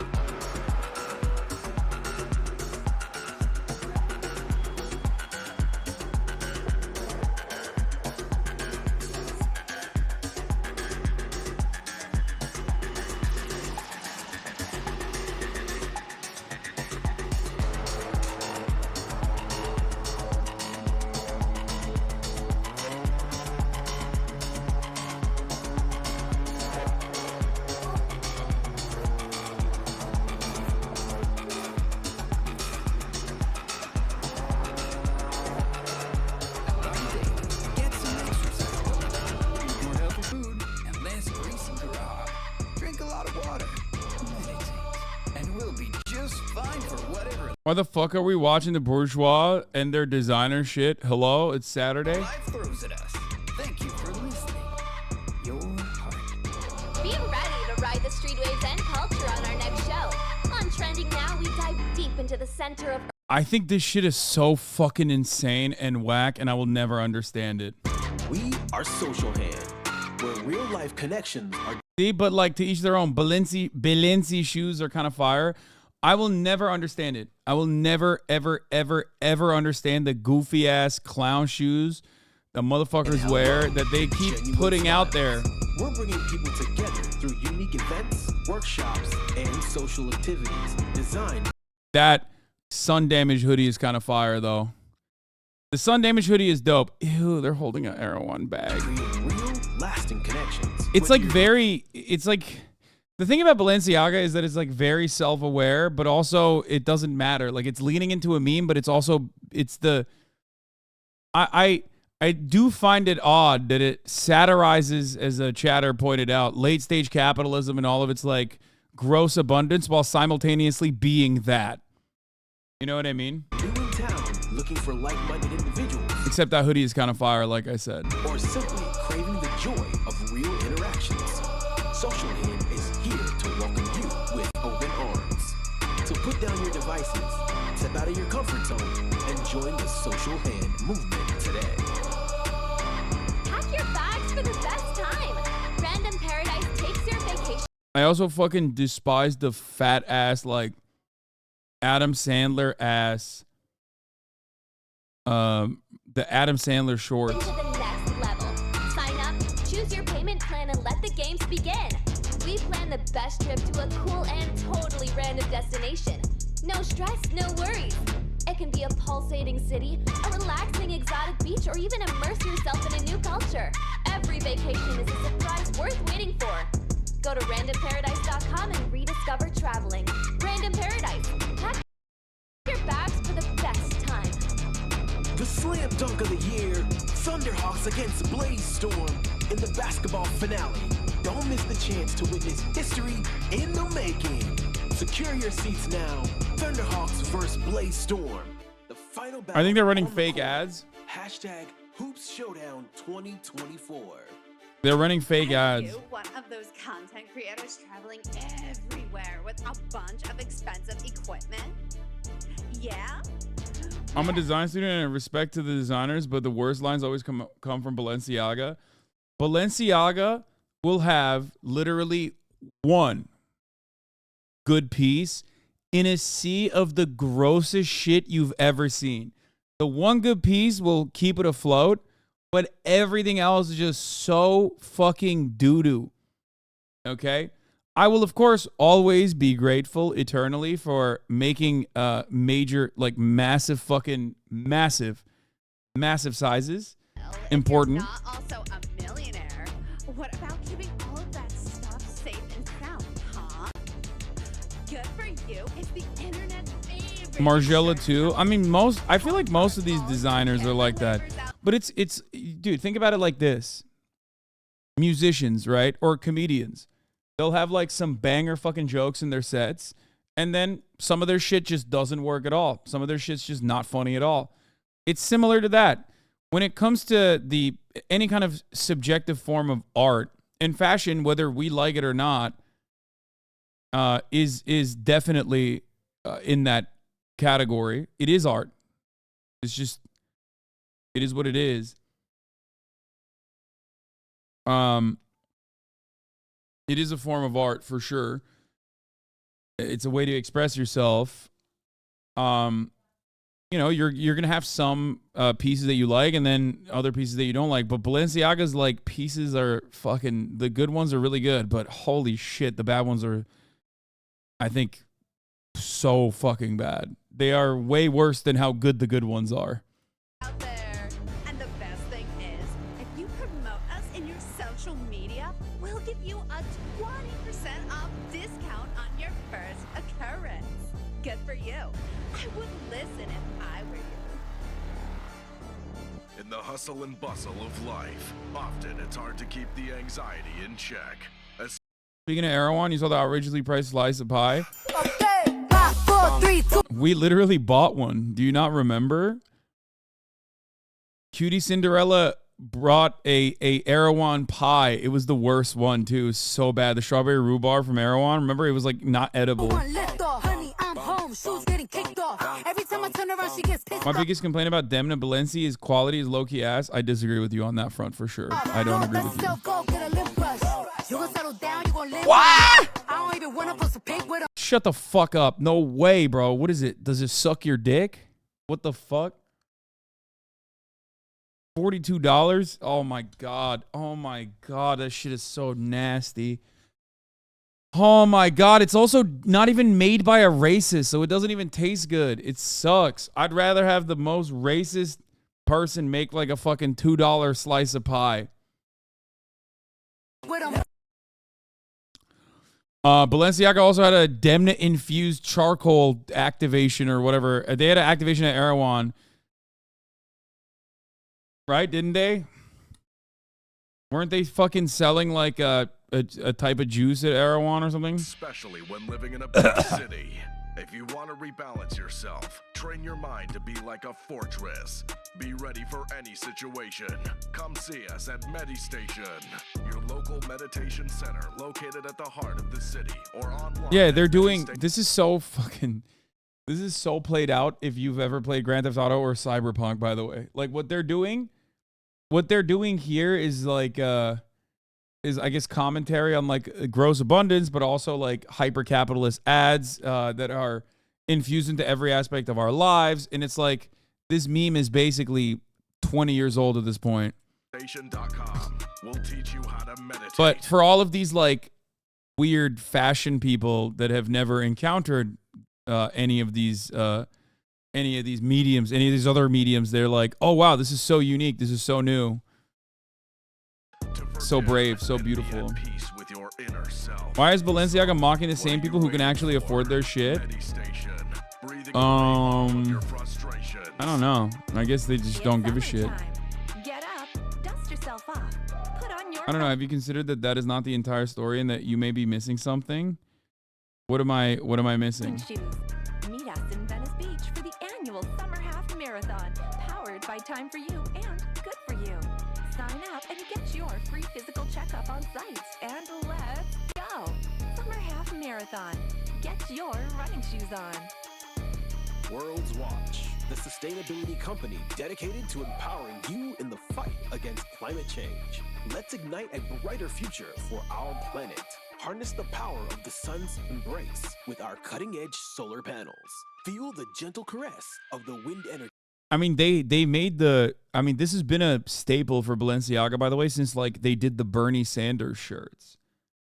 They made Balenciaga shirts with the exact same design as the Bernie Sanders. They made like literal Bernie Sanders shit. As turbines paint a picture of a greener tomorrow, as raindrops dance upon your roof. Why are we watching it if it's ass? I mean, we're making jokes about it. I watch shitty stuff all the time. Unspecial coffee provider with no elegance at all. Just the Are these real clothes, or is it basically an art piece at this point? I mean, it's a merger. It's couture turned into it's commercialized couture.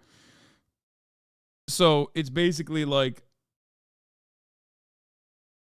this is basically peak LA shit commentary I want from you. Yeah, it's supposed to be. It's supposed to be a like runway pieces that, or things that look like runway pieces that you can wear. with coffee inside. Because life's complicated enough. The real American coffee shop. Waking you up every day with each drop. Where, dog? I mean, I don't know, wherever you would wear. She almost fell. Do you see that? Join us in Griffith Park for a positively amazing time of downward dogs and doggy stretches. Namaste with your pup. Connect, stretch, and find your inner calm. The condition of those streets, yeah, it's devastating. Every Saturday at 9 a.m. Devastating. Visit takiyogi.com. Makes me sad. Sign up today. Your map entails the wait. Distance becomes too much. But yeah, in typical Balenciaga fashion, I've seen like one good piece in a sea of ass. I mean, I don't really care about the female pieces, but like, I guess the silhouette of this last one is kind of cool. They're doing the Kanye West shit. They're doing the Hasanabi arm pad, shoulder pad. We've got an extensive network of party monsters, bands that will play any kind of music you might like, and a specialized cleaning service that will clean even you. It's ironic and satirical commentary on high fashion at this point. Not, I mean, it's like, it's self-aware. It's just self-aware about its own situation. I don't know. It's the same as Vetements. You get to be late at your own party and still say, I'm with the band. That is kind of cool, though. That's a cool silhouette. With the band, upgrading your party because we can.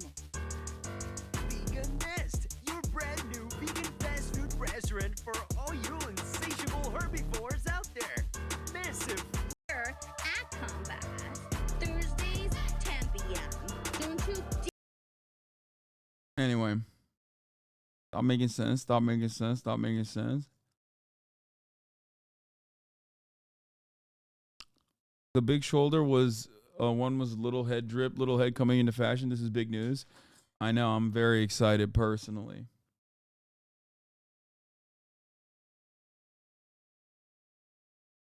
There's no way people actually wear this garbage. Literally every celebrity wears this garbage. Fatma Demna, who is the creative director of even Balenciaga, is called post-irony. I mean, it's commoditizing anti-capitalist messaging while simultaneously being a capitalist company. Vêtements. Anyway.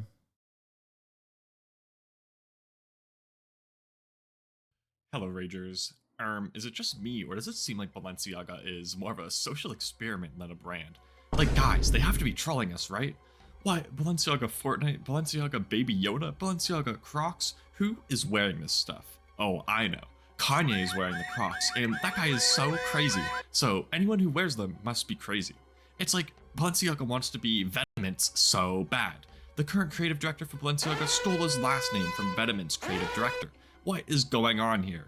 And look at how this runway model is moving. It's so abstract and avant-garde. I do not like it. Their Adidas collab was kind of fire. I'll admit that 100%. Their Adidas collab was kind of gas. Anyway, this all just feels like maybe we, the previously valued consumer, have become the butt of the joke. And honestly, I need to get to the bottom of this, because if I don't, then who will? I've truly never seen anyone else bring this issue up. It certainly doesn't get highlighted on Twitter every other week when the current NPC of the day notices something that their CPU can't process. Regardless, let's take a look at the history of this whimsical brand and see what will I hate the shoes and so much. don't forget to like and subscribe because you value my unmatched internet journalism skills. We do a little trolling. It's called We Do a Little Trolling.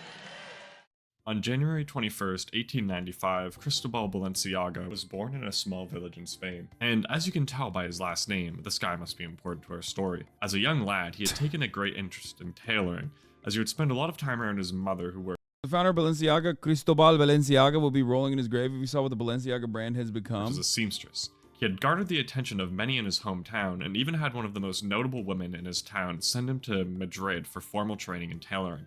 That is pretty huge and crazy. From there, Balenciaga's work continued to become highly favorable in and amongst his native country, which led to him opening his first boutique in San Sebastian. An important fashion house. However, as a result of the Spanish Civil War in 1936, Balenciaga was essentially forced to close up shop and head to Paris, a fate I would not wish upon anyone. Balenciaga did make the most of this, and it was reflected through his almost immediate success. He was praised by the likes of Coco Chanel, who was up to some interesting things of her own during this time period. Wait a minute. Coco Chanel, who was up to some... Chanel's prominent standing and connections helped her regain control over her life at a crucial time as Adolf Hitler's forces began closing in on Germany's neighbors in the late 1930s. Interesting things of her own. Wait, what does that say down there? Wait, Chanel dated a German military officer. What? Oh, no. During this time period. In 1937, Balenciaga opened his first Paris couture house and held his first runway show, which was heavily influenced by the Spanish Renaissance. His roots are very clear and commonly reflected throughout his work. Balenciaga was really in a league of his own. All his prior training combined with his unique vision set him apart from his competition. He was really involved throughout the entire creative process, always hands-on and in control of his craft. His thoughtfulness and efforts really show in his work, and his clients knew. In 1939, many buyers risked their lives traveling to Europe for his designs. Let's just skim over why Balenciaga was still able to operate during this time period. Anyway, after the war, Balenciaga's designs flourished. He played a major role in redefining the silhouettes of women's fashion, favoring fluid lines and a variety of other design innovations that resulted in this new silhouette that opposed the traditional hourglass shape. From 1950 to 1959, Balenciaga spent a lot of time experimenting with this new silhouette, which culminated in the Empire line as seen here, which obviously is very different from the traditional outfits of the time. Into the 1960s, Balenciaga experimented with a lot of different fabrics. He would use bold materials and heavy cloths, leading to the development of silk gazar, a stiffer fabric that was then used in suits, day dresses, and evening wear. Eventually closing up shop in 1968, it was without a doubt that Balenciaga's influence would go on to be felt throughout the years to come. Balenciaga was claimed to have lived a private life. He often denied the press and only gave one interview during his 50-year career. As stated by Emmanuel Ungaro, a French designer who trained with Balenciaga, he believed that Balenciaga laid the foundations of modernity. He later passed away in 1972 in his hometown in Spain. However, his legacy obviously lived on, with influences and references to his work remaining in the brand until this day. And understandably, after his passing, the Balenciaga label would close for the next 19 years. In 1986, however, the Bogart Group, which is an entrepreneurial venture in the fashion world, purchased the rights to Balenciaga apparel and fragrances, with Mikel Goma being selected as the new creative director of the brand, which reopened as a ready-to-wear line inspired by the OG Balenciaga's 1947 perfume line Le 10. Goma launched his women's wear collection by the same name. Goma remained as creative director until 1992, where he was succeeded by Josephus Thimster, who is regarded as the one to bring Balenciaga back to that high fashion status. Thimster, a prominent Dutch interior decorator and fashion designer who had worked with the likes of Karl Lagerfeld and spent 5.5 years as the creative director for Balenciaga, his modernist vision correlated with that of the OG Balenciagas, so I feel as if it made sense to appoint him creative director and have him to be the one to bring Balenciaga back to high fashion. Thimster has a really interesting story, and I definitely recommend checking it out, but he was actually fired from Balenciaga after an L of... For the love of God, what is this? It's the history of Balenciaga and whether or not modern Balenciaga is continuing the tradition of the brand of the fashion house, or whether it is strayed away from it, and is it doing meta irony of a show where the audience literally started walking out because of the insanely loud and abrupt music. He sadly passed away in 2019, but his work definitely lives on and remains memorable. Getting back to it, during Thimster's time as creative director, Nicolas Gasquet would join the brand as a licensed designer, which eventually led to him becoming the new creative director in 1997 until 2012. In 2001 was when the Gucci Group, or Kering, which owns the rights to Gucci, Bottega, YSL, and Alexander McQueen. For a lot of chatters wondering why fashion houses were aligning with fashion in the 30s and 40s is because the fashion leaders like Mussolini were banning most haute couture they deemed to be unpatriotic and a threat to the national identity that they were trying to cultivate. Fashion history is always interesting when looking at how it has been deemed as a subversive or conservative art form. I mean, that's like if paintings had utility. I mean, I guess you could say that they did in propaganda. Yeah. Acquired the rights to Balenciaga as well. Gasquet, who was originally a self-taught designer, worked under Jean-Paul Gaultier and bought a fresh, young interpretation of a lot of Balenciaga classic pieces, such as the semi-fitted jacket and sack dress. He was regarded as the hippest, hottest, and most sought-after creator by fashion aficionados at the time. He elaborated on the work of the past and provided a variety of new abstract ideas of his own. And keep in mind, he was only 25 at the time. Is it ever possible for fashion to not be so class divided? It's art. Like, if you don't have time or money, or money equals free time anyway, you're not going to be able to venture off into these pursuits. No matter how fucking bohemian artists try to present themselves as historically, it's usually people who are wealthy enough to have free time. Obviously, there is exceptions, but usually even those exceptions inevitably lead to wealthy benefactors propping them up. You can't do this kind of shit if you don't have free time. Unless you live in a socialist society. Time he became creative director, which is pretty unfathomable. In 2002, he did get into some... This is art, but attached to a very inaccessible consumer market. Not all art is. Historically, most art was commissioned by the wealthy. Like, if we're talking about paintings and whatnot. What? Like, almost all of this, especially in fashion too in general. The wealthy or the church, like other, institutions.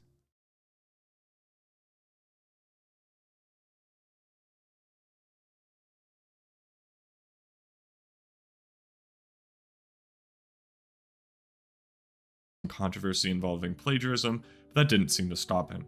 He did well at Balenciaga and became known for his sense of contrast seen amongst his designs. It's interesting to think that like a lot of the paintings that you see in a museum, which you can go to that's like relatively cheap, was one, commissioned by the wealthy or churches or, you know, made by wealthy people. And then two, the only reason why you can go into those museums as cheaply as you can is also because the wealthy still prop up those museums to this fucking day. By, you know, through philanthropic endeavors as a way to do class, like as a way to signify their class. But they do, patronages and sponsorships and whatnot, specifically to show other wealthy people how fucking rich and cultured they are. He worked with previous collaborators of the brand and maintained the ethos of Balenciaga throughout his time as creative director. Yeah, All at the Basquiat is a great example of how an incredibly poor man can't be successful as an artist without money. His art could have never been seen by millions if it weren't for funding. Yeah.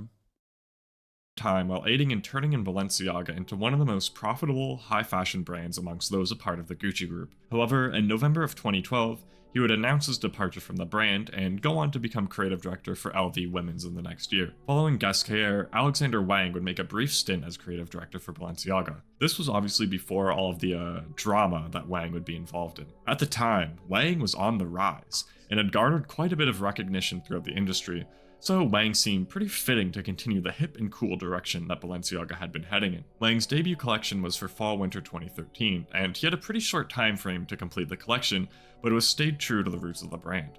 Although not necessarily crazy innovative and out of this world, the collection served as a respectful debut. Fashion Roadman made a much more in-depth video about Alexander Wang's time at Balenciaga, which I would recommend you check out since I'm too lazy to get into it. As mentioned previously, Wang was only at Balenciaga for a short period of time, with him leaving the brand in July of 2015, being there only for 6 seasons. He did well for the brand and his collections were obviously very profitable, but he was busy doing other stuff too, like working on his own line as well as a collection for H&M. But let's just leave it at that before my video gets demonetized. And finally, the moment all of us Zoomers have been waiting for, the only designer that we actually care about, the GOAT, Demna. I did talk about Demna more in my 10 brands in 10 minutes video a while back, and that was while he was still at Vetements, but I'll go over as much as I can again. He's a very interesting and accomplished individual, so I'm sorry if I miss anything. I'll leave a few articles and interviews with him below because he's certainly one of my favorite designers in recent years, and he's a major reason as to why a lot of people believe Balenciaga is trolling, for a lack of a better word. Born in Georgia in 1981, Demna had a great passion for fashion, and would go on to study at the Royal Academy of Fine Arts in Antwerp, where he would graduate with his master's degree in fashion in 2006. The Royal Academy of Fine Arts, obviously being a very renowned school, you all know the Antwerp Six came from there, obviously, and so did a plethora of other very successful alumni. Walter van Beirendonck was the one who initially interviewed Demna for his entrance exam to the Royal Academy, which would drastically change his life. He was quickly gaining recognition upon releasing his graduate collection and would soon go on to work alongside Walter. Afterwards, Demna would go on to work under Maison Margiela, where he would work on women's collections until 2012-2013. You can tell the silhouettes and proportions used by Margiela would go on to have a great influence on Demna's future projects. He briefly spent some time at Louis Vuitton as well, where, like his time with Margiela, he reached the level of senior designer. In 2014 was when Demna would really come into his own. This is when Demna, alongside his brother Guram, as well as a few close friends, would go on to found Vetements. They certainly did things their own way, forsaking the traditional idea of a fashion label through creating ironic, edgy, rebellious, hip and cool clothes. I obviously can't do the brand justice in this short period of time, but just by looking at notable Vet design motifs, it is evident that Demna's time at the brand carried over to what he's doing with Balenciaga now. Now, Vet became very successful, it turned heads, and Demna pretty much did everything he wanted to do with the brand, which is why he left in 2019. Another reason that he left was because he became the creative director of Balenciaga in 2015, so now he'd have more time to focus on that. When investigating the motivations behind Demna's design philosophies, he's inspired by everyday life and reinterpreting the past and... All I'm saying is, major respect to making big-ass fucking fits, you know what I mean? I gotta put some respect on him. Finally, big boys come out on top a little bit. The future, which can be seen throughout his work at Vet and Balenciaga as well. Balenciaga, a traditional high-fashion luxury brand, has certainly been reshaped by Demna.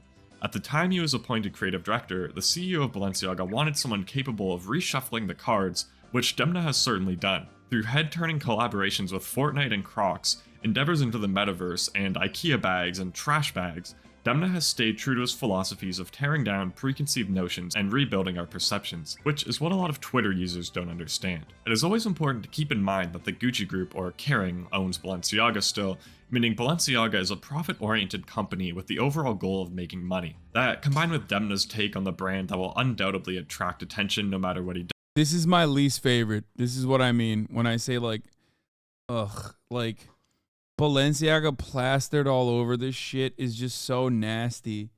Contributes to the success of the brand. Through working alongside Kanye West, another obviously polarizing figure, you can see how this is the perfect storm. Personally speaking, I can see how people think that the brand is trolling or a social experiment. Looking back at Cristobal's elegant dresses and high-class, luxury, respectable motifs, and then comparing it to $700 Fortnite hoodies, someone who doesn't follow fashion too closely may be very, very confused. Likewise, in the recent Balenciaga show in New York, which was held at the New York Stock Exchange, I'm pretty sure some deep philosophical conclusions can be drawn about capitalism and $5,000 Adidas hoodies and the fetishization of finance. It's all very subversive, and it makes you think. It's pretty crazy how... He popped off on that one. He did. The Adidas collab was solid. I will recognize not just that. Balenciaga, but so many other high fashion brands have shifted towards pandering to streetwear markets because it's so profitable. I obviously don't have all the answers, but I feel like we're reaching a boiling point here and that something is ready to burst. Specifically focusing on Balenciaga, things have only gotten more and more crazy, as amplified recently through the release of almost $2,000 trash bags, with Demna saying he couldn't miss the opportunity to make the world's most expensive trash bag.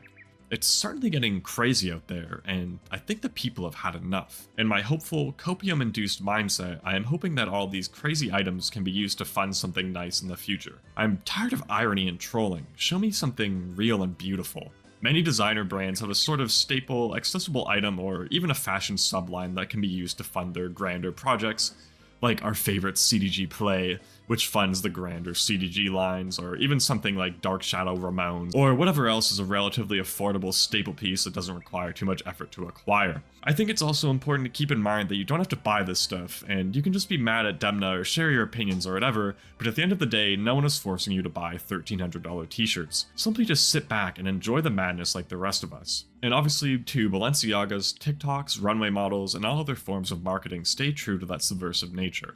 They're all very weird and unusual and make you think and then react. Anyway, I'm sure you get the idea by now. I definitely left out a lot of information, so feel free to check out the links in the description for more. As the many antics of Balenciaga show no signs of stopping in the future, it'll be interesting to see the direction the brand goes next and what wacky endeavors they'll be getting into.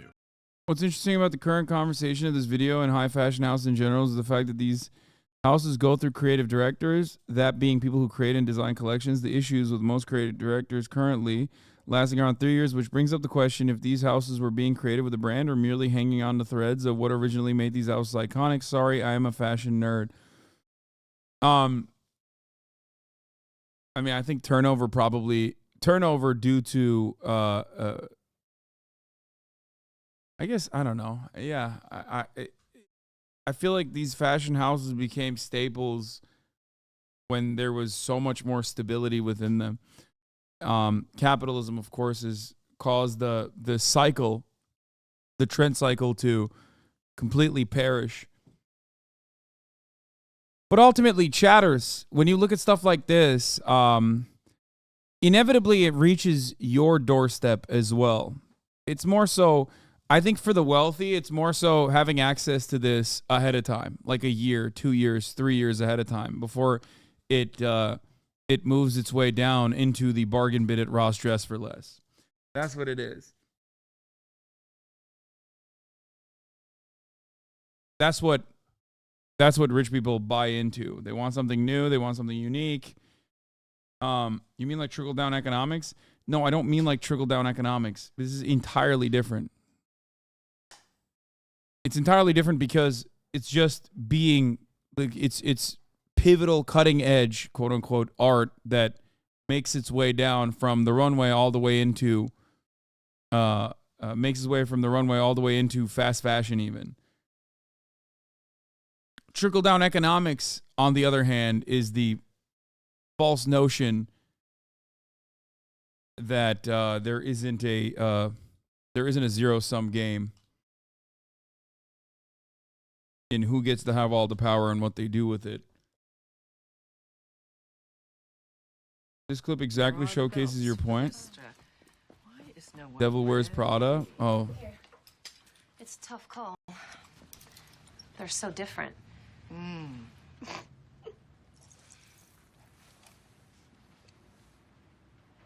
Something funny?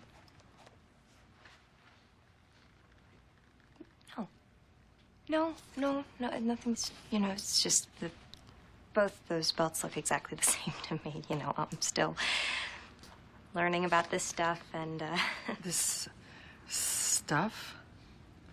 Oh, okay. I see. You think this has nothing to do with you. This is a fucking powerhouse, dude. Look at how fucking stacked this movie is. No wonder this shit was a classic.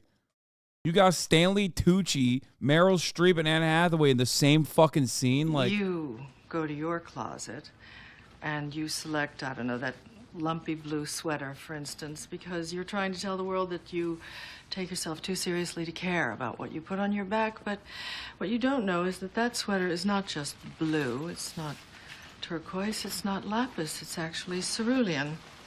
And you're also blithely unaware of the fact that in 2002, Oscar de la Renta did a collection of cerulean gowns. And then I think it was Yves Saint Laurent, wasn't it, who showed cerulean military jackets? I think we need a jacket here. And then cerulean quickly showed up in the collections of 8 different designers. And then it filtered down through the department stores and then trickled on down into some tragic casual corner where you no doubt fished it out of some clearance bin. However, that blue represents and Emily Blunt. Millions of dollars and countless jobs. And it's sort of comical how you think that you've made a choice that exempts you from the fashion industry when in fact... Let me judge you by your clothes and claim I know everything about you. Fucking cringe, and people eat it. The drop culture is the antithesis of mass industrial fashion and proof of late-stage capitalism, fashion industrialization. The drop culture.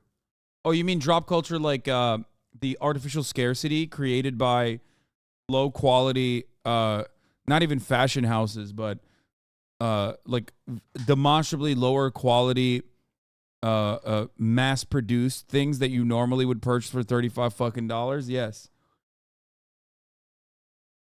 Exactly. 100%. That is 100% true. I think one thing that people do fail to consider, like one of the things that I will definitely push back on is that a lot of those big fashion houses that everybody says is like, oh, this is shit. Why would you pay for this? Why would you pay this much for this thing? You're right. Most of it is ugly. Most of it is not suited for mainstream tastes. I totally get that, especially when it's originally released. However, the reality is those brands do actually still abide by one principle, and that is their quality is very high. You're wearing a sweater that was selected for you by the people in this room from a pile of stuff. Fucking owned.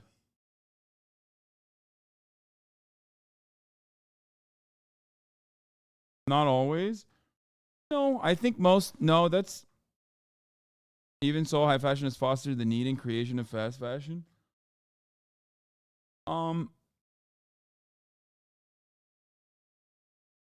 That's literally not even true anymore. Tons of Gucci shit is made for pennies on the dollar in Vietnam and full of synthetics. Got the same Supreme shirts from 9 years ago and still wear them daily. Yeah, except Supreme is just Gildan. Like, everybody knows that. It's the only thing that Supreme is that it rides on artificial scarcity and need, like people wanting it. And the more scarce it is, like a Veblen good, even though it's not. That's all it is.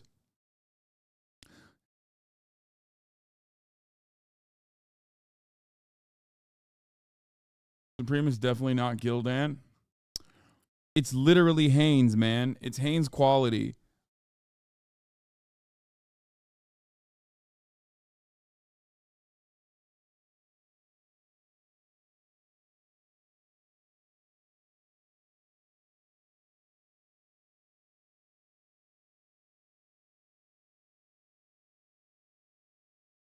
Anyway.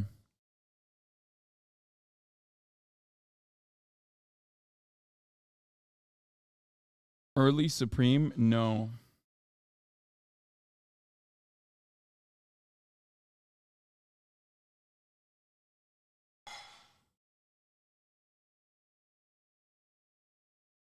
Supreme Coppers in the chat are fucking with the Vision. Haas just doesn't get it. I own 2 Supreme pieces. Can't believe I'm calling them pieces. That I got when I casually strolled into a Supreme shop in France. Guys, you know that I didn't even realize was like blasting out a new collection. And for the record, they were, when you buy it on release, it's just a normal t-shirt for a normal price. The entire point of Supreme, however, is that most people can't purchase it for the normal price when it first releases.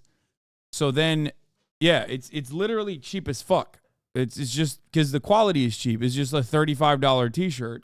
This wasn't in 2023. This was like way long ago. No, I did not get finessed because I bought it for like $35. It's literally, if you actually go to a fucking Supreme shop that isn't being camped outside of at the time, and you you just go in there and you buy a t-shirt, is just $35, which is the exact same price of a regular ass fucking t-shirt. The difference is most people don't do that because scalpers and the limited run or quote unquote drop style has made it so that it's like impossible to acquire at first. So then that artificial scarcity turns it into this like commodity that you must consume. It boosts the price in secondary markets, and that's where that comes from. That's where that mentality comes from.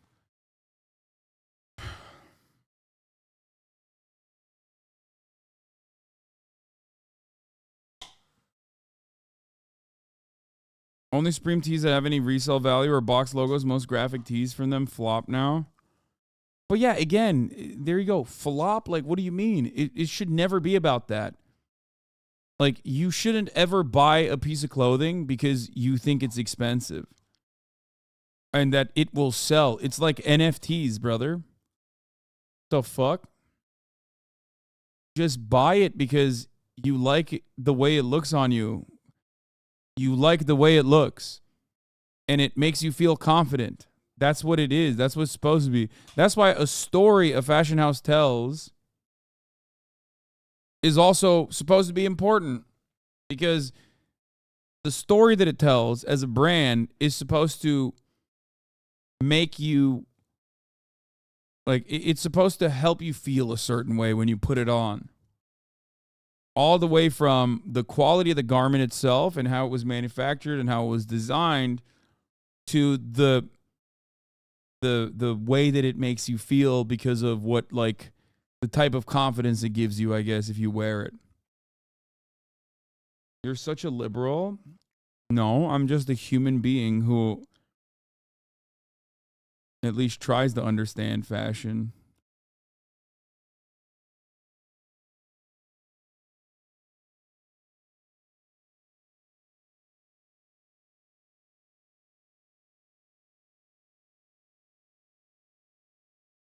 You know crazy George Santos, the Republican who was just expelled from Congress? Well, I knew him. So I have a hilarious story time about his lying. I met George back when I was in that world, don't remind me, and I met him at an event in Nashville, and I immediately took to him because he was hilarious. He kept making us all laugh, and he didn't drink or party, and I'm not a drinker or partier, and so I liked that about him, and so we started to get to know each other. He was really impressive. He worked on Wall Street, made all this money. He was completely funding his own raise. I'm like, go, George, yes. He told me he was engaged and he was gonna invite me and a bunch of friends to his huge wedding at a castle in upstate New York. So that's part one. So flash forward, I had a New York trip and he wanted to take me to meet these people and go to dinner with a friend. So this is where it gets like crazy. He picks me up and he's like, Christian, last week I got robbed. And I'm like, George, what? You got robbed? He's like, I was leaving a meeting on Wall Street. Guys, this is all made up, by the way, everything. He goes, and all these men robbed me and took a $70,000 Hermes bag from me and they almost beat me up. And I go, because I know Hermes, I'm like, oh, was it like a rare Birkin or something? Like a $70,000, was it like a crocodile Birkin? He was like, no, it was a special edition men's briefcase. And I'm thinking, I know Hermes. Why don't I know about these special edition men's briefcases? He told me he had just bought his fiance a new car. He had picked me up in a Mercedes and he was like, this is my city car and I have to catch a flight tomorrow, so I'll be staying at my city place tonight. We have a 7,000 square foot house on Long Island. 7,000 square feet is a big house, especially in New York. He told the same PolitiFacts? Yeah, he's hitting him with the Snopes, dude. He's same exact thing to Snopesing my him. friend too. All of these lies, burglaries, 7,000 square foot houses, mansions, weddings, and castles. Well, then this guy wins his race, and we're like, George, congrats. Big mistake that I was even like supporting that, whatever. The last time I talked to him was on the phone. He said he had to go to Mar-a-Lago, Trump's house, and he was like, I'm going to get this award, or I'm going to this gala, and then I'm done with Trump. He's so done. He's so done. Everyone yelled at me when I brought Christian Walker onto the stream alongside Felix Biederman, except we changed him. He's woke now. A week later, it comes out he lied about everything. He was using campaign funds for his personal expenses, Botox, OF, all this different stuff, his car, his everything. But what really pisses me off is he told me I had a nice peach that was gonna make a man really happy one day. Was he lying about that too?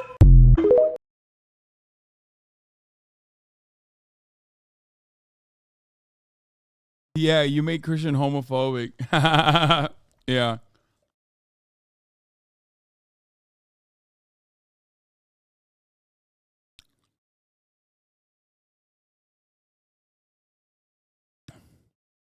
We got the Mr. Beast video. And we got casually explained breakups. They say Let's that do the heart is a muscle, so in order for it to get stronger, you have to train it to failure. And while America is speedrunning that in real time, today we're talking about breakups. That's Breakups, insane. also known in this economy as finding new roommates, is when you're in a serious romantic relationship with a partner and then say to yourself, I don't want to be with this person anymore. You then think, maybe a dog will fix this. When that doesn't work, you then think, maybe a kid will fix this.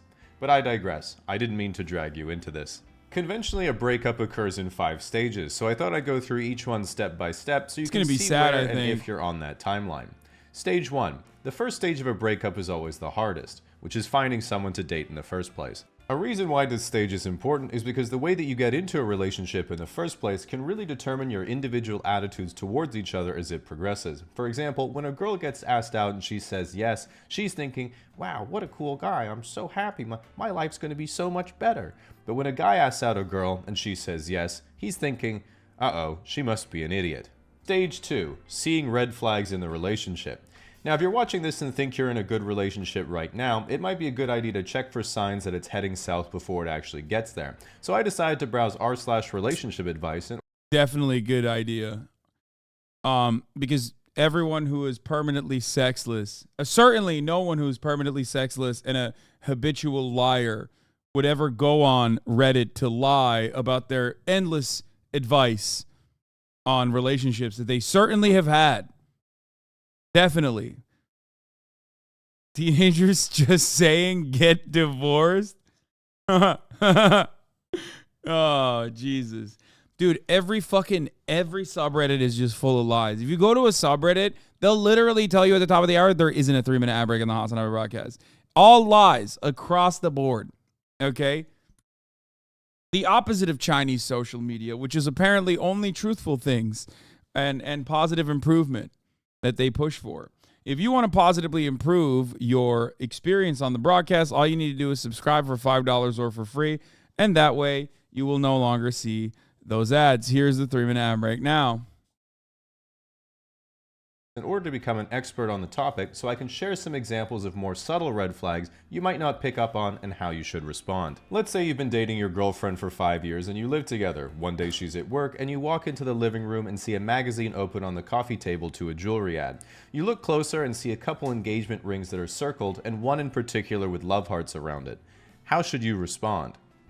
Exactly. She's obviously never mentioned it, but she's clearly cheating on you with her husband. So best to break up and tell her that you're moving on. Let's say you've been on a few dates with a girl and you feel you have great chemistry. While you're creeping her socials as usual, suddenly she texts you, "Hey, I miss you. Can we hang out again soon?"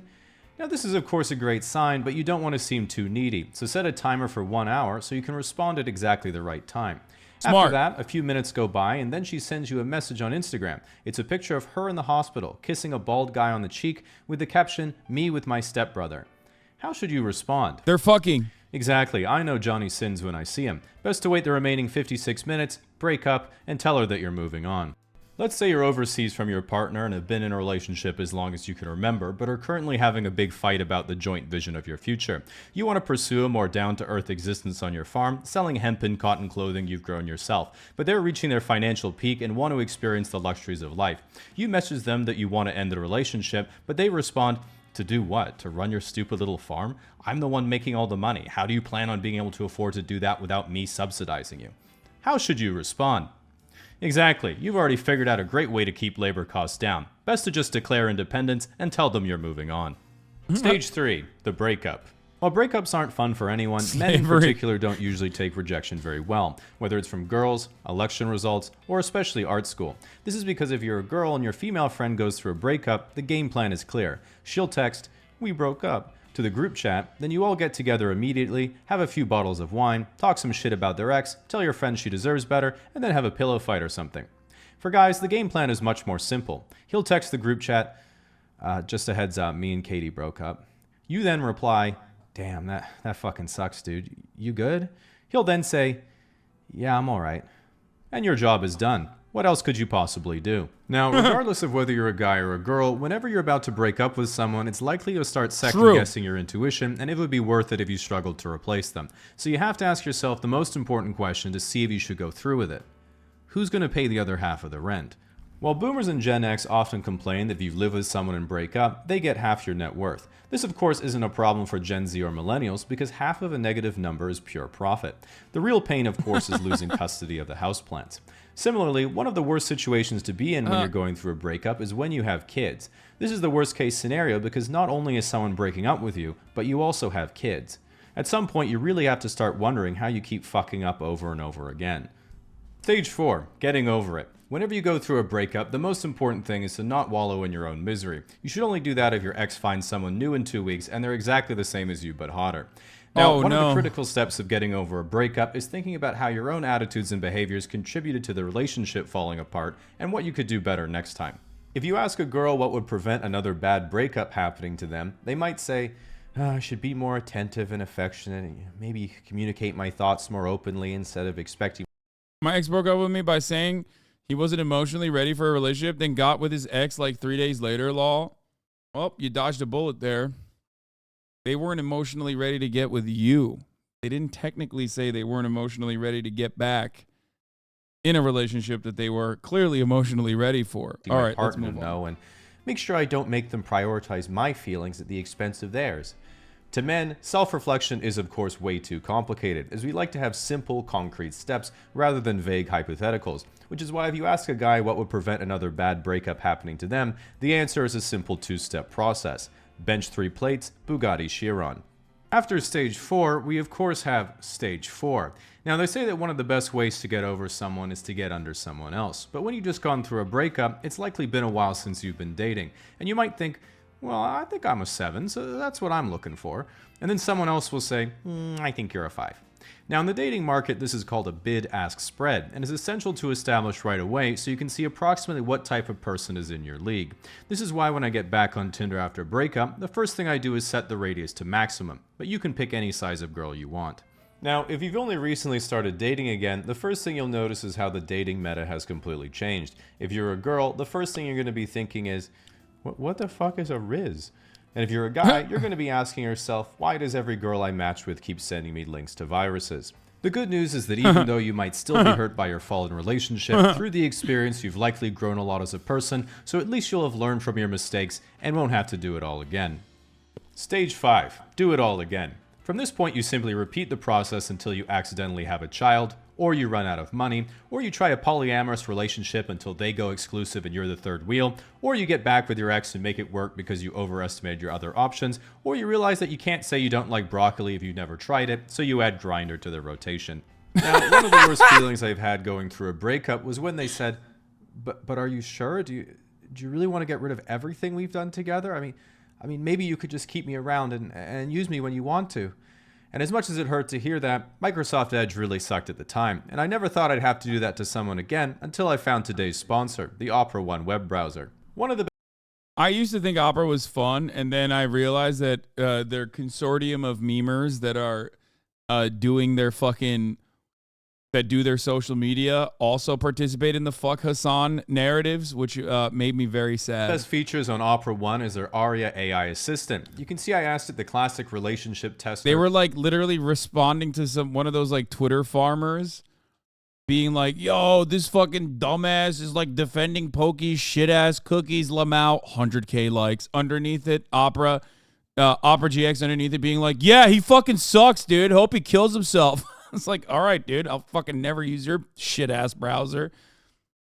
Fucking bitch ass, wannabe Wendy's ass, dumbass social media account. Fuck you and your shit ass fucking browser. Would you still love me if I was? Yeah, I will stay with Google Chrome. Thank you very much. Google Chrome has never shit on me. Worm, and it answered it perfectly. That made me happy and fulfilled. I did, however, feel slightly bad for waking up at 4 a.m. to ask it this question.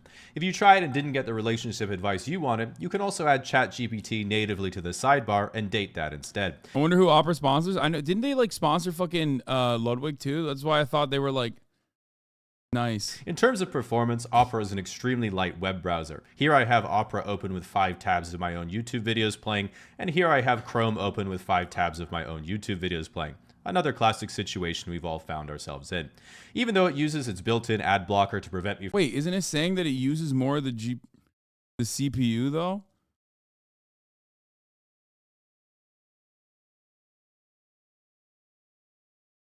What does that mean? I'm not a computer nerd. In.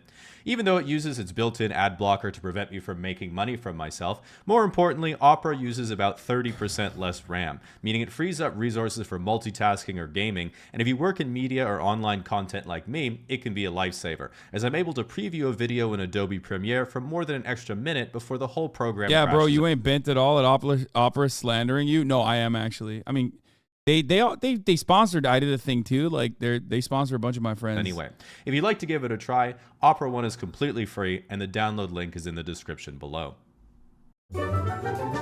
Anyway, you seen this Reddit post that you and NMP Lowell go viral, right? Yeah, I did. I saw it on my own subreddit, which I think is very funny. 46-year-old man can't open a bottle. 10,000 upvotes. Let's fucking go, baby. Someone posted it on the Hassan_Piker subreddit. Thanks. I love that they titled it 46-year-old man.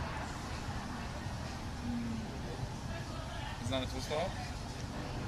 Sure as hell isn't, brother. I can't get it on. I got it. This was the Opera shade at you.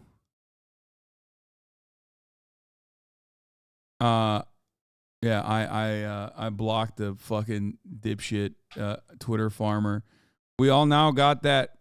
We all now he got that Hassan chocolate lined up for the next month. Crying emoji. Didn't even fucking post it correctly. Anyway, let's watch this video.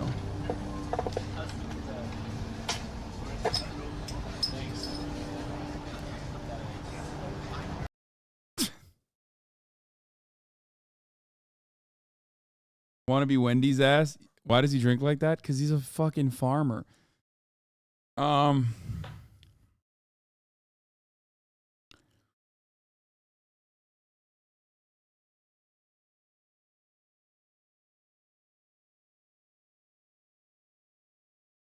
Anyway, yeah, Nick is like the great at being the fall guy. He's so good at being the fall guy. Like he just he's great at that. Unusual memes compilation. Watching Mr. Beast one from a few days ago. He became working class. Yeah. Me and Lud talked about this on the pod when he was on Fear and. But I didn't actually watch this video. But I thought it was really strange that he jumped from $1 to $100,000 and subsequently skipped like almost every fucking job that exists in America. Like the job market is primarily 1 to 100,000.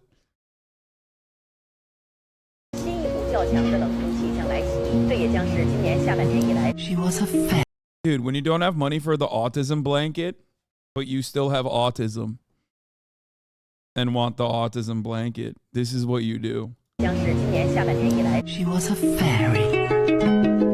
Damn, it's a thick ass ferret, dude. Oh! Dude, what the fuck? Is that an albino raccoon? Dude, these raccoons are sick, dude. They're fucking sick.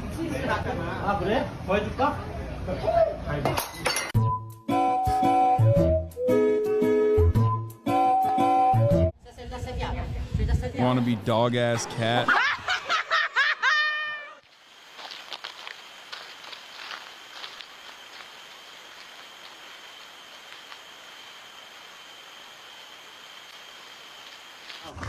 Just chilling.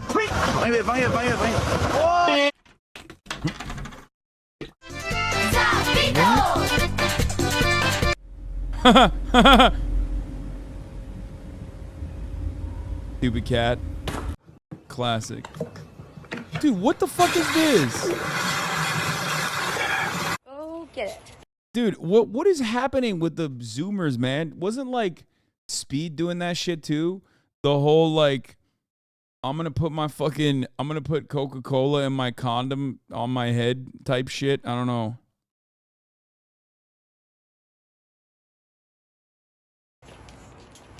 Oh, get it over there. Watch the table! No, the table!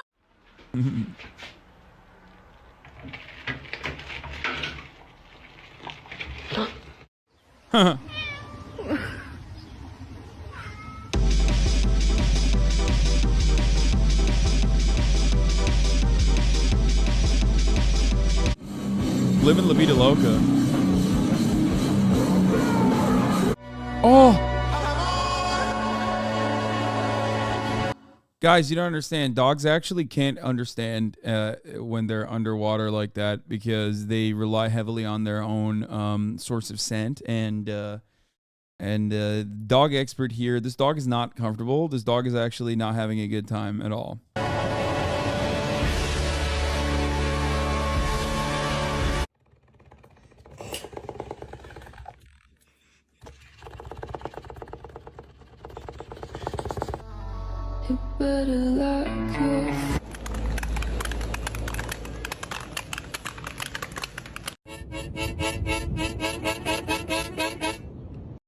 Monkey expert here, orangutan expert here, actually. Orangutans only do this when they're unhappy.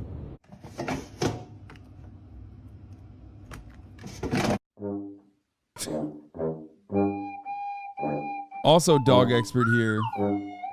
Alright, pre-haircut. Pretty long ass eyes, my ears are gone.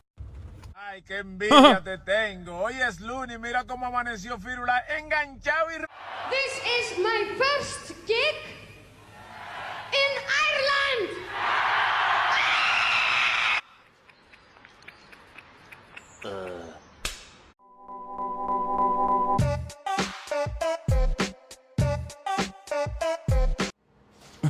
What the fuck? Cats are so stupid.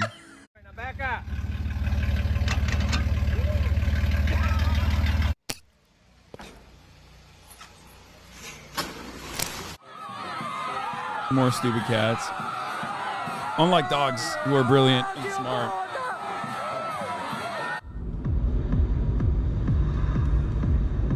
That's a sassy ass cow, dude.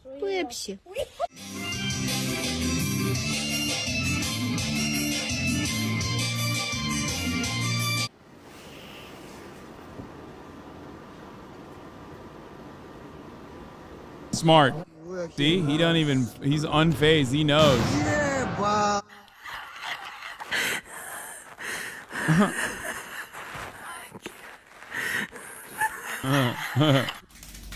Dogs are so cute. Dog supremacy. Ready? What are y'all doing?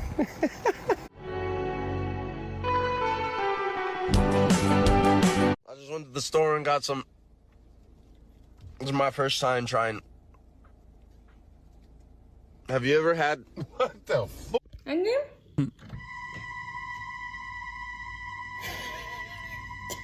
Imagine if this P stood for pizza, like a pizza elevator. Oh, that looks kind of delicious. Oh no, that's crazy.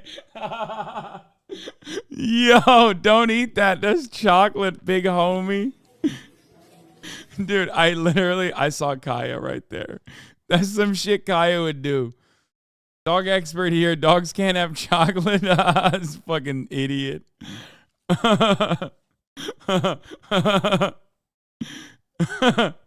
Dude, this is so good because like look at this. Like, this is exactly how fucking stupid ass dogs approach things. Like,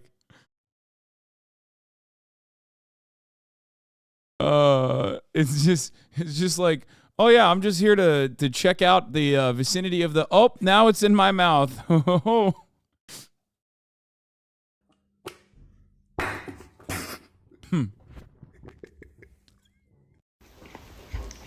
Okay, this one's cute. That's cute as hell. I respect that cat.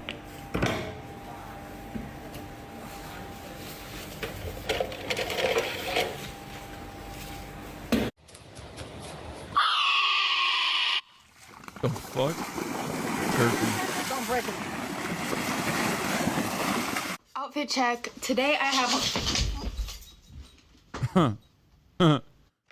Outfit check. Today I have. What the fuck?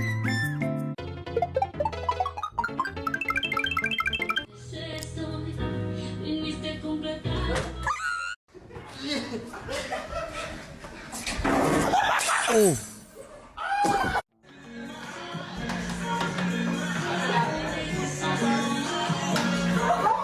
Who put the milk in the can? Which one of y'all flatfoot children did this?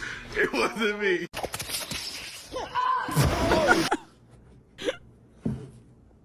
Is this a shoe restoration video? Whoa! That's crazy. Oh, what the fuck? Is this person trying to die? What the hell? That's so dangerous.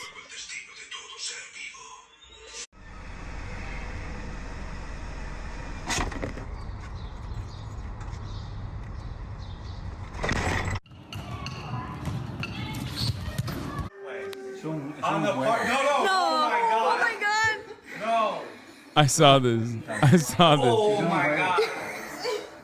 It's the grandmother thinking it's a real news story, right? She thinks it's a real news story. Stop.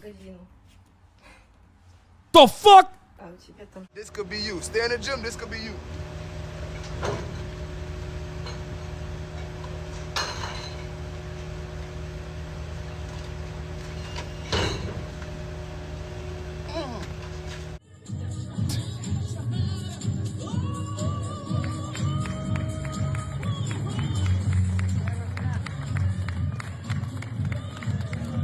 What? What was that? This was for a funeral? Oh my god.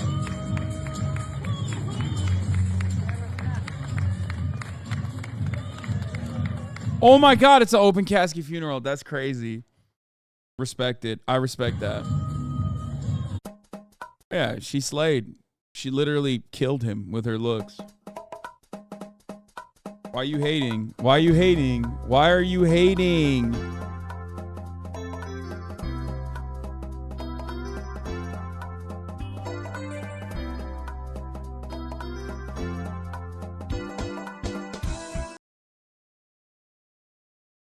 Even Chrome is hating on you, bro. Easily the worst streamer of all time. Champagne socialist. Google Chrome would never do that to me. Google Chrome would never do that to me. I love Google Chrome. All right, let's watch Mr. Beast. To work this $10 million job as a professional athlete. And I'm going to show you the difference between this and getting paid $200,000 to be an astronaut. This is insane. Getting paid $100,000 to dig up real dinosaur bones. Oh my god. And so Wait, archaeologists get paid $100,000? That's like kind of crazy. That turns out humanity's not so bad. many other jobs. Starting with the lowest paying job I could find, gold panning. That can make as little as $1 a year. But we're gonna make millions. Statistically not. Basically, gold panners put dirt in this mechanism, and with enough shaking and water, all of the gold is filtered out to the bottom. But it's not very easy, because after 5 hours of searching, I was definitely not rich. Oh, boys! Or paleontologists, whatever, shut up. Found gold! No! How much is that little nugget worth? That is 2 cents. Exactly my point. You could do this for a whole year and only make $1. But luckily for us, we're gonna be working jobs that pay over $10 million per year. But first, let's see what it's like to work a job that pays I think it's pretty funny because it's like there are most of the jobs are in between these two, I feel like. And he just skipped through all of them. But also at the same time, like that shit would be, I would say that would be a more fun. Okay, I was going to say, I feel like that'd be a more fun video to make, but also, no, it wouldn't. I'm just a fucking idiot. $100,000 per year. Digging up dinosaur bones for a museum. And yes, these are fake because they're all dead. So this is just one of our pits. Are these actually dinosaur bones? They are. I've been here 17 years. This is easily the largest bone that I've ever worked on in my career. This is your thigh bone right here, and it's over 4 feet tall. For comparison, here's that dinosaur next to 6 Carls stacked on top of each other. Keep in mind I'm 6'5". These are mini jackhammers, essentially. How you doing it? He has no idea what he's doing. He has no idea. Now, this may come as a surprise, but Bro, there ain't no way the fucking paleontologist or whatever is like letting him fucking raw dog a dinosaur bone. There is no way this dude is like, yeah, go fucking dig up a dino bone. I don't believe that. we are god awful at this. Whatever, Palestiniantologist, whatever the fuck it's called. Whoops. Be careful. Fake ass It took job. us 5 Dinosaurs ain't fucking real. Dinosaurs ain't fucking real, dog. They were around 6,000 years ago alongside Jesus Christ, our Lord and Savior. Don't even fucking... hours to make any progress whatsoever. But even with us holding him back, with the help of the expert, we were getting somewhere. This is easily the largest bone that I've that ever Will? worked What on did in he my say? career. And you let me and Carl touch that? Man, he makes 100K. He don't R? What? He don't care? Absolutely. What if we messed it up? Josh, how much does this weigh? Probably gonna be 250. Pounds? Yep. This is 1/10 the weight of Nolan's mom. Wow. Now, because this bone is so ancient, we have to cover it in a cast before we pick it up, or else it could literally break in half. Let's hope it doesn't fall apart when we let Bro, he just raw dogged it. I don't believe that that's a real dino bone. I'm sorry. 1, 2, 3. Oh, yes. Highway, baby! Good job. This is the first time any humans have ever carried this bone. Just YouTubers carrying a dinosaur bone. Okay, to be fair, it might be real because ain't no fucking way Carl doesn't do the oop, dropped it ass meme normally. I feel like he would 100% do that in every other circumstance. Front of the table. I'm still shocked he hasn't done it. Watch your hand, Carl. And believe it or not, this dinosaur bone did find its way into a museum. But because museums are boring, let's head over to the 200. The fuck? Dude, what? This is so Zoomer coded. He's like, yeah, fuck museums, man. Let's move on. Blow the museum up. Astronaut training with NASA. And my first mission. Yeah, how many? I hate museums unless it's a fucking Fortnite museum. That's right. To drive the official lunar rover. This is what will one day be on the moon. Yeah, this is how we're gonna get around the surface of the moon. Why are they letting me drive this? Open the doors! Because it's fake. Because it's fake, brother. The moon is fake. Get with the fucking program. Oh my God, so much misinformation on this episode, dude. Because it's fucking fake, dog. That's why. They're gonna be taking it to the Hollywood studio to drive it around and be like, oh, we brought it up to the moon. Work this thing. Push forward on the stick. Right now? Yeah, go for it. Push forward. Whoa. Hey, don't kill us. I'm scared. You're good. Oh, this is amazing. Go ahead and twist. To the right? To the right or left, I don't care. Oh my god, there are cars. Is this street legal? Street legal around here. Oh, this is amazing. Why are we driving sideways? I haven't figured out how to straighten it yet. And even though I'm driving like I'm actually drunk, I still managed to get us to NASA's lunar training yard where the real test is gonna be. Oh, we're off-roading. Oh god. Oh, this is getting bumpy. You're gonna let me drive it down this hill? Is there seatbelts in this thing? There's a seatbelt we don't use right there. Yeah. They've got seatbelts they don't use. That's helpful. Whoa, that's way too steep. Oh, no way. Are we really going down? Can I get that seatbelt now? Oh my god! Seatbelts they don't use. Lift your hand so they can see I'm driving. He's actually let. I'll get up and let Nick. No, sit there. No. Go sideways in the crater? Sure. Hold me, Carl. Hold me. Landon, I'm just gonna say it. You wouldn't survive on the moon. I reckon I could do it. Next in training, NASA showed me around their enormous space facility. Holy crap. This is the second largest pool on Earth. Which I'll be honest, Bro, astronauts only make 200 rags a year? What is happening on the planet, brother? It's kind of wild. What the fuck? They make 200 bills? That's it? I would have assumed that they make more. What the fuck? Where are they even going to spend it, though? What do you mean? The Moon Cantina? just felt like they were flexing on me, especially Aliens. when they showed me the spacesuit. As far as anybody's concerned, once you try on a spacesuit, you're an astronaut. But of course, there was a catch. When you go on a spacewalk, you have to wear a diaper? You're in the suit for 12 hours. Wow.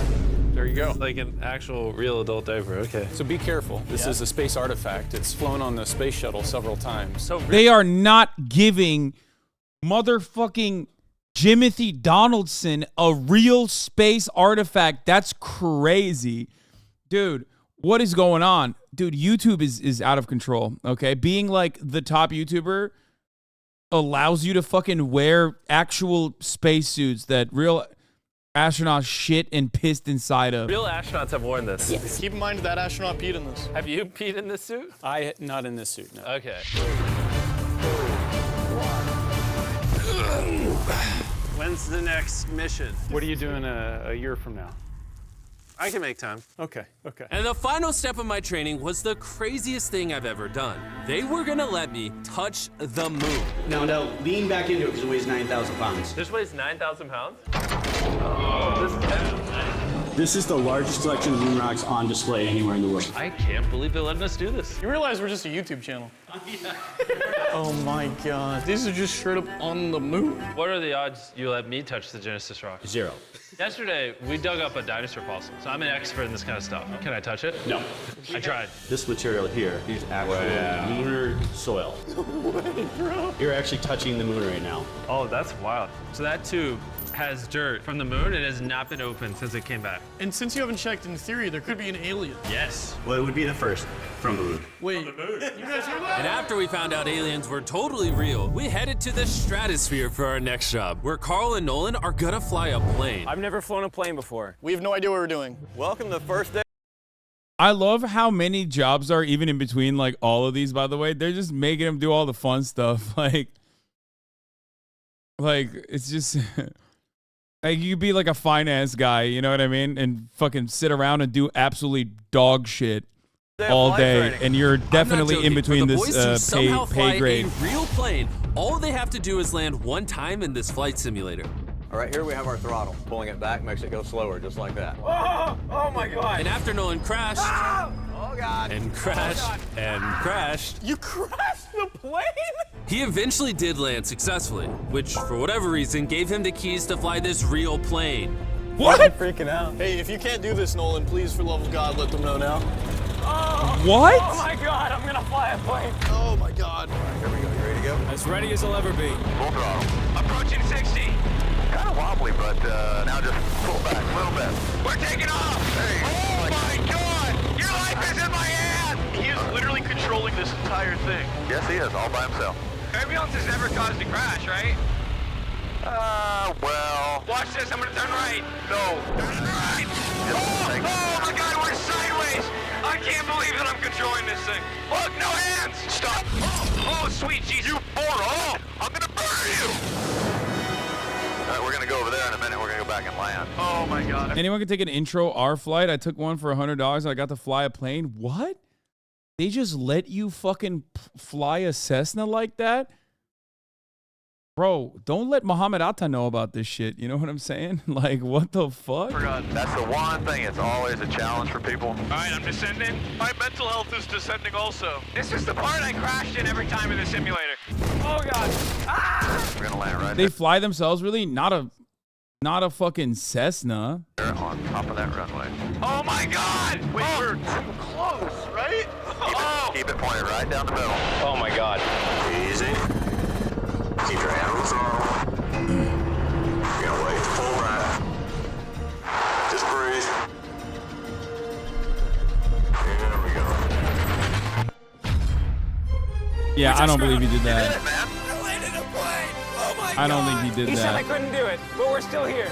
I don't think he did that. I think they faked it. There ain't no way he actually fucking flew it that perfectly and landed it I that was perfectly. genuinely surprised that the job that pays No way. $1 million a year is hand modeling, but only if you're one of the highest paid hand models in the world. She makes 5 times the average salary of a doctor by letting people take photos of her hands, and her resume is stacked. She's hand modeled for almost any brand you've ever heard of. Her hands are even insured for $1 million per hand. I can't wait to see this in action. So to start us off, she examined our hands. I didn't know that today was going to be the day that I'd find new insecurities. Okay, so immediately I can see the nails need work. Of course. Agreed. These hands suck. Okay. Look how much hair is here compared to Carl. Can I get paid more for that? The skin texture might be better here with these two. Can you change me? I don't know if I can work miracles, but I haven't seen your hands yet, Jimmy. Your hands like glow. That's crazy. Why are your hands so glossy? I don't know. Are my finger structures good? Yeah, no, they're very good actually. But again, we've got cuticle issues, skin issues here, but that can all be fixed. Our hands clearly needed work, so we had to prepare them to shoot, which was pretty easy for me and Carl, but for Laser, not so much. Oh God. Bro, you can make a rug out of all that hair. This hair's been with me my whole life, but you gotta do what you gotta do if you wanna make $1 million. And now that my hands are no longer disgusting, we're gonna model for an actual magazine. And these photos are literally gonna be shown on billboards all across America to promote these watches. That's petrifying. Yeah, no pressure. Okay. I mean, the watch looks good. I honestly thought this was gonna be easy. But I we can't were do hand actually modeling. horrible. Have you guys seen my shits, dude? Are you kidding me? Look at this. Every part of my hands are fucking nasty, all the way from the fucking calluses to the cuticles. Like, if she saw my hand, she'd be like, that is the most disgusting shit I've ever seen in my whole fucking life. Will always makes fun of my thumbs. Like, the only person that has worse hands than me, look at this, look how fucked up my thumb is. The only person that has worse hands than me is literally, I did a thing. That's it. Other than that, At this. It looks like the watch is on a snake. Bro, this is so hard. Can I see the difference with you doing it? Oh. What? Unreal. The product looks better because her hand doesn't shake as much. But being a hand model isn't all about wearing nice watches. Sometimes you have to model weird things. Why are you squirming? Because I see a man holding a snake off camera. Breathe, Carl, breathe. Put your other hand out here and kind of support his head. Yeah, of course I'll see. One final thing I need to throw in the mix is Immortals of Avium, the sponsor of this video. Just hold that right there. Okay, perfect. Now he's modeling the watch, a snake, and this game. Yo, look at that. That looks crazy. Immortals of Avium is a first-person magic shooter where you play as a battle mage named Jack on Steam. A real contract to become a literal player. And now it's finally time for the job that pays $10 million per year. That's right. I'm about to literally join the NFL. This is literally my dream. And if you it's Mr. Beast. He's fine. think this is all fake, here I am signing a real contract to become a literal player for the Buccaneers worth $10 million. It might say we're not going to pay it, but it at least says that dollar amount. No, focus on the dollar amount. And now it's official. Congratulations. So for the next 48 hours, I'm officially a player. You are officially a player. I promise I won't let you down. I promise he will let you down. By the end of my contract, I'm going to be running out with the team on the field in front of 60,000 fans. The first step is weight training. That might be too light. Let's go up. Let's go up. Easy. I don't actually think they're paying me the $10 I see you million. struggle. Are you a winner or are you a Falcon? Easy! Yeah! I've noticed they yell at you a lot when you're an NFL player. Can you set it to whatever the strongest player in your team does? I'm gonna see if I can do one. He can do 12 of these? Holy crap. He's not a normal human. I would hate to be hit by him. One more. Yeah! Football! Easy! Come on. is the NFL so hard? Ugh. How does this compare to their typical workouts? Pretty pathetic. The Bucks will give 10 mil to anybody. Hopefully the lightheadedness goes away. It will. You get used to it. Okay. Up next was my first practice at the Tampa Bay Buccaneers training facility. So naturally, I met my coach. How's it going? They're 4-7 and 1 win away from the first place in the division. Good. Do I think NFL players watch Mr. Beast? Fuck yeah. Are you kidding me? They're probably stoked. They're probably so fucking stoked to see Mr. Beast there. Are you kidding me? They're probably even like Carl fans. Bro, it's Mr. Beast. What are you talking about? He's like fucking McDonald's. And my new teammates. Nice to meet you, man. My name's Shaq. My kids love you. I love your videos. Really? The cash Yeah, there you go. Carl gummies. And my new teammates couldn't believe I actually Pre-watch. signed with the team. So I Also, I hate to admit it, but the Carl gummies do slap. showed them my I have contract had to prove them. it. Is this the same one you guys signed? I think you got more money than me, though. I ain't getting that much. But if you read, it says, unless canceled in 48 hours, we're still going to cancel. Yeah, look at the fine print. parentheses for sure. Hey, you official. Welcome to the I know, thank you. Hey, My new we gonna teammates need over you here. tomorrow. These guys make us look like children. They're so big. Look at the size comparison. I'll be honest, I've never played football before. Okay, to be fair, that's like, that puts my size, for all of you who have not met me in real life, maybe that puts my size, like Look it at helps the you understand how big of a person I size am. comparison. Because, you know, I've stood next to Carl before, and usually the size difference is, you know, not that far. I'll be honest, I've never played football before. So they threw me on as kicker, which I was terrible at. Mr. Beast, we need you out. We got to get ready for tomorrow. You're right. I'll QB. And since I've never played quarterback before either, Hi. I just threw one up as far as I could. That's touchdown. In case you didn't know, the team I just joined is the same team Tom Brady won the Super Bowl with. So I thought it'd be funny to surprise him. Oh, we got him. Tom. Yeah, 1/3 is athletic, buddy, chill. Yes. If I'm even 1/3 as athletic as a fucking professional NFL player, then I am literally the most athletic normie on the planet. What are you talking about? You just gave me a massive compliment, dude. Thank you. That's not an own. That's a major compliment. Oh, I almost got hit. TB, what's up, baby? What's up, TV? What's up, bro? I have a friend here who might literally die of happiness if you say hi to him. You can't do this to me. You can't do this to me. Oh, I'm dead. After that, our Wait, I don't get it. Why the fuck does an Australian know about football and about Tom Brady? Why don't you ride Brady the same way you do LeBron? Because I think Tom Brady is the king of the white men. I'm not gonna lie. I've never cared about football. I've never really cared about football. So for me, it's like I don't really give a shit about Tom Brady. He's a huge Brady fan. He started his channel doing Madden videos. Stop slandering Lazarbeam.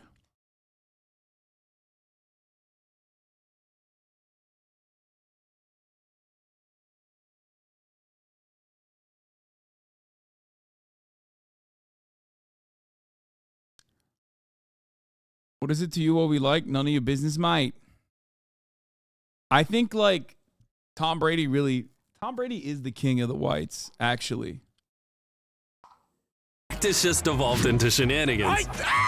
Little man. Oh, Tariq. Too small. Tom is a Taylor Swift for middle-aged white men, 100%. Yeah. You could go back to filming. All right, guys. Let's see.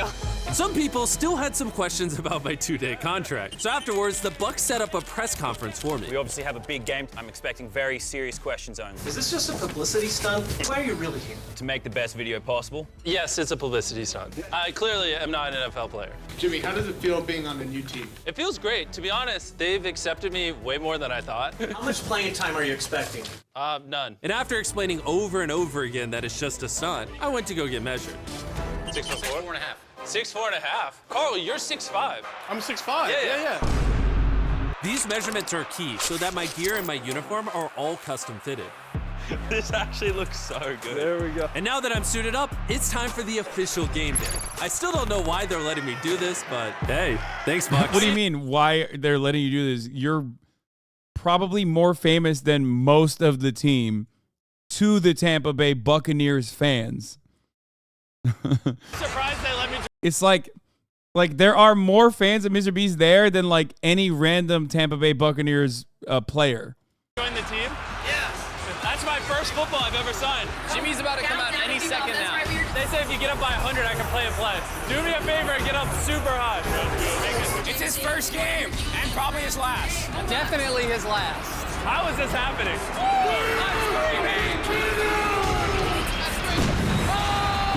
And since this is the only NFL game I'll ever be a part of, the team actually let me lead them out the tunnel. Let's go, boys! That's insane. That's kind of cool.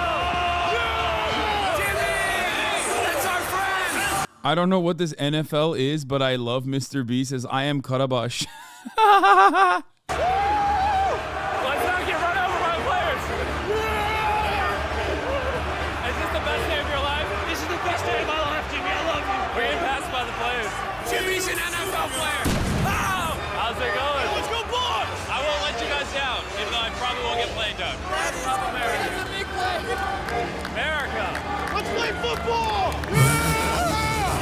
Huge shout out to the Buccaneers for making me an official NFL player. It's honestly a good thing I didn't play because if they hit me, I probably would have died. And I thought it was all over there until the Falcons made fun of me on Twitter. So in retaliation, I'm gonna nuke their stadium. That's crazy. That's crazy. He does have nukes. Mr. Beast has nukes. It's real. That's real, chat. That is like a real threat. If I'm the Falcons, I'm worried, dude. I'm worried that the Mr. Beast, the popular Front for the Liberation of Beasts, is going to come in and fucking nuke the. That's it. They're gonna nuke the Falcons. Entire grocery store, which includes enough food to literally feed an entire city. And then I decided to trap this random guy inside. And every day you live here, I will give you $10,000 in a grocery cart. That's wild, dude. Let's go. Well, I'll give it to you in 24 hours. Oh, okay. This challenge could literally make Alex a multi-millionaire, which in theory means he could be in here for years. And it starts right now. All right, Jimmy's gone. Why would I ever leave? I could be here for years. Time to go grocery. The best thing about Mr. Beast is his main cameraman is Palestinian. Wait, really? For real? I did not know that.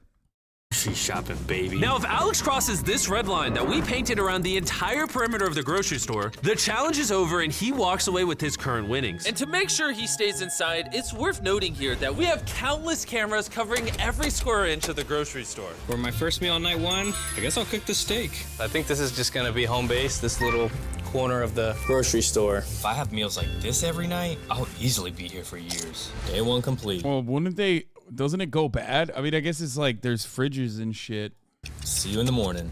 It has officially been 24 hours and I got the first tank. The best thing about Hassan is that he can trace his roots to Virginia. What the fuck does that even mean? Grand. Alex! Hey! Do you feel this and confirm it's Dystopian content farmer? Dude, everybody always says this, but like, what do you think reality TV is? Like, everyone always says this about Mr. Beast videos, and it's like, dude, it literally is all the same thing. He's just copying reality TV. $10,000? It is. I believe you. Now we introduce the twist of the challenge. Basically, to receive the daily $10,000, you need to give me Chatters would be like, I hate how unethical Mr. Beast videos are, but I love Fear Factor. Or some chatters would be like, I hate how unethical Mr. Beast videos are, and I also hate reality TV as well, but I love K-pop. I'm a big fan of K-pop. And then, which is, of course, famously made with the best ethics. Or chatters would be like, I hate reality TV, I hate Mr. Beast, and I hate K-pop too, but I love watching American football, which is, again, incredibly ethical in the way that it is produced. There's no form of entertainment that you can watch that is just like fucking farm to table. Okay, I hope you understand that. $10,000 in product from the store, and so you have to strategize what order to get rid of these items to stay here as long as possible. Oh, wow. Okay. Conveniently, there's a lot of electronics over there that are pretty expensive for day one. How about you? What do you mean? Oh, me? Like watching me? I mean, I watch a fuck ton of unethical shit all the time. Plus, I don't know if you guys know this, and I hate to do this to myself, But I do own a house. And a Porsche.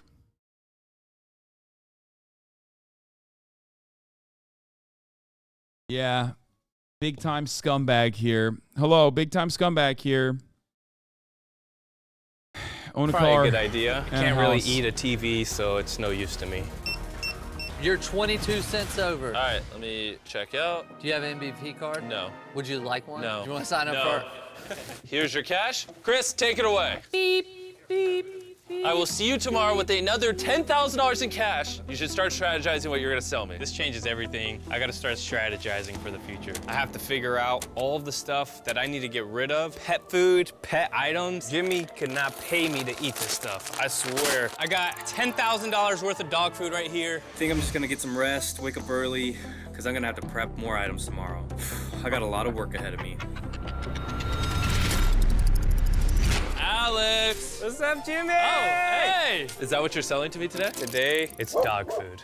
Oh my gosh, this is gonna take us forever to move. Wait, can we do like a... I let him clap transition. Go for it.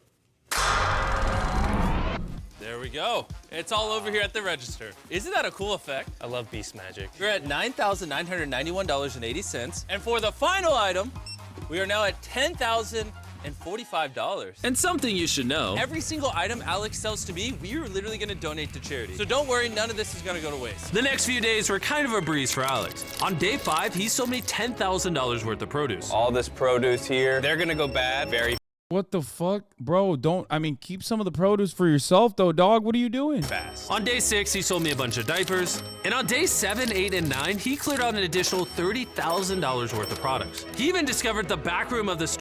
H Bomber Guy just dropped a 4-hour video.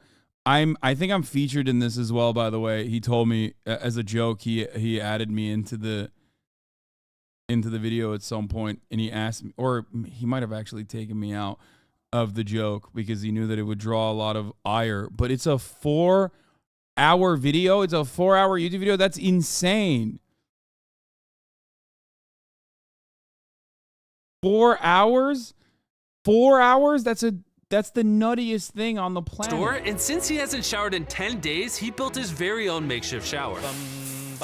And laundry system. Rub-a-dub-dub. Hey, how's it going? What's up, Jimmy? All right, as of now, give me an honest answer. How far do you think you're gonna go? Oh, I mean, I feel like 100 days for sure. Oh boy. Depending on how long Alex lasts, this may just become my most expensive video ever. But I'm prepared for that. Money, money, money all the Holy time. crap, dude. I don't care if you go a year. I got the money. Who put all this in here is what I want. The bank. You will get this once I get my $10,000 in items. All right, today I have more TVs. Who goes to a grocery store to buy a TV? Why are these here? Now, Alex, be honest with me. Did you empty out?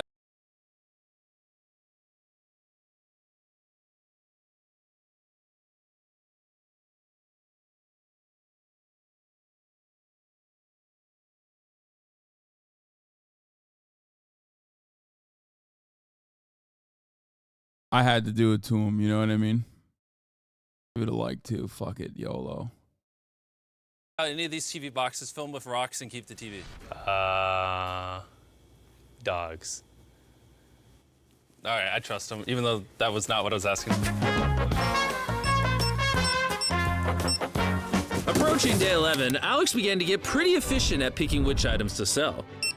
$10,001.89. And since I had to leave to go film a video where I stranded myself on an island, This is not comfortable, but let's pray we get like 30 minutes of sleep tonight. we had someone else drop off the money for Alex. We call him the Money Man. Oh, it's the money man. Thank you, sir. $100,000. I could definitely reach $1 million. And what he did with the rest of his time to keep himself entertained was interesting. I am building a cheese ball wall. It's done. The Great Wall of Cheese Balls. Oh, yeah, baby. Here we go. 3, 2, 1. Build the wall. It was so worth it. I gotta pee. On day 13, I'll be back in a second. Alex decided to upgrade his shower because it's a piece of crap. What I'm gonna do is use 4 of these shelves to reinforce the shower. Okay, here we go. Ah! I'm gonna use plastic liner, drape it across here. The walls are waterproof now. All right, you gotta give it to him. This man is literally constructing a functioning shower out of just raw store parts. Bam, there it is. Shower's done. Time to test it.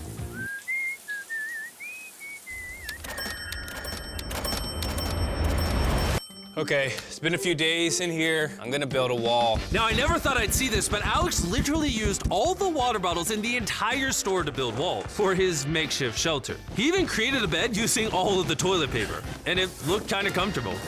This is pretty cozy. I could fall asleep right here.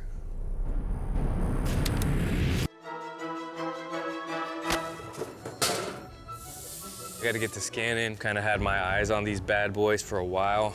Gift cards. These things are freaking expensive. It is actually surprising how expensive birthday cards are, because Alex was able to hit his $10,000 mark only using the cards. And after I got back from filming at the island, Hey, it's been a while. Alex wanted to see if we could help him use the forklift in the back of the store. You know, if you could get it in the store, that'd be super helpful. You're sure you're gonna let Chris drive this? Yeah.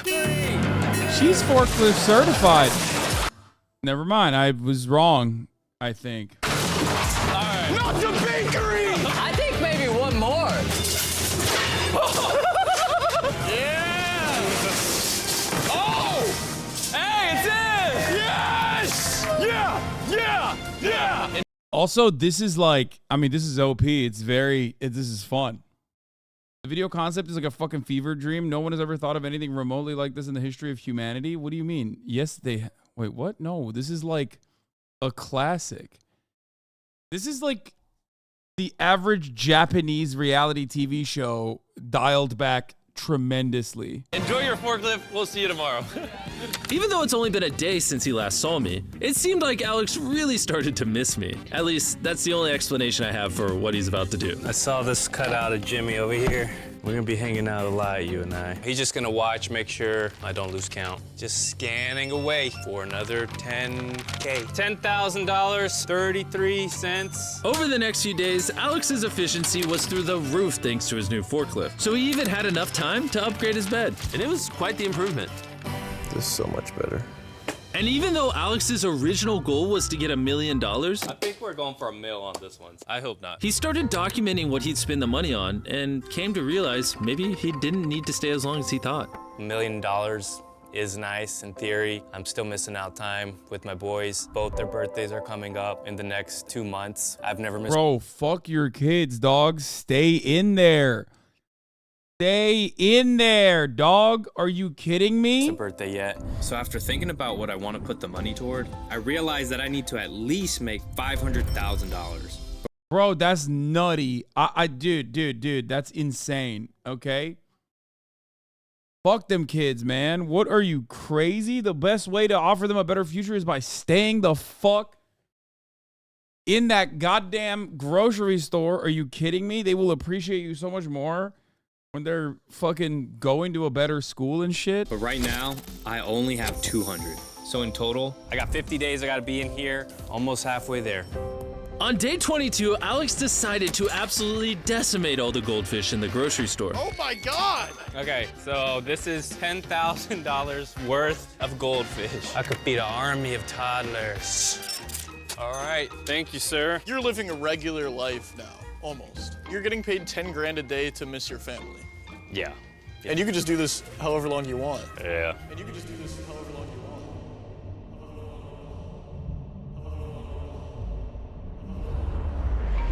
As you can see, the days started blending together for Alex.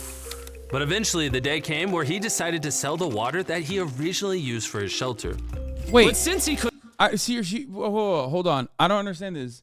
So what's the deal? Like, if he sells everything in the store, then is it over? Is it game over? Is it GG's? Like, what? Also, is he utilizing the shit that he's like, is he drinking? Is he drinking the water? Never sell the water. What do you mean? They'd never let a single guy do this family debuff. Couldn't sell the empty shelves in the store. He realized they make pretty good walls. I'm gonna reinforce the house with metal shelves.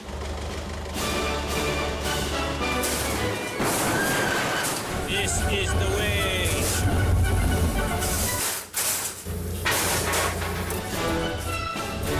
As you can see, Alex is feeling pretty at home now. But what he doesn't know is when I bought this grocery store, I stopped paying the electricity bill. So at any point now, all the power's gonna cut off, and the freezers won't work, the lights won't work, and so much more. Okay, that's insane. Mr. Beast is sweating, dude. He's like 21 days. It's time to fuck his life up.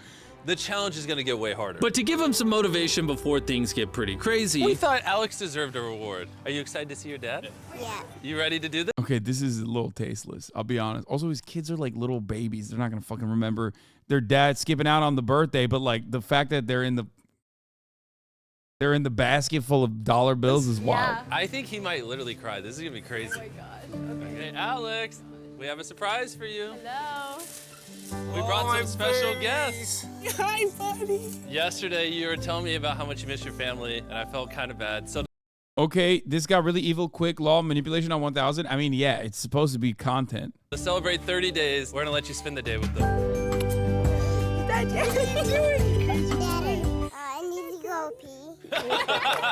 What's happening with all the boxes on the floor? I made a race car track. Oh, is that the car? Yeah. Wait, can he ride that? What do you think, dude? Dude, they are!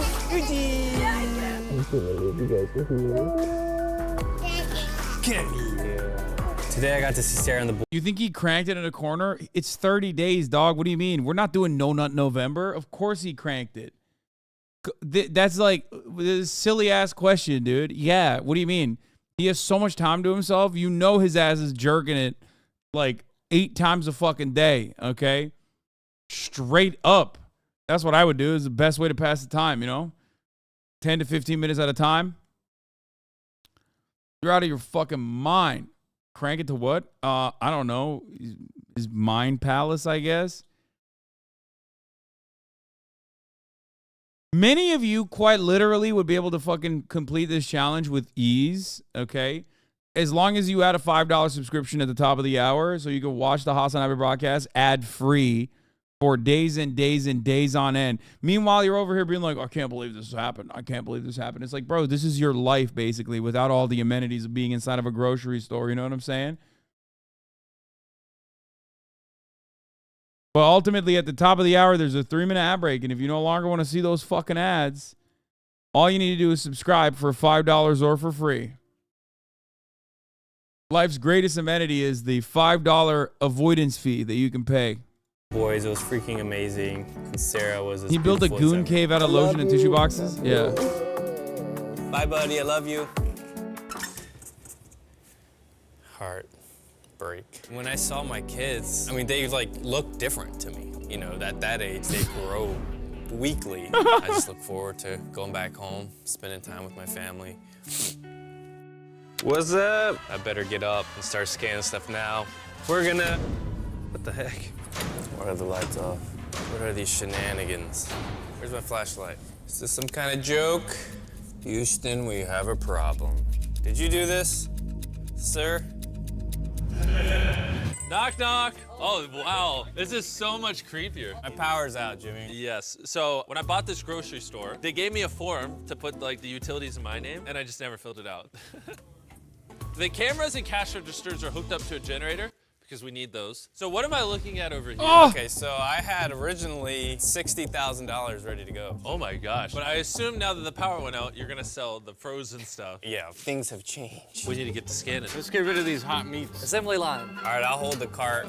Assembly line. I'm the door holder. And while they're clearing out the freezers, I want to tell you guys about Shopify. Shopify helped pay for this grocery store, and in exchange wanted me to promote one of the millions of businesses they support. This psychological torture broadcast was sponsored by Shopify. If only we had a bag that we could put these things in to keep it cold. And together we picked Kanga coolers. Chandler, what if I told you there's a 12-pack of soda inside of it? Whoa. And it can keep what's inside cold up to 7 hours. That's a long time. You got multi-wieners, you got single wieners. Cheesy wieners. Kanga coolers are lightweight and insulated, so you can take them wherever. Hey, meet us at the front. Chandler, have you ever been a cashier before? Go. Wait, you double scan that. Hold up. You can have the Kanga cooler. You can fit a human head in here. Anyways, click the link in the description, download the Shop app right now. You can buy a Kanga cooler, and I'm gonna go help them scan some meat. All right, here's our meat receipt. Here's your 10 grand. Also, here's a Kangoo cooler. Oh, nice. Oh, by the way, Alex, I'm going to Africa for a week. At this point, I once again had to leave to go film a video in Africa where I built 100 wells. Well, number one is a success. Alex spent the rest of his day rushing to get all the frozen food sold so it could be donated. Because I'll just be scanning stuff in the dark from now on. I really hope Jimmy turns the power on. It's gonna suck. I'm not gonna lie, being left without power affected Alex way more than I thought it would. You think? Bro, that's a form of torture, man. That's crazy. Bro. Yeah, of course, dude. What? You're depriving him.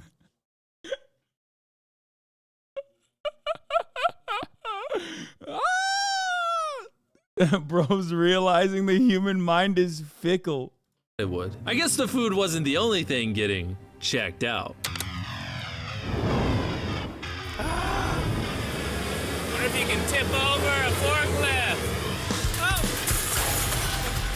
Careful on aisle 7.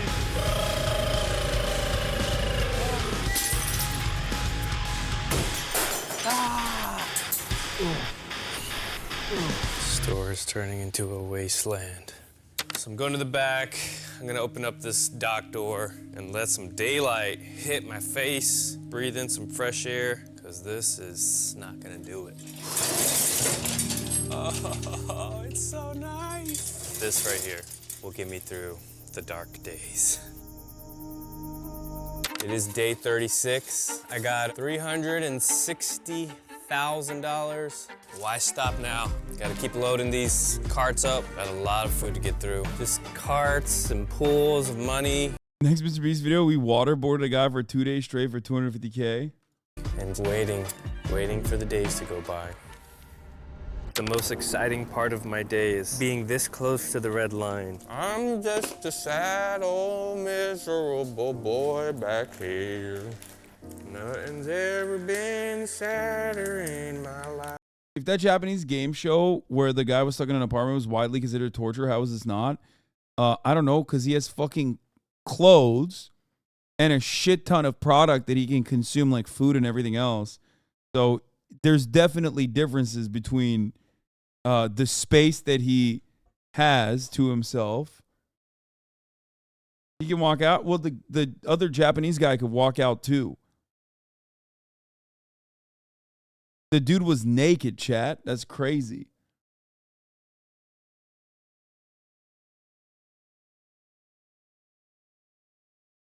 Raphael did all the drugs on Gaia Force to rape Christ and manipulate human genome and then make Christ a puppet which all aliens in the galaxy can utilize to manipulate human genome. So only heroes Gamos of Raziel can occur via the hands of the puppet at 611121 along with Phanuel and Salonia straight to source God along with all the messages just sent, etc. Wow. Which partner going through it, I think. Or maybe just very woke. Maybe describing really important stuff. I don't know. I feel like I just activated someone by reading that, though.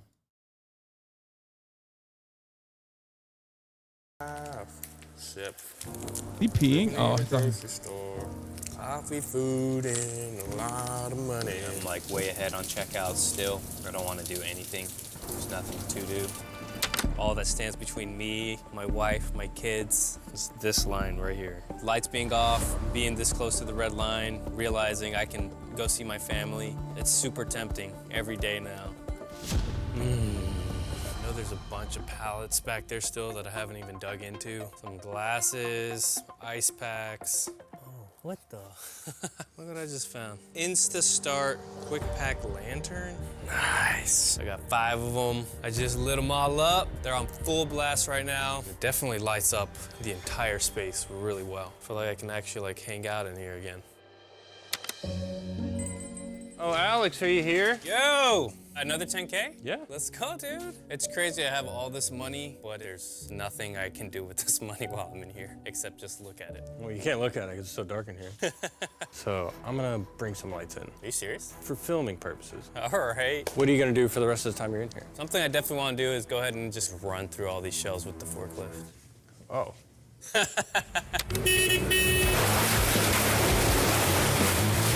You asked for this. going on. All right, time for me to not be here anymore. We'll see you tomorrow. Here's your broom.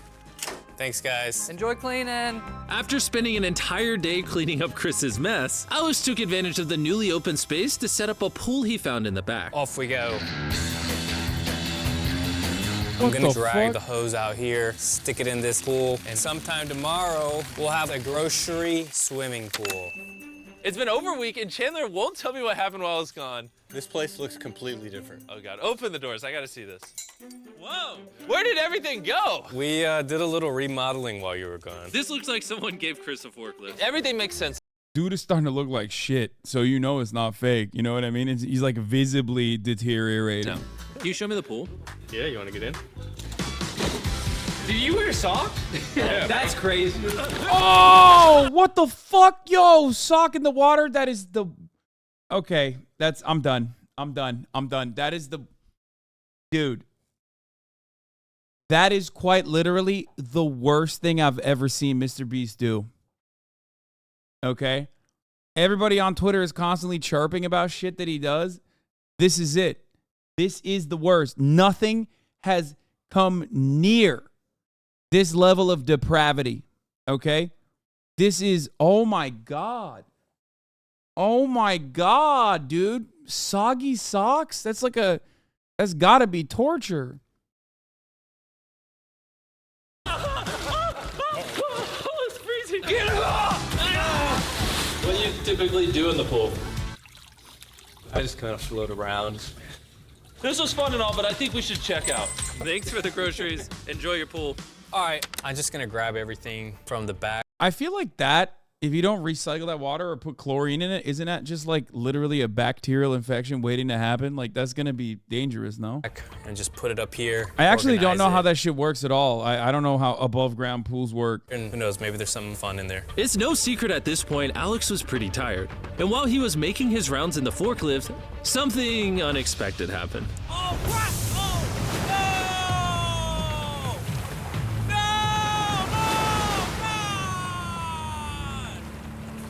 Oh, dude! No! That's shitty. Oh my God! I was trying to turn one way and it just went the opposite direction. Oh my God. My freaking money is soaked. There's a bunch of product ruined. It's like so deep right here. It's in my space. It's all over the grocery store. Dude, I'm done, man. I just want to leave. We're going in.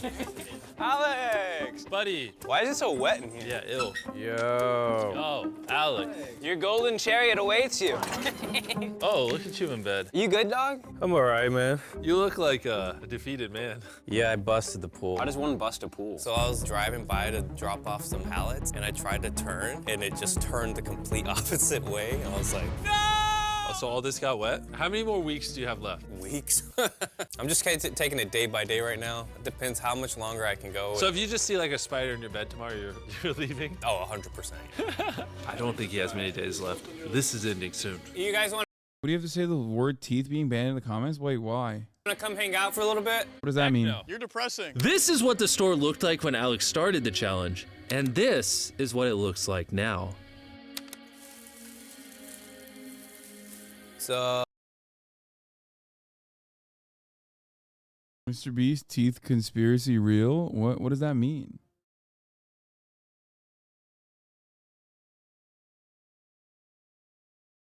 Your comments get shadow banned if you say teeth? Wait, why?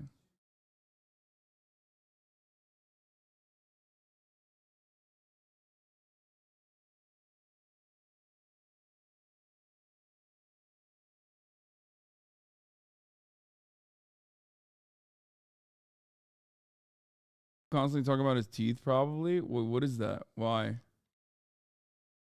Thumbnails of crazy teeth for more views, apparently. Wait, what?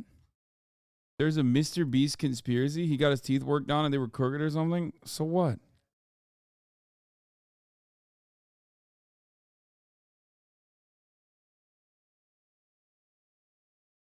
Who cares?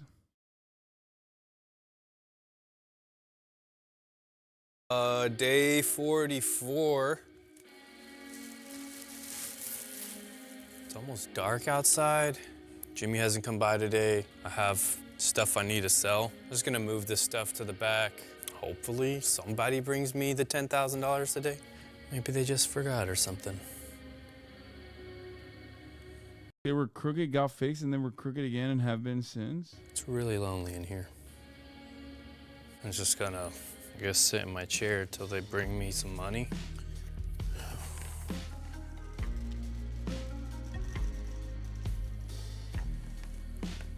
Yo, what? Are you serious? Are you there, Jimmy? This is the first interaction I get all day, and it's the freaking robot. Thanks for the money. Chat, it's supposed to be a fucking challenge. What do you mean? Otherwise, it's not content. Yeah, of course he's going through it. Not even Jimmy wants to come here for a minute. That's how depressing this place is now. Can't say I blame him, honestly. This sucks, man.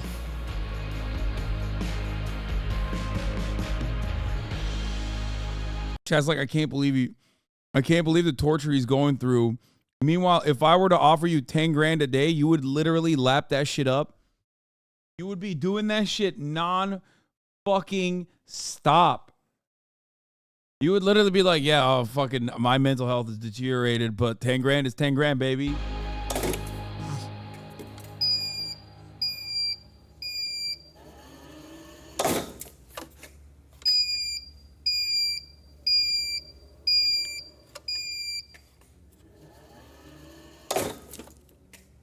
God, I'm freaking miss. Yeah, Turkish people in the chat are like, 10 grand is what my 1 year salary, okay? My family so bad. It's day 45, and Chandler, how would you say he's doing? That is complete boredom. He's just tapping the bat on the ground. I would feel bad for him, except he's won $450,000. And he can leave whenever he wants, so he'll be fine. Alex! Hey, we were watching on the cameras. You looked very sad. Yeah, I'm pretty bored. Well, here's $10,000. So are you less bored? Helps a little. How many weeks left you got? I don't even know if I got an hour left, Jimmy. Oh, really? Here, let's go look at your sea of money over here. This is all the money you've made so far. 450 grand. Are you saying you're content with it? Give me 1 second. I've got a surprise that might help you decide. What? Are you serious? Hey, babe. What the heck? I feel like at this point, like, the family makes it harder. He's not gonna want to fucking stay there any longer. Okay. Wear your His shoes. wife again. Your shirt. To be clear, I didn't take his shoes. I don't know why he's not wearing shoes. These are all the things that this money's gonna go toward. Isn't this crazy? I can't even wrap my head around it. I feel like I could do another 5 days. Do you think it's worth it? What's the verdict? We've weighed the options. Make tons of money. Keep tons of money you already made. Honestly, it's not worth staying in any longer. Okay. Well, then She's let's push the money crazy. out. She's not with it. She's not with it. She's not with the cause, man. There ain't no fucking way. Bro. Ugh. Hello. Hello. What are you doing? No way. Ugh.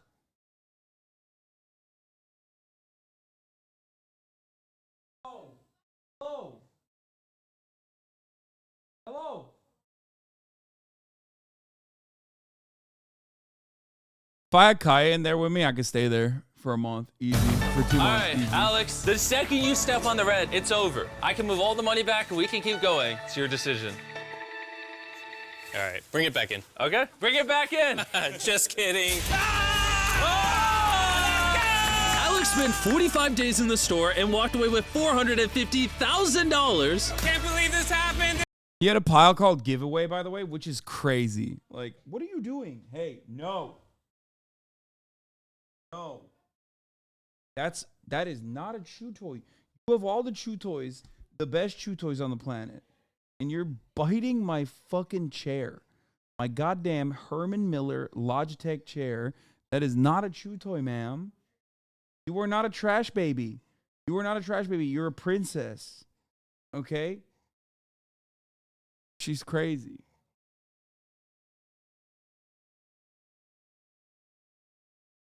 Also, the giveaway pile, get the fuck out of here, bro. There ain't no fucking way. This is free. He should not be expected to give a dollar of that away. Come on, dude. He's like a fucking normie. Sick! Congratulations, Alex. Shout out to Albertsons for helping us fill the shelves. You guys were amazing. I'm gonna go find his shirt. Also, if you're wondering how we filmed this video because we blew up the Earth earlier, it was actually on the moon the entire time. Watch the Laser Maze video if that's confusing. God, her hands are so wet. Ira's got something to say about that. Yeah, he is not looking too good, okay? He was not looking too good by the end of that shit, I'll be honest. Okay, let's watch, not this, but, Hello everyone, this is your Daily Dose of Entertainment. Dude, I'm having a great fucking time, by the way, doing a whole ass day, doing like silly ass reacts, maybe some serious ones, but overall just like silly ass reacts. Good shit. I'm digging it. I'm fucking with it.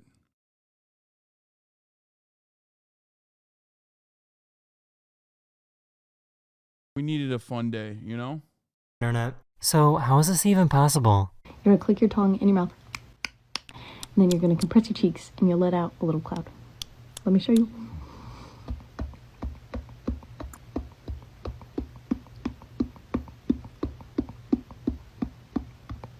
What is she doing? Oh. Oh. Hi, how you doing? Damn, bro. She's fucking chill like that. She's vaping. No. Kaya. No. This mermaid had an emergency situation and needed to come up for air.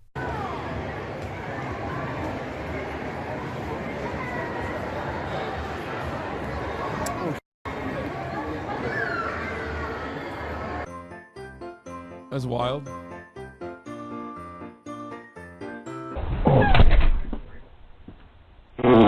Oh, hopefully they don't have a ring. God! Artificial intelligence is getting really, really good. They have programs that are able to take still images and turn them into videos. What the fuck?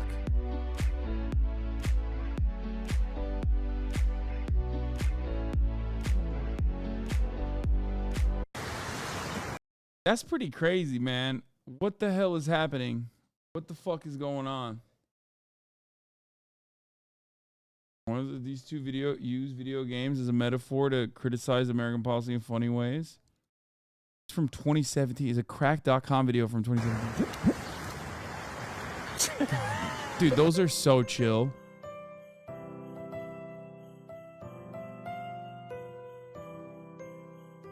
I found a YouTuber that made a laser beam that can be guided using his eyes.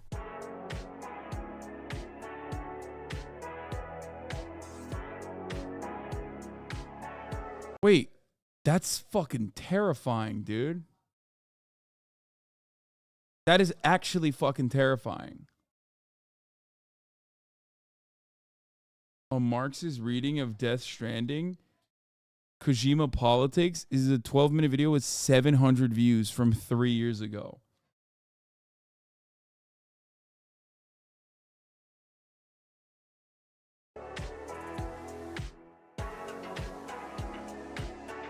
Frown, cry for me, scream in terror. What's the deal? You seem to like it.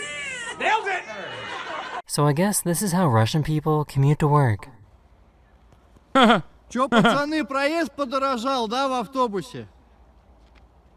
Dude, I think Escape from Tarkov has broken my brain in irreparable ways. Where no matter what happens, if I hear random Russian guys yelling, immediately I'm thinking, oh, scabs. Like, there's scabs. And I haven't even fucking played in years at this point. Like, that was straight scab shit. Look. Чё, пацаны, проезд подорожал, да, в автобусе? If I hear that, I'm like, stuck.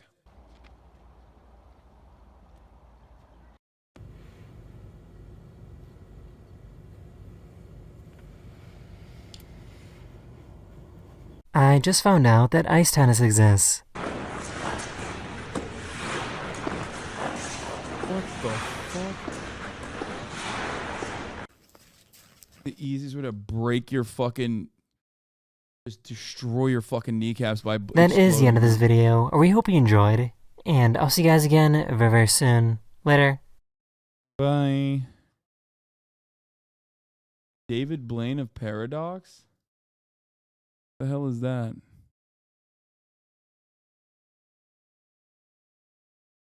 Why Ethiopia is preparing to invade Eritrea next.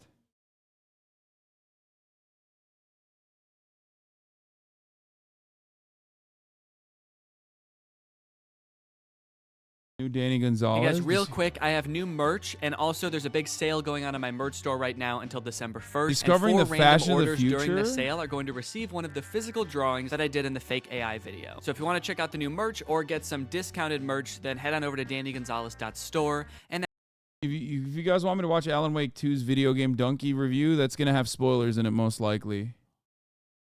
And we're still playing it. So...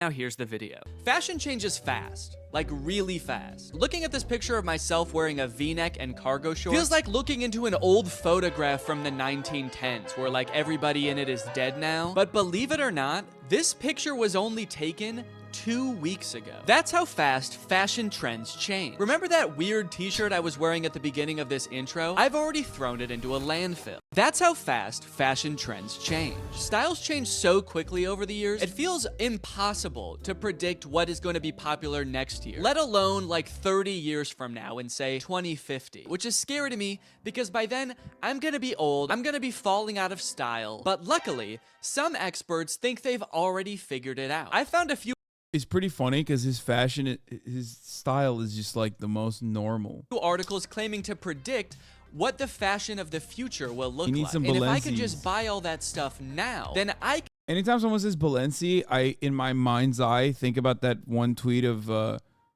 dude. Where did I see it? I saw it this morning. Someone posted about how, like, yeah, my homie's not a pedophile, but he got a pedophile charge because he tried to rob a dude at the Cardi concert. He doesn't fuck with kids like that, but he was just trying to take his clothes. Like, he just wanted his chrome hearts.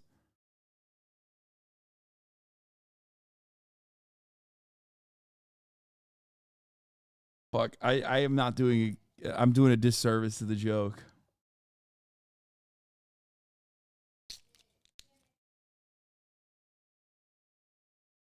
Balenci. Check out Noah's last couple of videos. You just linked me his account. This is, at this point, we have reached a new low. Where motherfuckers go, hey, check out this, and it's youtube.com. He said, hey, you should watch all of his videos. Here's youtube.com, bro.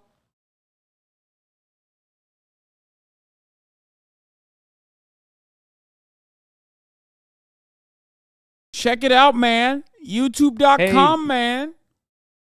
Check it out. Hey, I got something crazy for you. Google.com. That basically is the same energy as people coming in here and being like, hey, check your Twitter replies. I'm like, do you know how many fucking Twitter replies I get?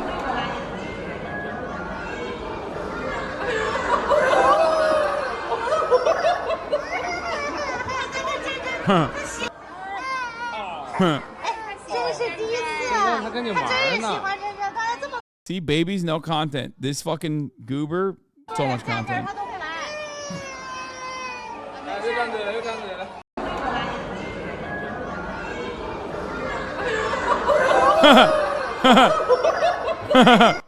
Yeah, dumbass baby, take the L.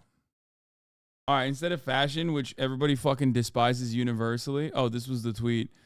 My homie caught a pedo case for stripping a little hype beast kid at gunpoint outside a Cardi concert for his whole $3,000 plus fit.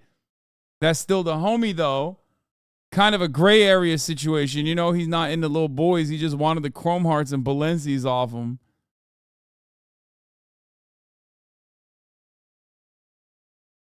Registered flex offender.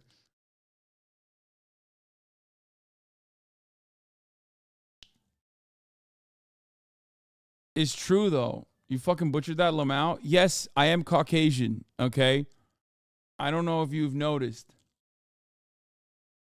Welcome back to the show. On this show, we spent a good amount of time chronicling the creepy little critters of the anti-woke world. Anti-wokeness, I love anti-woke what is it? TikTok. Well, it's the antithesis to woke. I feel like this guy's going to give me woke TikToks. He's giving woke TikToks. He's got the mustache. He's got the hair.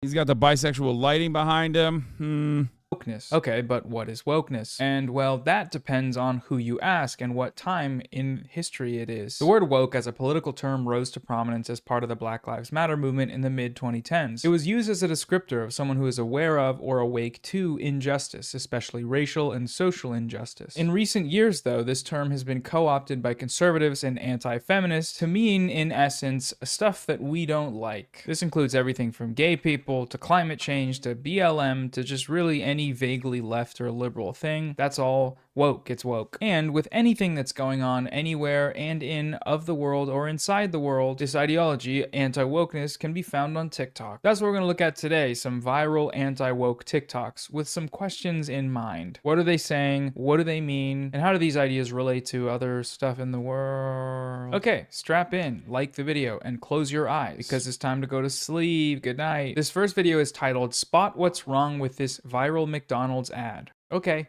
I'll try. This McDonald's ad has 126 million views. Spot what's wrong with it. She then plays a McDonald's ad that features a family sitting at a table and eating McDonald's. I'm already triggered. What the cute. fuck? It's woke. I don't fully know why, but I'm mad. Anyway, I think they're cute. Sue me, okay? And then she says this. I know what you're thinking. There's nothing wrong. But that's sort of the point. There's no transgender dude selling you a tampon. There's no drag queen selling you rainbow apparel. There's no tuck-friendly swimsuits. Whoa, hey, dude. What's up? What's going on? Most normal transphobe. Why would a McDonald's ad be selling tampons or swimsuits? That's a rhetorical question. They wouldn't. She just wants to. She's transphobe. There's no tuck-friendly swimsuits. They're not going through a divorce. The dad is not depressed.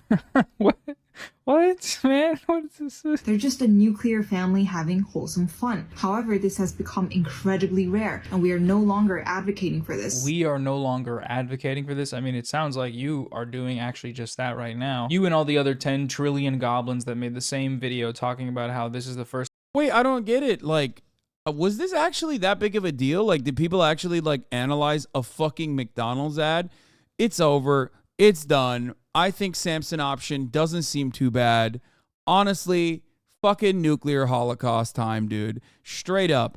Like 90% of Twitter discourse from right-wing libertarians or straight up Nazis in general is always about like, oh, we must return. What must we return to? Oh, that's right, an ad. An ad from motherfucking 1964. And it's like, that's not what that used to look like. That's an ad. You're stupid for looking at an ad and thinking this is what we must return to. Half of the discourse is about advertisement, about what ads used to look like and how that was sick, and what ads look like now and how that's not sick. I don't like that. I don't like that at all. Why is everybody always talking about fucking weird ass ads? Oh my God. Anyway. First time you'd seen a straight couple since you came out of the womb. Someone commented and said, McDonald's single-handedly fixing the declining birth rates. Facts. Facts. It's a fact. Yeah, definitely, dude. I saw this McDonald's ad and I immediately nutted inside of someone. I was like, time to nut.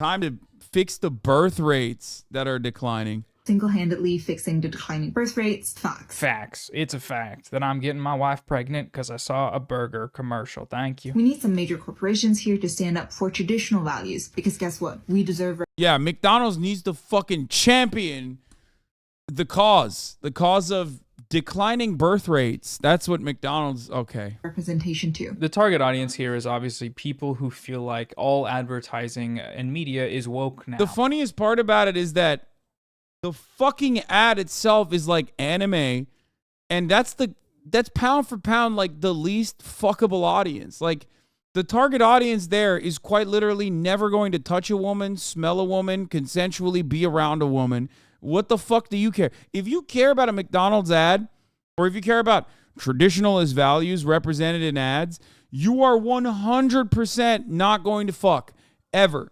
Okay, that was for Japan, by the way. Well, point proven. There you go. They ain't fucking. It's refreshing for them to see an ad that has nothing wrong with it. The implication there being that there's something inherently wrong with trans influencers in ads or rainbows on clothes or whatever. She hit him with the dehumanization ray. You go get him, girl. The trouble with this narrative, though, is that obviously there's a big selection bias going on. Every time a commercial or a show or a movie has some form of diversity, these guys freak the fuck out very loudly. This creates an ecosystem where every occurrence of like leave my goat out of this, or a gay cartoon character or a trans inclusive ad campaign, these stories all get blown up, and then that compounds the narrative that everything is woke now. Despite the plethora of movies and shows and ads and media being released during that same amount of time that features just straight couples or white people or whatever. But you know, ultimately, the ultimate question is, who cares? Who cares? Thank you. An issue why you're against abortion and why you're against transgenderism is because you're a misogynist, okay? First of all, I'm not a misogynist, because a misogynist is someone that puts down women. I exalt women to their rightful role. Women are supposed to be women, not men. I exalt women to their rightful role. Okay, so, where's that role? It's below me. Huh. And I get to choose it. Right. And they don't get to. All right, man. And also, no trans people. Yeah, cool, man. Oops. Every time somebody says that a woman is equal to a man and does what a man could do, and you're actually abusing and denigrating women. Hey, new type of abuse just dropped. The fuck? Dude, why does everybody gotta use woke ass language, dude? Just say it with your fucking chest. Be like, women are bitches, okay? And they're lower and they're servile and they need to be in the kitchen. Like, what is this fucking new age, like, right-wing nonsense where they're just like, actually, I'm going to denigrate women, but in a woke way. Like, what the fuck? Everybody knows what you're saying, dumbass. Like, everybody knows what you're saying. What is this, like, you are literally a reactionary fucking moron, okay? Why do you have to use, like, social justice ass language to fucking talk about it that way? Just say it. It's so stupid. I hate that. I hate it so much. It makes me so mad that people straight up do this thing where they are engaging in lib behavior. It's like when Nazis say they want races to be proud. Yeah, it's like, we know what you mean, man. What's this pussy shit? Like, what the fuck? Equality, equal rights. That's a classic Darvo tactic. You're putting down women by saying that. So you're actually anti-women. I'm pro-woman. Ooh.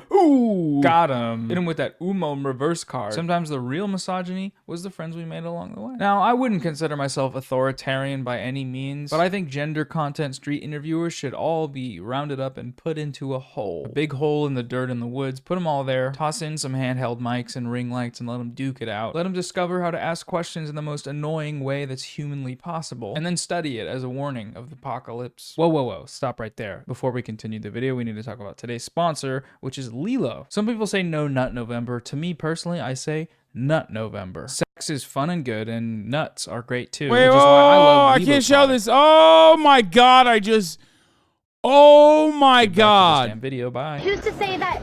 I literally fucking skipped it at the perfect time because he just popped out a fucking vibrator straight up. Ethical reacts, can't do it. Can't do an ethical dildo react. Sorry, Noah. Can't show the fucking commercial because that's a terms of service violation. All right, moving on. Get back to this damn video, bye. Who's to say that God has a gender? God doesn't have big biceps and facial hair. The only reason we say he is because we don't have a personal neuter pronoun. God does not have big, strong arms and a coarse, bushy beard, and tall, broad shoulders, and a wide, muscular, hairy chest. He literally does not have any of those things. Literally doesn't. God is not an it. It's not a dildo. It's an anal massager. Okay, well, you know, thank you for clarifying. Can't God show is a it personal regardless. being who loves. So God is a person? Personal being who loves you. It's pretty good news, isn't it? Well, some people would disagree with you. But Why would someone say, "Ah, shoot, God loves me"? I hate that. I love the Dude, fucking own, dude. Fucking own. Again, sea of contradictions. We have fucking annoying ass like Christian content creators, I guess, behaving like r/edit Reddit atheists. Like that is such a Reddit atheist ass argument. He loves you. God loves you. I guess you think it's bad that this mystical being loves you. Fucking owned. I owned you. I fucking owned you so hard. You don't like God's love? Lame. As an atheist, I can admit I've been bested by this man. The idea that this woman is woke for disagreeing with this guy in the most polite way a human possibly can. She's like, well, you know, I disagree with you. well, some people would disagree with you. Woke. Triggered SAW. Get it owned. Fellas, is it woke to ask a question? Love that bit at the end as well where he's like, who could possibly deny God's gracious love? Listen to this lady. Why would someone say, "Ah, shoot, God loves me"? I hate that.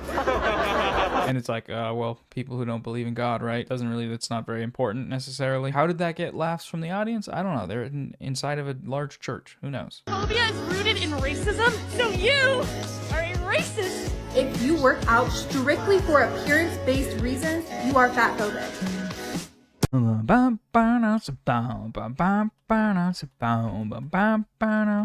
This is what I'm talking about. People's obsession with David Goggin is actually borderline mental illness. I'll say it. I'll say it before anybody else does, okay?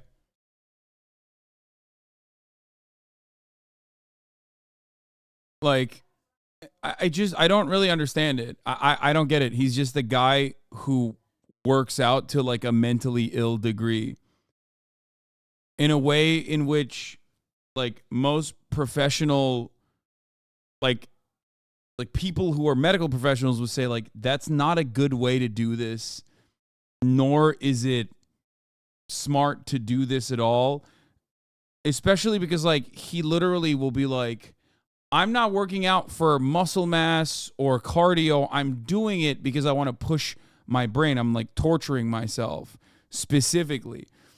In my opinion, he's no different than the guy who wants to extend his life, right? The billionaire guy who wants to extend his life. So he talks about how like his dick age is like 18 now or whatever. Like to me, I respect Sam Sulek, okay? I don't respect Brian Johnson, and I think David Goggins is weird. Why? Because David Goggins and Brian Johnson, or whatever the fuck his name is, okay, the billionaire guy, they both do the same thing where they just like live a life not worth living. They just like torture themselves non-fucking stop. Sam Sulek, on the other hand, is doing something wonderful and brilliant, okay? He is destroying himself, but he's having fun along the way, and he's doing it for us. Okay? Sam Sulek is the GOAT. David Goggins and the Brian Johnson guy, like, they do not live a life worth living. That's my take, at least, on the matter. So, for a lot of people who, like, look at his like, painful regimen, I don't really get it. I don't really understand it. I don't know how you get... I don't really understand how people find that to even be, like, remotely positive. Like, people watch it and they get inspired. Like, I don't know what's inspirational. About when I've mentioned the weird overlap that sometimes occurs between conservatism and fitness content. I don't know what this Goggins guy's politics are, and frankly, I don't really care. No offense, Gogman. His presence on the internet, though, is primarily that of a motivational workout guru. The point of this post is to show clips of him working out looking all buff and runny. However, for a certain audience, this TikTok is made more compelling if they're able to construct an enemy. If we start the clip out with some overzealous, on the verge of crying 19-year-old activist activists saying that fat phobia is racist, those workout clips might hit just a little bit harder. There's drama there, right? Really? You're really saying that this is racist? How could it be? He's merely getting all pumped up. The question here, though, is this claim that fat phobia is racist, ergo fat phobes are racist, is it a position taken seriously by political actors who are... My nephew's obsessed with David Goggins and refused any bad information about him. I just don't understand, like, idolatry. Like, I don't get it. Like, as a meme, like the whole stay hard, who's gonna carry the most? Like, fine, okay. But there is like an incredible cult-like fandom that he's cultivated. And like, fuck you mean? Don't you have fans? Bro, not to the fucking same degree. What do you mean? Someone said ask Cutie. But like, even with Taylor Swift, there's a level of like, music is very personal. Music can touch people's souls, okay? It's not for me, but I still understand it. This guy's just yelling at you about how hard he's working out. How the fuck, how are people... I am not Hassan's fan. I hate watch him. Got it. Thank you. I don't understand why people like, fall in love and turn into a cult with a man who just like yells about working out. Like, he just works out hard. Okay, sick, man. I got it. Like, fine. Are versed in these ideas. And, well, no. There is a discussion to be had about the racist roots of changing perceptions of fat bodies, which is a matter of historical fact. However, that nuance is hardly captured by just telling someone that they're fat phobic and therefore they are racist. This is a little bit unhelpful to do it this way if you're trying to get people to understand what you're talking about. With all that said, though, there's a reason that this viral video has yet another character of a yelling young person, and that's because they're just easier targets to call woke cringe. All right, next video. If your chromosomes are XX and you're young, you menstruate. If you're XY, you don't. Correct, but what about trans men and non-binary? We're not men. excluding a whole group of people. They're women that dressed menstruate. as men. You are not a man. Damn, that 5th grade teacher reveal is wild. That's a fucking downer, dude. Obviously, we know that people like this exist at every level of society, but there's something about this one just feels bad, bro. I'm gonna be real with y'all. I don't really feel like sitting here and arguing for the validity of trans people's existence. That to me is an argument that doesn't really need to be entertained. Either you're cool and normal, or you're like this guy. And with guys like this, I think personally that we just need to wait for them to die out. Okay, next video.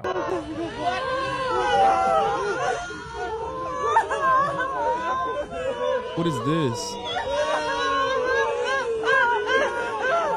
I have no idea what's going on in this one, but it's on. What are they activists for? Like, I don't get it. Are they just like activists for being cringe in public? Like, they're just like, we have to be cringe in public. You don't understand. Honestly, I like it. It's fun to watch for me. What are they doing? What are the noises? Is it crying? Is it moaning? Why are they in animal costumes? Feel free to fill me in if anyone knows. I couldn't find what this clip was originally from, but I am genuinely curious. But this is another instance of woke being a generalized caricature of the left. I know quite a few people that I consider to be on the left. I've never seen him do anything like this before, not even remotely. Is this style of protest reflected in any serious leftist political thought? Did Lenin put out a pamphlet teaching workers how to roll around and groan and cry like baby elephants? No. No, he didn't, but maybe he should have. Not really sure how effective this protest was. Even still, this does look like a form of protest, right? Perhaps for animal rights or something. And protesting is still a political act, you know, that should be respected regardless of how silly it looks. And yes, this does look pretty silly to me. That doesn't mean they're wrong, though, or the point that they're trying to prove is invalid. It just means they look a little silly while they do it, in my opinion. Okay. Wow, I feel good. I knew that I would now.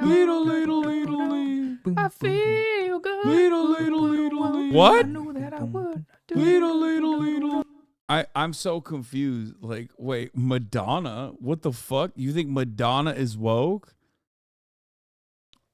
Wokeism did this, brother. Meanwhile, the dude that's making this video, their starting point and their end point, it both looks like dog shit. You know what I mean? So what the fuck do you mean? Fuck do you mean, brother? What are you saying? Feel good. Little. I knew that that I would. Ladle. Whoever made this one is tipping the scales a bit here, right? The before examples are professional red carpet photos, all done up and pimped out and whatnot. And the after wokeism, whatever that means, they're low quality, unprepared paparazzi photos or weird angles. You're cheating. Okay, that's cheating. You're doing a cheating. This kind of aesthetic political posturing is always very interesting to me because it could just be boiled down to these. I don't like these people how they look. They are ugly. To me, I don't think they're hot. That's my politics in a nutshell. Okay, looking back on it, this video is not politics. It's just it's saying ugly. That's not a real thought out political stance. It's just people. I mean, that's like 90% of online politics. Saying this is woke and weird. There's a reason why my haters don't fucking post an actual photo of myself and instead like draw a soy jack of me when they're like, ha, look at how ugly I drew him in this soy jack. Please don't Google him. Don't look him up. Don't look up what he looks like. Don't do it. Don't look up what he looks like. Don't do that. Let's just keep looking at the soy jack. I drew him ugly. Okay? Don't do it. Don't Google what he left. Come on. Come on. It's like 90% of online politics is literally like, ha, I've drawn myself as an attractive man, and I've drawn you in your position as an ugly person. Owned. Weird. And I don't know why I dove so deep into this, but here we are. I hate woke people. Why? Because they're embarrassing and stupid, and it's clown world. I don't like clown world shit. Okay, all right. Can't argue with that logic. Because it's not real. We're not in a real world, okay? Let's be real here. Woke people are dumb. This is like watching Chomsky in his prime. I'm compelled. So don't be afraid. And everyone agrees with me too. So let's not even fucking start right now because everyone agrees with me. I have so many people who would think that, oh, maybe I'm woke, but they're not. And they DM me all the time like, oh my God, I so fucking agree with you, but I like can't say it because I'm like a friend. Who's this person? I don't even know what's happening with her. Didn't iDubbbz produce this show? Did he? I don't know. Clown World equals 4chan grouper shit? Oh my God. Please, I'm begging you, please, for the love of Christ and all things holy, for the love of Allah, for the love of every other religious deity, please, for 1 second, don't try to fucking be so brain broken in online politics. No, she's just fucking saying Clown World because people just say that. Okay? People just say Clown World. As a thing people say. It doesn't have to be like a weird code for 4chan. Okay?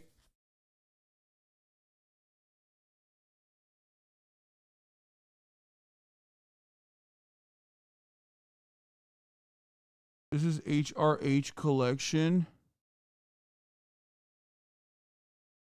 Like, you're watching someone who most likely is a virulent racist and a fucking idiot.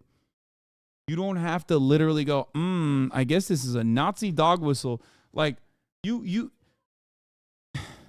Twitch chatters in the Hasanabi community will see a person saying the N-word and then will laser in on fucking like someone also throwing this up. You know what I mean? Oh, that's A-okay with me. Like simultaneously. They just like do that and people go, that's the dog whistle. I caught him. Afraid. Like everyone agrees with me, so don't even fucking start, but let's go. The silent majority thing is my favorite thing that weird people do. Everyone agrees with me, okay? There's just so much woke cancel culture that they keep it in the DMs. They don't tell anyone because they're scared. Not like me. I'm not scared, but they are. This is a totally vacuous video. I don't even know why I included it. I just thought it was kind of embarrassing. I think I wanted to annoy myself and others because 'tis the season to give and receive. You know what's funny right now is watching the hardcore. That lady is legit horrible though. That's fine. I can tell. I can see that with my own two fucking eyes. I hear it with my own two fucking ears. You don't have to hit the. You don't have to hit the QAnon talking points. Be like, I don't know. Clown World equals 4chan was a mic from PA Take. No, it's not. It's just too much. You don't have to always look for symbolism. Okay, you don't. Left walking away from their hardcoreness, you know, after they fucking took out so many innocent people. Now they're doing their new thing. It's like, nobody got canceled. What are you talking about? When he says that the left killed all those innocent people, is he talking about Stalinism? That's like usually what people say when they say that. Soviet Union, communism, 1,000 billion people dead. It's true. Mark said to do it. He said. Wait, what is he talking about? I don't think he was. He's not like. You know what's funny right now is I wanted to annoy myself and others because 'tis the season to give and receive. You know what's funny right now is watching the hardcore left walking away from their hardcoreness, you know, after they fucking took out so many innocent people. Now they're doing their new thing is like, nobody got canceled. No, he's not even talking about Stalin. He's literally fucking talking about like, he's talking about cancel culture or whatever. Or like, I think this was about Me Too, right? He's talking about rad libs. And like people getting fired and shit. No, he's not talking about Stalin. What are you talking about? When he says that the left killed all those innocent people, is he talking about Stalinism? That's like usually what people say when they say that. Soviet Union, communism, 1,000 billion people dead. It's true, Marx said to do it. He said it in the first page of Capital. Go read it. Oh, God, another old person saying we can't even say this. It's like, no, you did do that. You did do that, you fucking cunts. Right? Hey, swear word. Very naughty, Bill. That is what happened. That is what happened. Right? Yeah, no, he's literally hitting the both side argument where he's saying like, it's like when people say, oh, you can't even say this no more. Well, except people do say it, and the people do actually unironically cancel those people, and then they say, oh, we haven't really canceled them. That's what he's saying. It'd be nice if he could be specific about who actually was really canceled. The biggest example I can think of what he's talking about, of big internet backlash to stand-up specials, is Dave Chappelle. And we all know just how... No, I think what old Bilbo Baggins is talking about is not necessarily about Dave Chappelle. I think he would probably even joke about how Dave Chappelle was not really canceled. Old Billy Bitch Tits, he probably means like fucking whenever like a random person, like it's probably like Shane Gillis, you know what I mean? Or whenever whenever people get together and go, all right, this is a fucking people do get ahead of themselves every now and then and go, that's really fucked up. But as an old Bostonian man, I think he's too heavy-handed on this. As an old Bostonian man, I think he's going a little too heavy-handed on the cancel culture, which is something that he's actually railed against a lot. So it's I think his position is more nuanced than that. Defending Bill Dick riding? No, I will always defend him. I've also seen that special. It's like an older video of his. Important follow-up question: is anyone talented to be canceled? No. Yeah. Yeah, Bilbo Baggins is the fucking man. I will defend him all day, every day. Also, if you want to know what is like another version of the Radlib shit that's being weaponized cynically, I'll tell you what. It's the fucking Stop Anti-Semitism Twitter account, okay? It's real. That shit is very real. They literally go and find every fucking Palestinian person and unironically, quote unquote, cancel them. And none of these motherfuckers, maybe Bilbo's talked about it, I don't know, but none of these motherfuckers talk about that shit. Every single one of these motherfucking cancel culture ass pieces of shit, garbage ass fucking comedians, with the, of course, exception of Bilbo Baggins. I do love Bill Burr. Okay, he's cool. He's awesome. Where are they at? Where's the smoke from the intellectual dark web? I haven't heard a single one of these motherfuckers that cut their goddamn stand-up specials, that fucking constantly and consistently talk about how, like, cancel culture is real, why there's no free speech on college campuses. Where are they at? Why aren't they defending random fucking Palestinians and shit for unironically getting doxxed every goddamn day? Where are they at for Melissa Barrera? That's a famous person. If you want to talk about famous people, she got booted from Scream 7. For what? For anti-Semitism. You look at what she actually said, okay? You look at what she actually fucking said, and it's like insane that she got fired. Okay? What she did, her crime of anti-Semitism, was unironically posting Raz Segal, a Jewish Israeli genocide scholar's article on the Jewish Currents magazine about how Israel's actions in Gaza have the makings of genocide.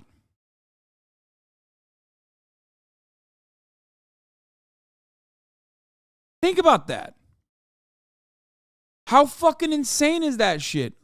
Where are the cancel culture warriors now? They don't got the smoke because they don't give a fuck about cancel culture. They just want racist motherfuckers to actually go unpunished.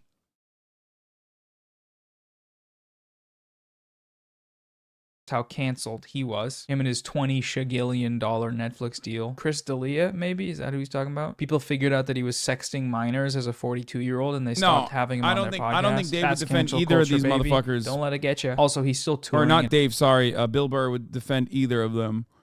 Like, I know Bill Burr loves Dave Chappelle, but I don't think he would defend the cancel culture shit for him. His active podcast has 600,000 subscribers. Gansel Golger. We all told people they had to get vaccinated. Bill, careful now. And liberal left people flipped out if you didn't say they. Oh. And they tried to fucking end you. That's what they did. That is what they did. Now they're like, what are you talking about? Like your parents, right? When you go home for Christmas.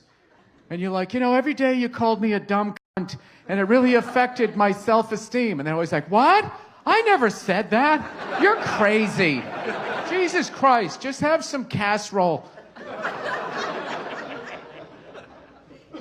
Dude, this clip is just kind of embarrassing. Listen how quiet the crowd is. Pity laughs for a 20-year-long career comedian. It's sad, you know? Don't know what to say about it other than they just keep doing it. The comics keep doing the cancel culture thing. And man, it's been like 4 years of it. I don't get it, man. I just don't get it. This guy's a funny guy. I've seen some of his specials that are pretty funny. No, Bill Burr is the GOAT. I will defend him unironically and unconditionally. Stop saying Bill Burr fell off. Shut the fuck up. Shut up. Shut up.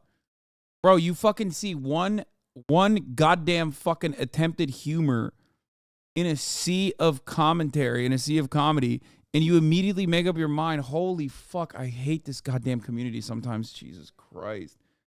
Please, man. How many times do we have to fucking rewire your brains in the community? It's like, please, okay? Please.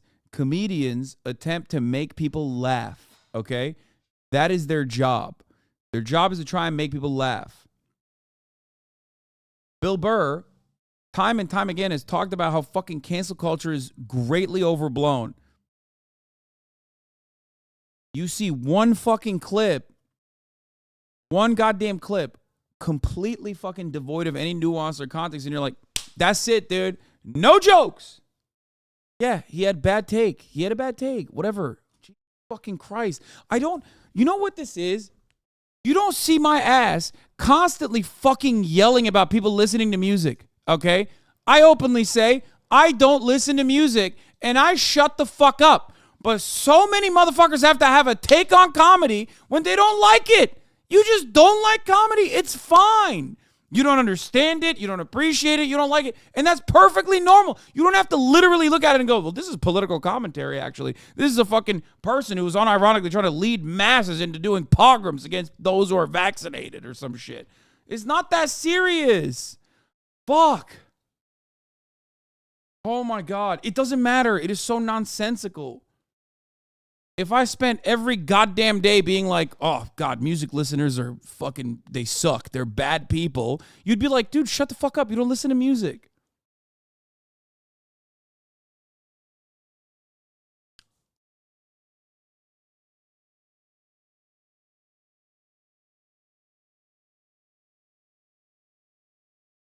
It's fine. No jokes. To me. So how does this happen? Yeah, here you go. Here. Now you can love Bill. Now you can fucking love Bill Burr again. Here. And Kevin Costner, I know they did another one together. And here. So Chat can like him again because he has the good opinion here. I didn't realize that, but you really can do it. Thank you. No, we've never met, and you know, I've always enjoyed you. I think you're a great comic, but I thought tonight maybe we would like sort of share a cry together because I think we have something in common, which is that we think political correctness may be ruining comedy, or at least threatening it. Because I know you've had your problems with that. And you did a routine recently about how women like it rough. And then, of course, the internet police got all over you. Well, I gotta be honest with you, I didn't notice if that happened because I don't pay attention to it. I don't read comments. Happened. Yeah, they hated you. Yeah, but who did? But The haters. This is my thing. Who? Like The 20 haters. people? Like 20 people with a hashtag can get like a news story going now.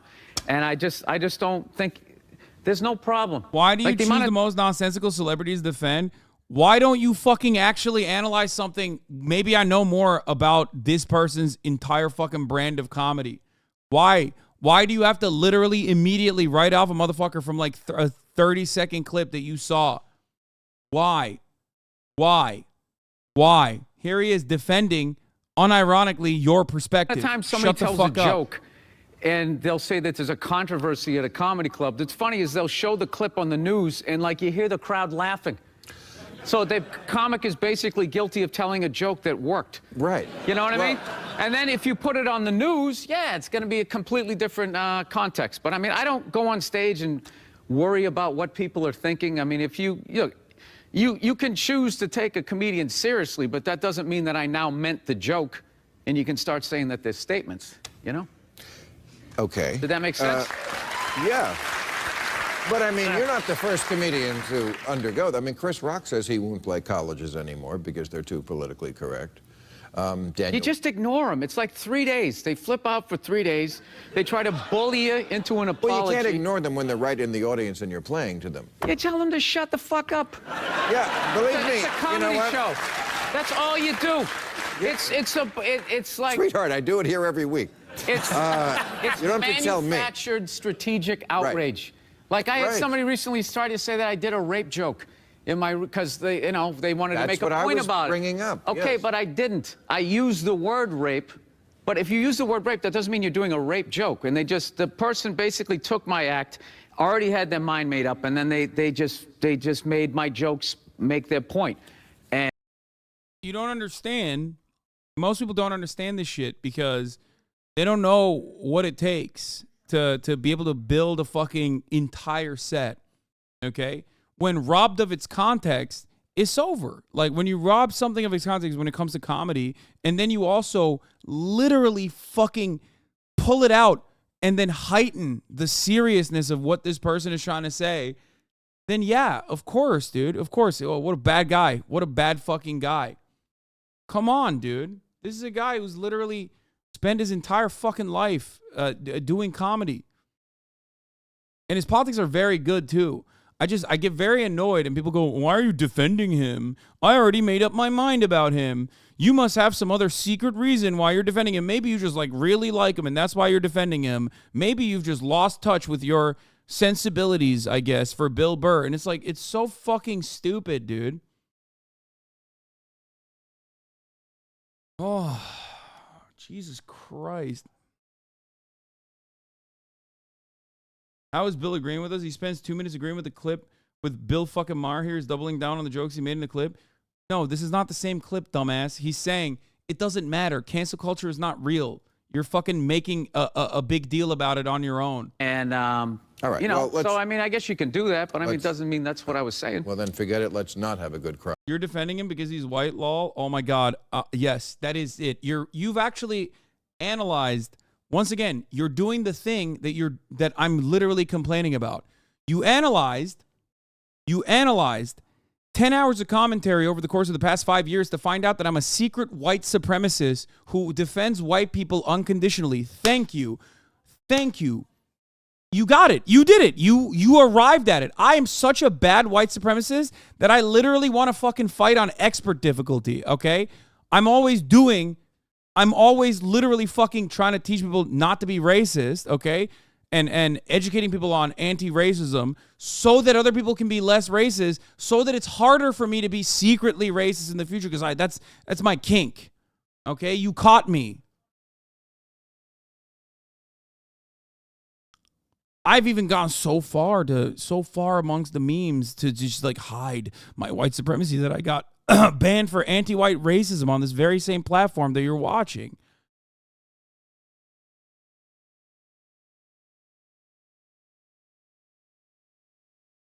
Together.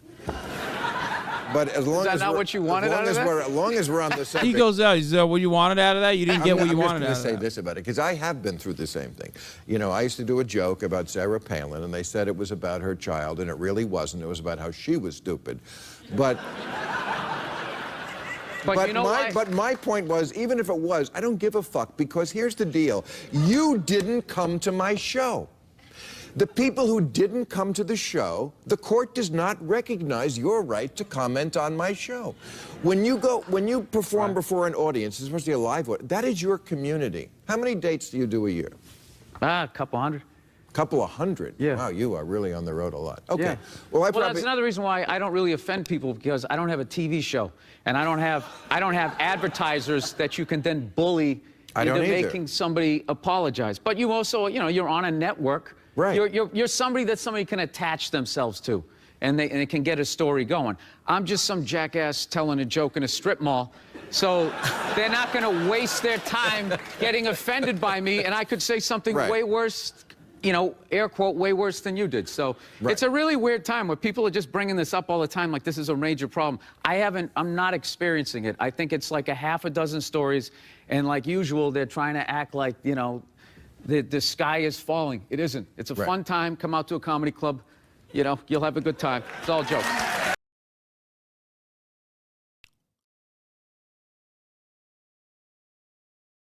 Bill is actually such an out-of-touch, unfunny, useless old prick. I can't stand him.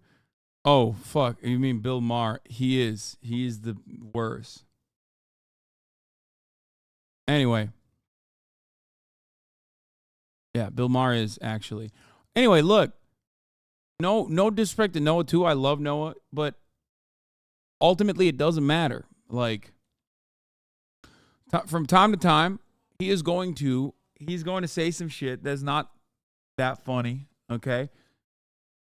You have to look at the entire body of work of a person, or, I don't know, watch one fucking random podcast, and you will probably very quickly recognize that this is not a person that's like a bad guy in any capacity, okay? Like, I'll tell it to you like this. You are a profoundly sheltered person if you think Bill Burr is like a reactionary. Okay? He has his weak spots. Nobody's perfect. Okay? But if you unironically think a dude, a Bostonian motherfucker at his age, at his level of wealth, if you listen to what he has to say across the board and you come across one aspect that you don't appreciate with and you immediately write him off, you are so goddamn sheltered that you cannot exist in the real world at all. Okay? It's crazy.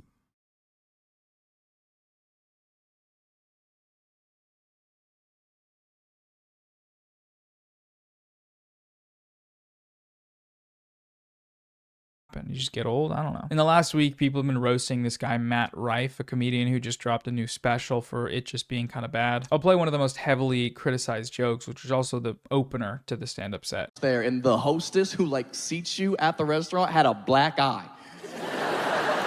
A full black eye. And it wasn't like, what happened? It was pretty obvious what happened. And we couldn't get over the fact that we're like, this is the face of the company? Like, this is who you have greeting people? And my boy who I was with was like, yeah, I feel bad for her, man. I feel like they should put her in the kitchen or something. Like, even this joke, I think, is the worst. The worst aspect of this joke is not that it's a fucking domestic abuse, like, meme. It's that it's a hacky-ass bit from the 50s. It's just played out.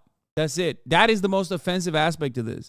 Because, like, I don't know. I can analyze something as not, like, 100% serious. Like, this person is not like pro-domestic violence. You know what I mean? He's trying to farm, and the farm is open. Okay?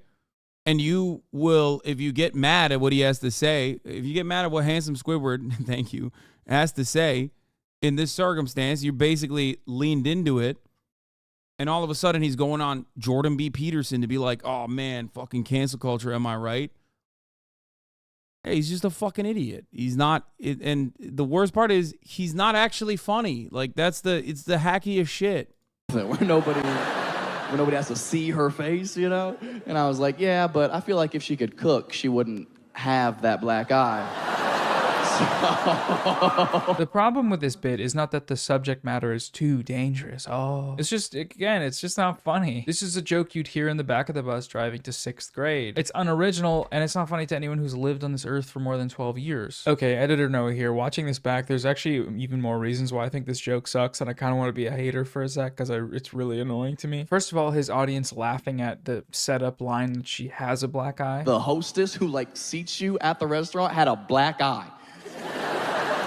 A full black eye. As if that's like self-evidently funny. That's just kind of embarrassing. The first time he mentions how they need to put her back in the kitchen, immediately obvious what's gonna happen next. Come on, man, come on. You could do a better setup. You could set this up better. I'm not gonna give my 2 cents on how, because I'm not a comedian, but I am a hater. And the last thing, probably the worst of it all, is the assumption that the reason she has a black eye is because she can't cook, even when obviously you can have a black eye for a myriad of other reasons. If she could cook, she wouldn't have that black eye. I'm really not here trying to say that this is somehow some promotion of domestic violence or whatever. I think you can joke about dark topics, but I just don't think it's funny, personally. All right, now back to the real time Noah. Anti-wokeness is a brand. It's a genre. But I still have yet to see a critique of wokeness or an anti-woke bit that is actually fun. Rive just stole the should have told her twice, but most played out joke of all time. Exactly. It's like a my bitch wife doesn't know how to cook joke. That's it. Like, that's why I hit her.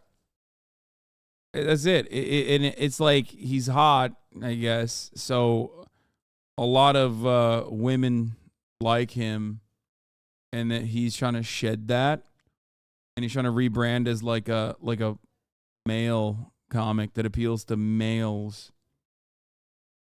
Funny. If you know of one, let me know, because I'm always happy to have a giggle and a laugh and take criticism in stride as a woke. Like for Shane Gillis is the best example of this. Okay. Shane Gillis is a very funny dude, okay? And I'm saying this as like someone who is positioned to not like him. Like he fucking hangs out with people that despise me, okay? I think he's funny. I think he's a funny guy. I think his specials are pretty funny.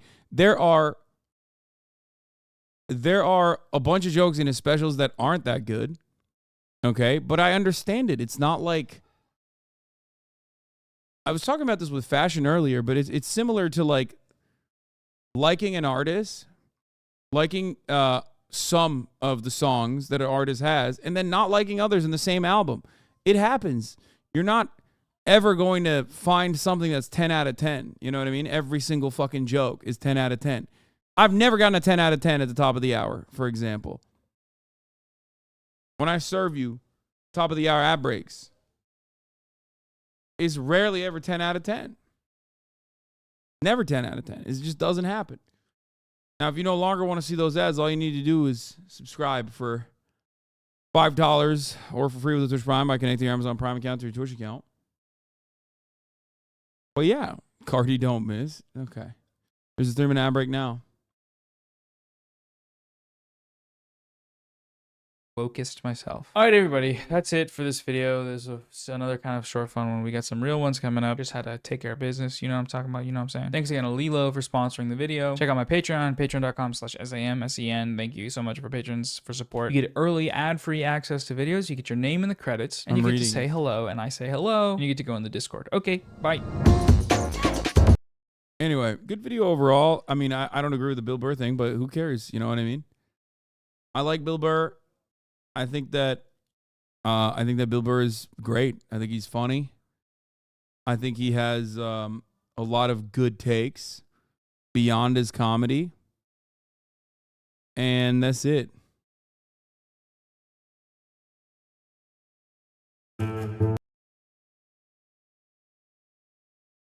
How do Japanese see the アメリカに US 行ってみて 2023? なんかカルチャーショックはありましたか？行くためにアメリカのノースカロライナに行きました。 When I tell Japanese people I'm from the USA, usually people are like, Hey guys, hi there, I'm Takashi from Japan. So today I'm going to interview Japanese people. How do Japanese see the United States? And at the end of this video, I'm gonna give my opinion towards the United States Americans. So please watch until the end. Okay, let's get started.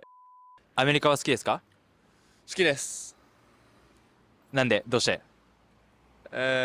よく好きで映画とか、アメリカの映画とか、アメリカのアーティストの曲とかよく聞くんで。this is something that's really important to understand. A lot of people will look to those fucking wait, there's another one? No, we already watched this, man. I watched this already on Twitter when it first came out. A lot of people will look to those like polls about what country, like what are your approval ratings for America? And it's like really high, right? And people would just like look at that and go, oh, everybody loves America. Shut the fuck up. And what they don't realize is the reason why a lot of people, quote unquote, love America is because American culture is so fucking prominent. It's cultural imperialism for the most part. It's because the rest of the world is eating our hot garbage all day, every day. Okay? Yeah, they don't love America. They don't love American imperialism. They don't love American foreign policy. They like rap music and Star Wars. Exactly. It's the American culture that is our profoundly important export that people actually appreciate consuming. Okay? That's it. And most people don't really understand that. Most people think like, oh no, they like that America is invading Iraq and Afghanistan. Like, no, it's the media, man. 好きです。好きなアメリカの映画はまあウルフ・オブ・ウォール・ストリート。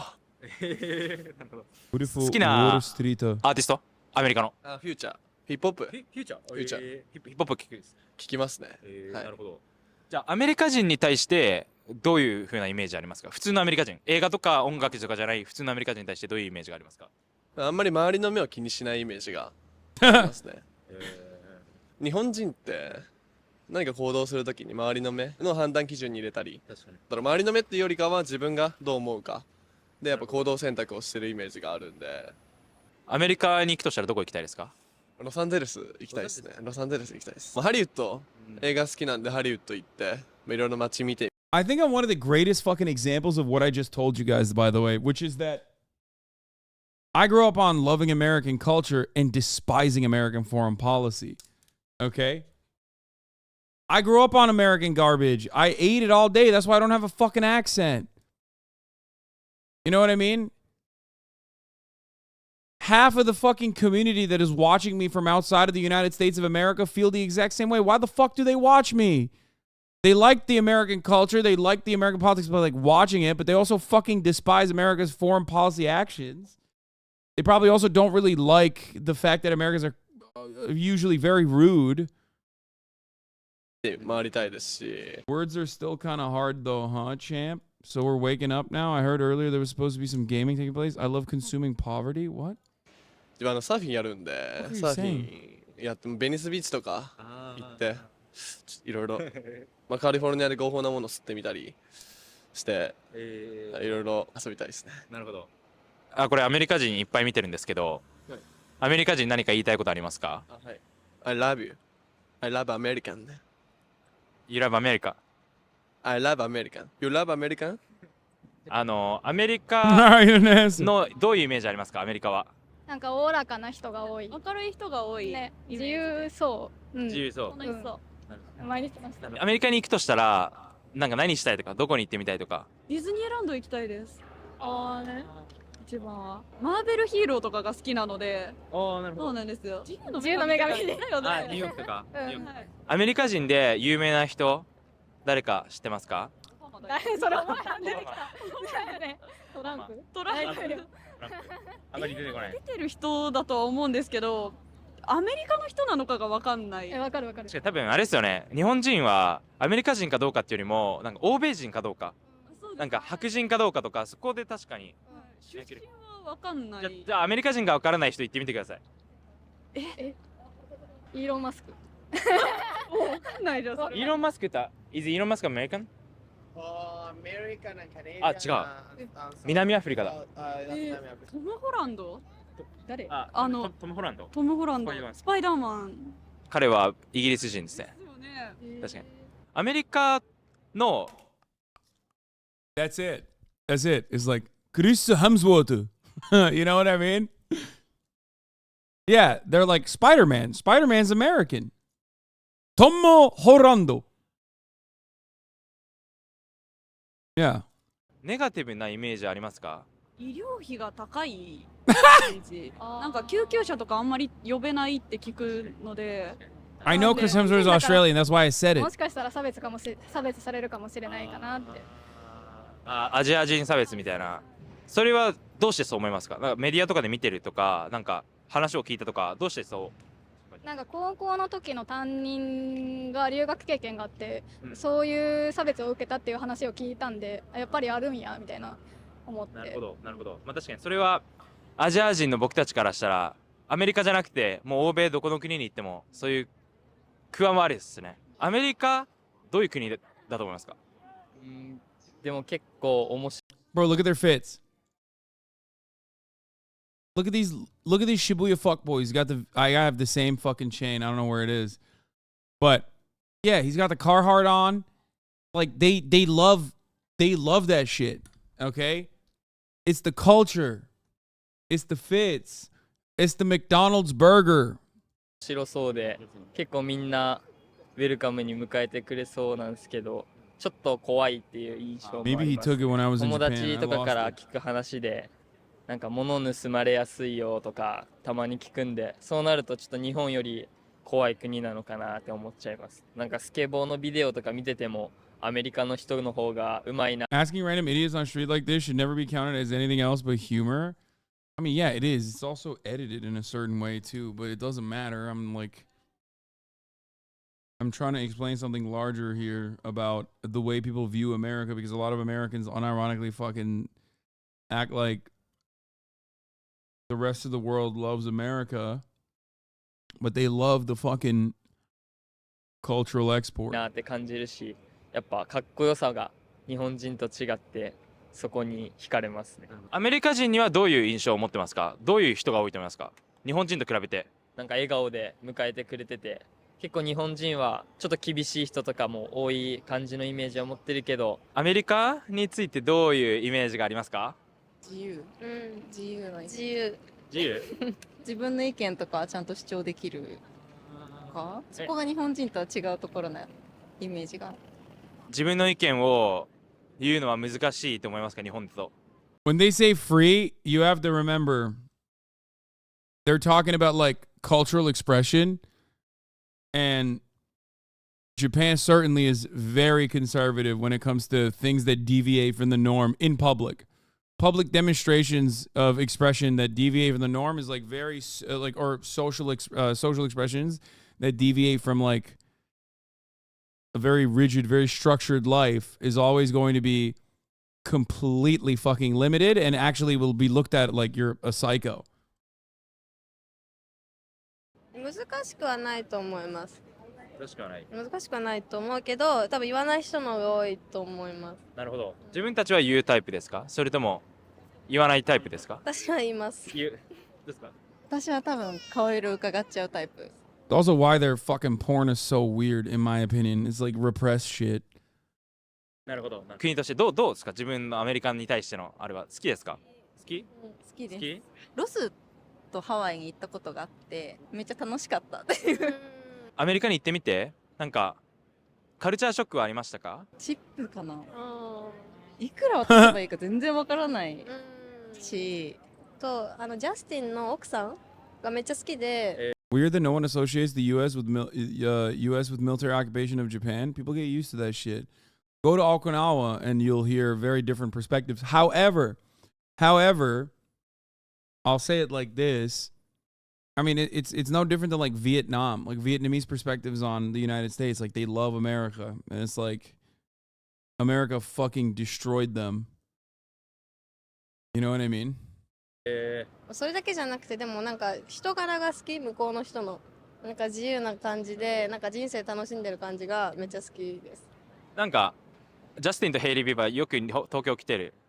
めっちゃ来てるですよね。会いたかったです。You hate it when the countries we attack love us? I don't hate it. I understand where it comes from. But also the countries that we attack don't necessarily love us. Once again, they love our culture.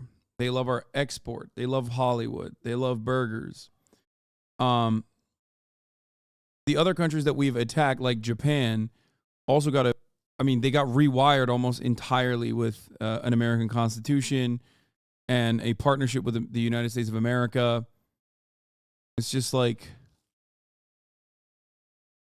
part of it. アメリカに行くとしたらどこ行きたいですか？次行くとしたらどこ次行きたいですか？私はでもハリウッド行きたい。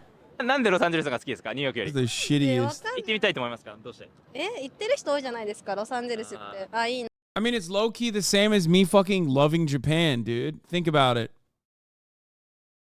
Think about why I love Japan so much. I love anime. I love the Japanese cultural export. But as far as like Japanese politics goes, it's fucking nutty. I've talked about it already. I've talked about it so much. You know what I mean? Like Japanese war crime denial, for example. Really shitty. いいなとか思うんで。なるほど。次はニューヨーク行ってみたい。多分真逆だと思っていて、ロスとニューヨークって自由な感じとはまた真逆のなんかバリバリ働いてる人とかめちゃめちゃおしゃれな人とかいるのがなんかニューヨークのイメージ。確かに。アメリカについてどう思いますか？アメリカについて、すごいいろんな人がいる国だなって思います。一回ニューヨーク行ったことあるんですけど、いろんなカフェにもういろんな人種の人がいて、多種多様な国かな。私大学で英文専攻してたんですけど、特になんか本当にアメリカに憧れを持ってる子がすごい多かったかなって。アメリカイコールかっこいいみたいな、そういう生まれ込まれちゃってるからみたいなので憧れを持ってる子が多いのかなって思います。それは自分は持ってないです。それとも自分も持ってるか？アメリカに対して。アメリカに対してはないですね。どうして他の周りの女性、女の子たちが持ってるけど自分は持ってないと思うんですか？ If you talked about the Japanese news host mentioning you for real this time, no fucking Japanese news host has mentioned me for real. It's fake. Don't act like that's a real thing. That has never happened. 私がそもそも育った環境が結構なんか中国なんだけど、中国の国際学校で本当に海外がいいみたいな、アメリカがかっこいいみたいな感覚はなくて、それぞれ国にいいところも悪いところもあるから、それで全然私は憧れも持ってていいと思うんですけど、私は大丈夫って感じ。アメリカのこと好きですか？それ大好き？大好き。なんで大好き？行ったことありますか？あります。どこに？どこ？ニューヨーク、LA、ハワイとか？私はサンディエゴ、サンフランシスコ。どうして好きですか？アメリカ。San Diego? Why the fuck would you go to San Diego, dog? シンプルに。どういう分？人が好きなのか、文化が好きなのかとか、なんかいろいろあるじゃないですか。地域によってもあると思うんですけど、地域によっては人もすごい素敵だなって思うし、オープンなそのカルチャーがいいと思います。なるほど。私もなんか自由に生きてる感じが日本人はなんか恥ずかしがったりとか日本人するじゃないですか。でもそれがないから大好き。映画とかの舞台になるのがアメリカとかが多いから憧れ、日本人からしたら憧れの国みたいな。For real, dog, I can't fucking stand for the San Diego slander. Dude, San Diego is literally like boneless LA. San Diego is like if Los Angeles was just one big military base. Okay? San Diego is just like convention center and a military base and boneless Los Angeles, okay? It's crazy. It's just... Actually, you know what? Someone said in the chat, they said it better. San Diego is all bone LA. If there was no skin, no fucking fat, no meat, and just bone. And I say this as someone who also, I mean, loves LA, but recognizes that it sucks at the same time. You know what I mean? Like, LA is shit, but it's my shit. You know what I mean? It's my dookie.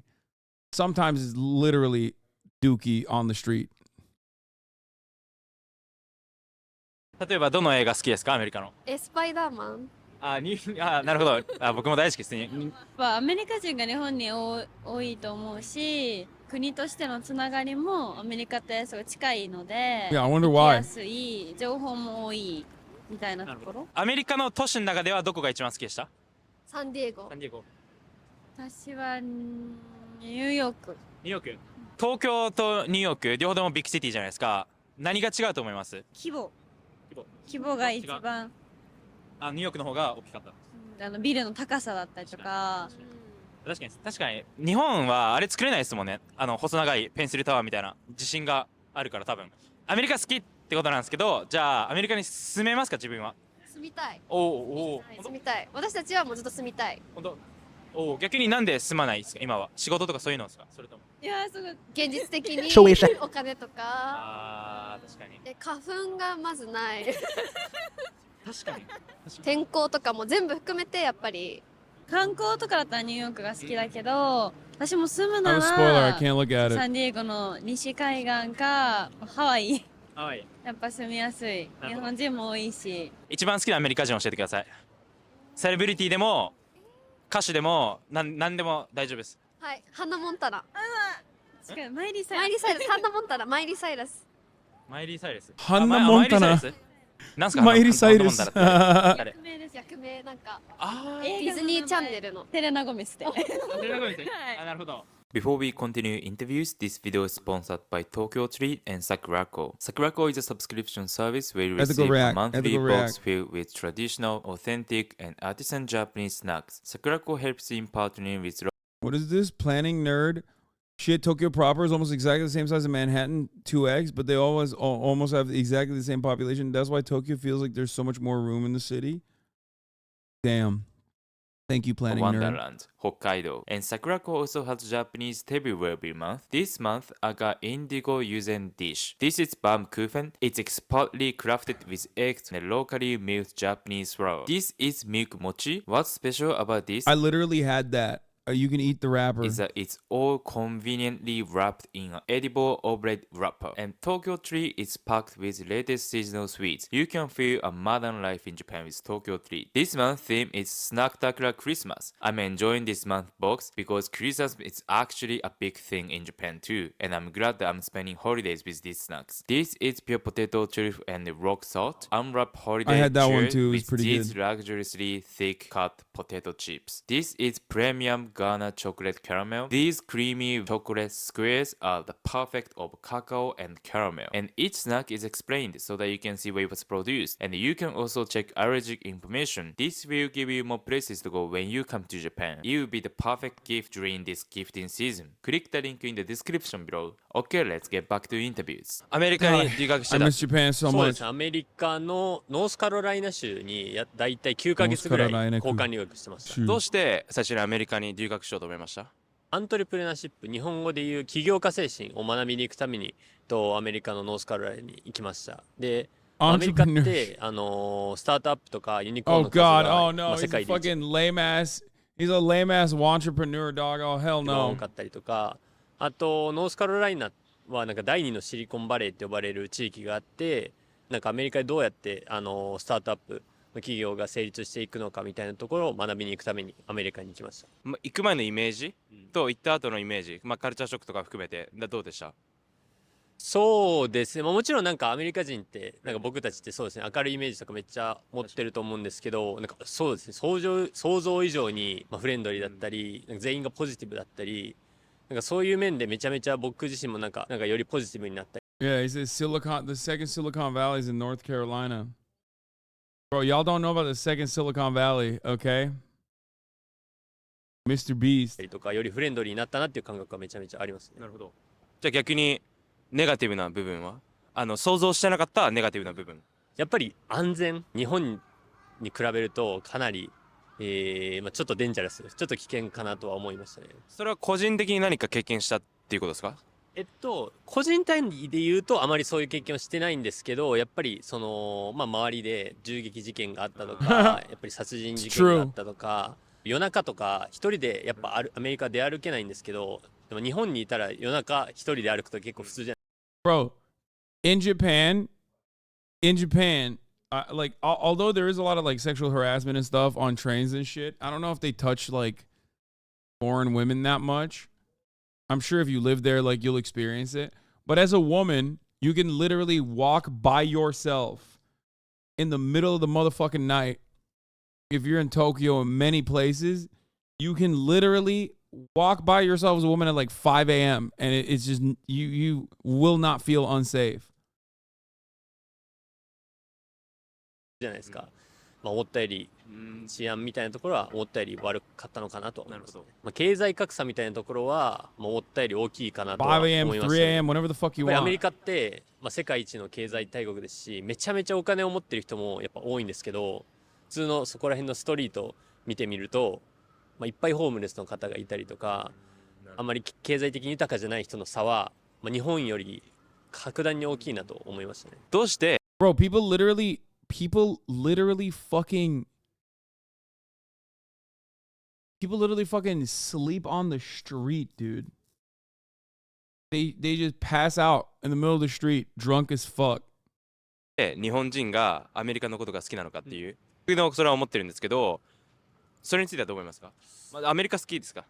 もちろん僕はアメリカに留学するぐらいアメリカ大好きですね。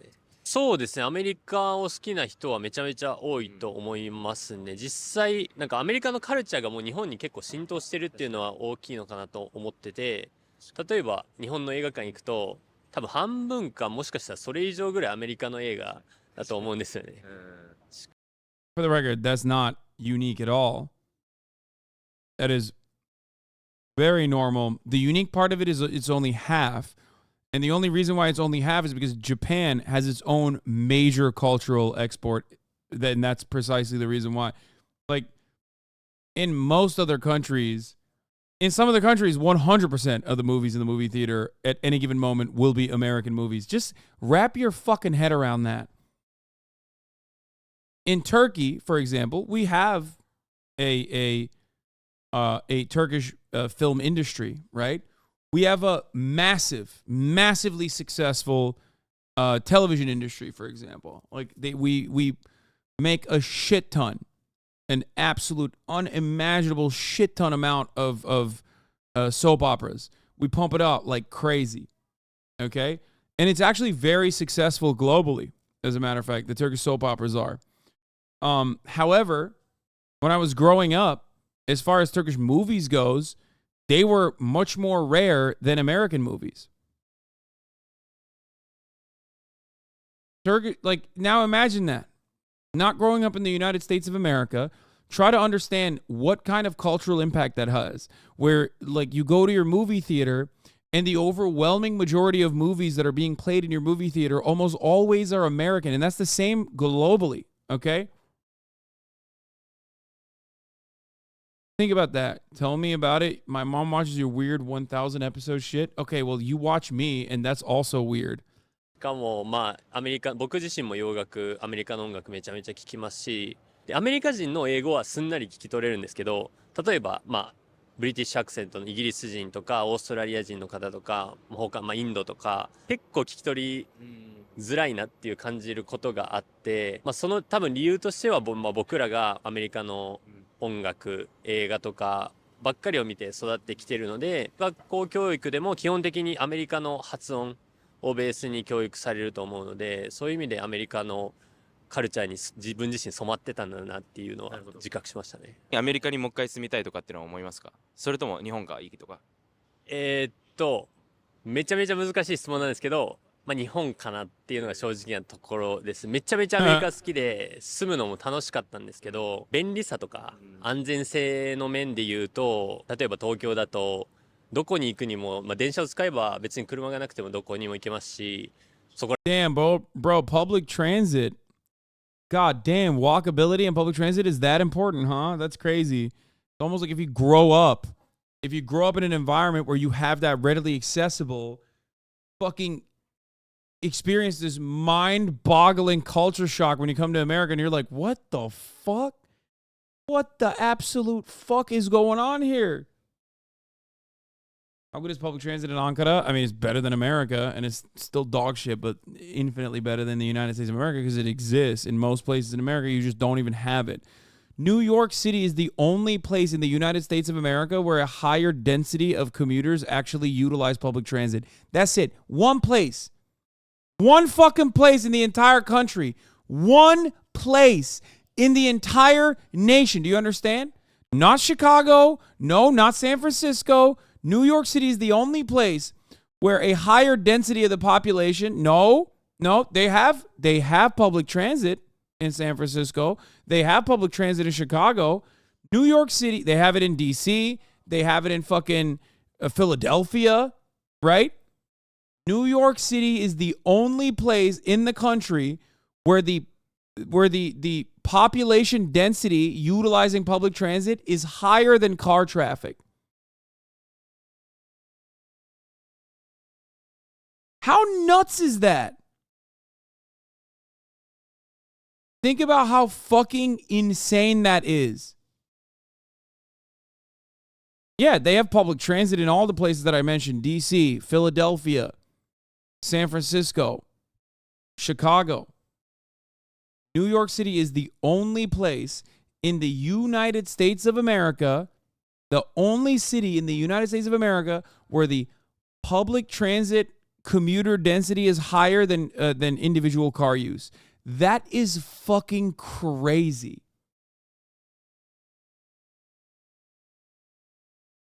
If you don't have a car in Florida, they hit you with their cars.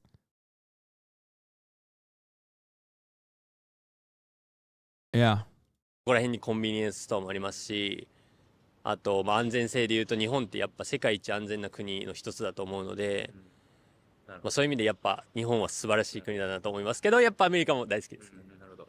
たまに旅行とか行ったりとかしたり。そうですね、旅行で行くとか、例えば1年の留学とか、割と短期間の滞在とかはめちゃめちゃ楽しめるんじゃないかなと。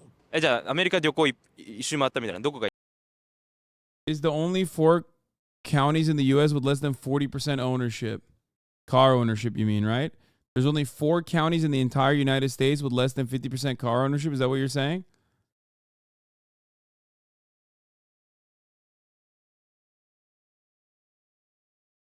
It's important for you guys to understand. Boston quite literally ranks number one best place to not have a car. It doesn't matter. What I'm saying is still factually correct. There's only one city in the United States of America.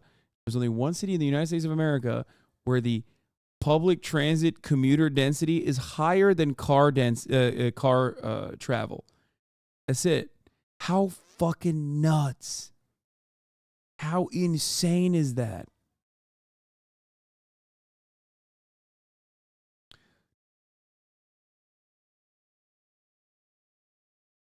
It's just like,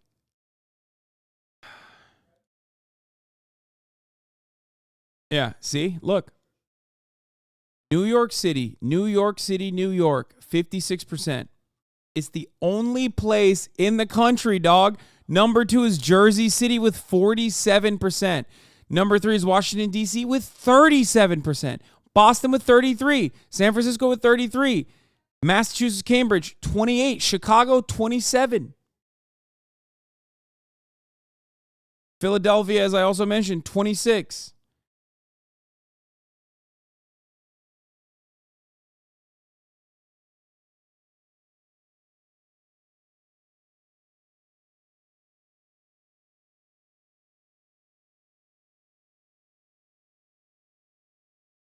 Please show me LA. I don't think LA is on the Los Angeles, California. 10.6% public transit commuters. 10.6% at number 35.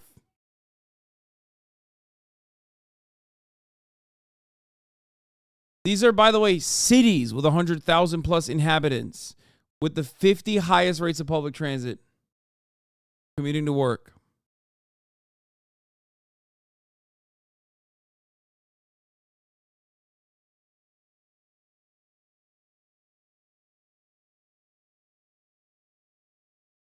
Look up San Diego, coward. I don't think San Diego is on this list.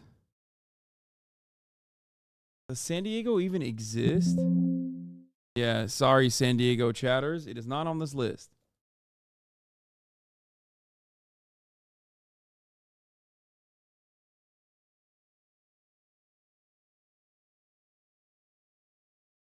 Anyway. Only coastal cities low, absolutely zero. Oh, dude, yeah. The other thing is, like, we're not even looking at the middle of the country where a shit ton of people live, where there is absolutely no infrastructure, like none whatsoever. Bro, you just river to the sea, San Diego? San Diego is better known for being the place between Los Angeles and Tijuana.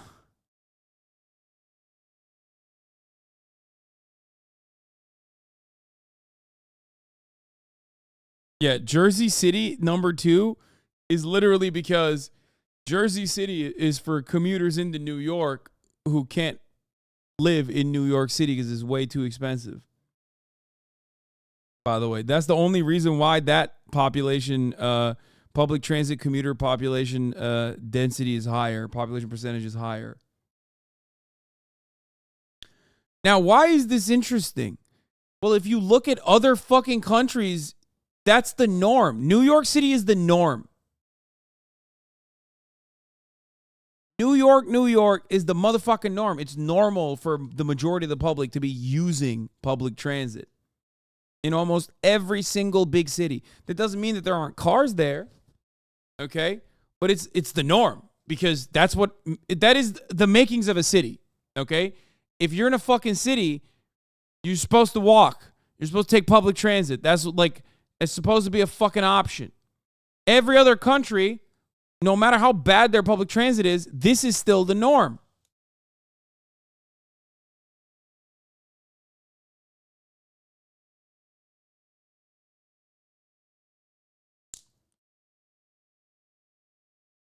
In San Diego, 3.5% of residents commute via public transportation, a smaller share of the national public transit ridership of 5.2%. On average, those who take the public transit in San Diego take 25 minutes longer to get into work than those who drive.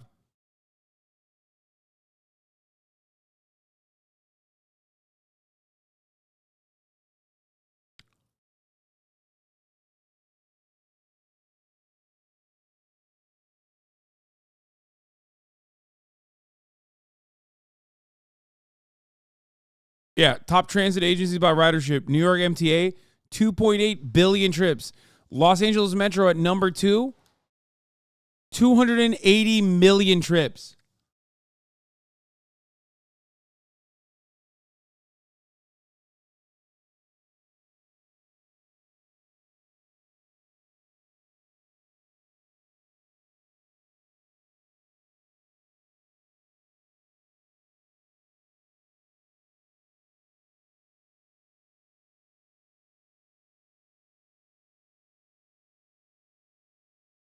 Think about that. The number 2 most traveled metro system is not even real. Not even a real thing. Doesn't even exist. まあ難しいんですけど、ラスベガスですかね。なんかもう人が無理やり作り上げた街みたいな。ラスベガスってめっちゃ周り砂漠じゃないですか。なのにラスベガス着いた瞬間めちゃめちゃ大きい建物とかカジノとかホテルとかもう人が頑張って集まって無理やり街を作り上げたっていう感じが人の力すげえなって感じましたね。Okay, thank you for your time. Could you introduce your background? My name's Max. I'm from the United States, North Carolina. My mom's Japanese, and Bro, where the fuck did this big homie found 2 North Carolinas in Japan? How is this happening?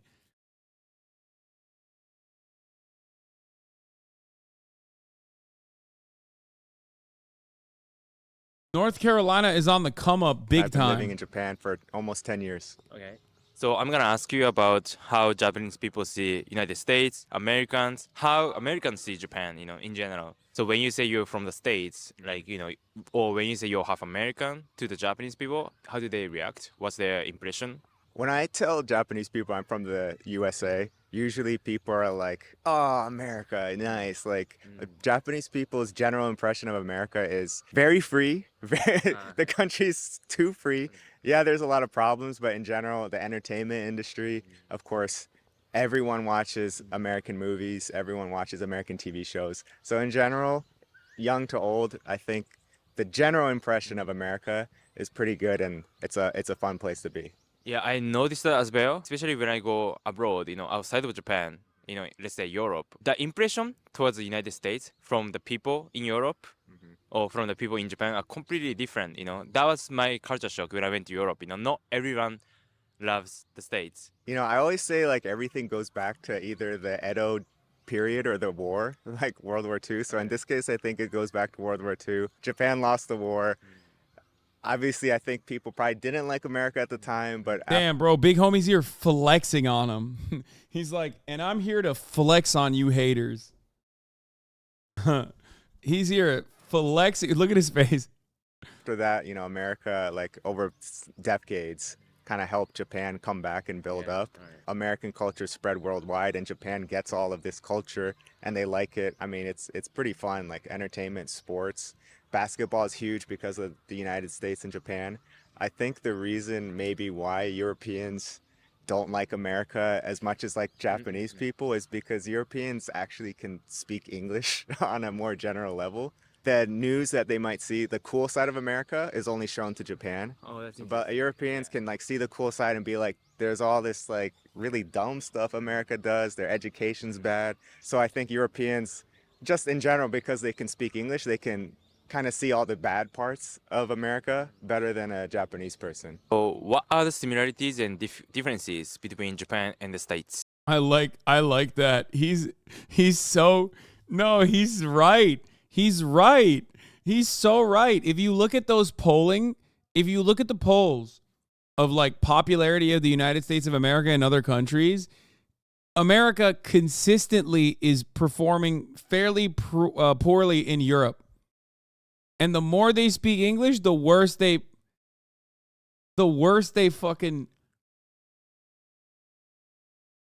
they speak English, the worse they perform usually. He's not wrong.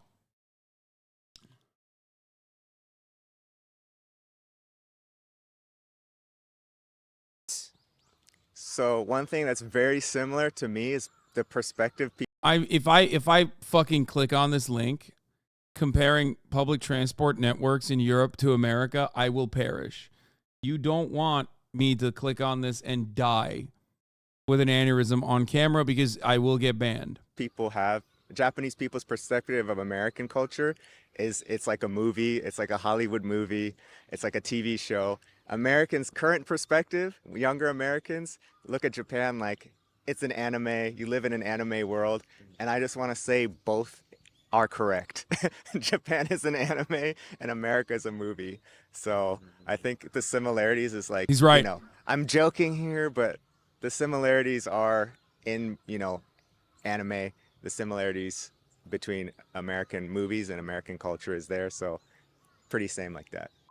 Okay, thanks for watching so far. How was it? That was interesting. Me personally, I do like the United States. I was supposed to study abroad in Los Angeles, but something happened in the world. I couldn't make it. I studied English and American literature, wrote final thesis about 20th century's America's history. Of course, there are some good points and bad points of the country. I'm going there in January. I'm going to San Francisco, Texas, Chicago, Miami, New York, Baltimore, not Los Angeles. What the Philadelphia, fuck? Or maybe around East Coast around there. Bro, Takashi, come to fucking LA, dude. I'll show you around, okay? This dude is the GOAT. So if you have any recommendation to do there, please let me know in the comments. Okay, anyway, I'll set you up, dude. I'll set you up. Come to LA. LA sucks, bro. No, man. This guy's awesome. Bay Area stays winning. Here you go. This is what I was referencing. International public opinion of the U.S. remains positive. Look at Poland. Oh, my God. The dick riding, dude. Poland needs to fucking chill. Poland's dick riding is crazy, dog. Poland needs to fucking chill with it. Okay? Poland, oh my God. That's like an entire nation blowing bubbles on it? What the fuck? I've never seen dick riding like this. I've never seen dick riding like this. Poland needs to chill out. More than Israel? Like, that's insane. You know what I mean? No, South Korea, oh my God. Expected.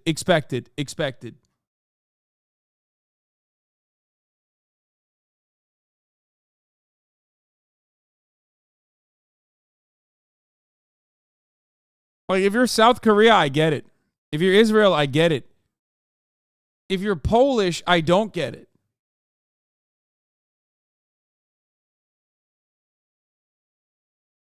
I don't get it. It's too much. It's kind of funny though. These country, the favorability ratings, like they rarely ever look at countries that America has like eviscerated for the most part. Where is it? Most say there's a strong partisan conflict in the U.S. Many favorable on U.S. withdrawal from Afghanistan. Yes, say the withdrawal was poorly handled. Netherlands, wrong. The UK, wrong. Very wrong. They should have stayed there forever.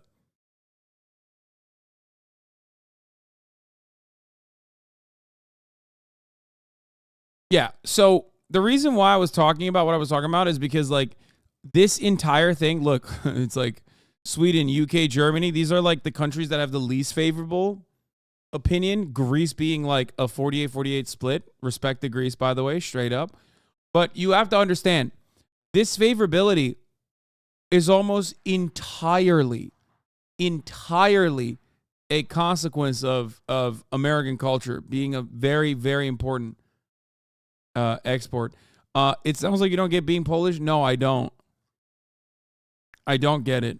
And that's not a bad thing, I think.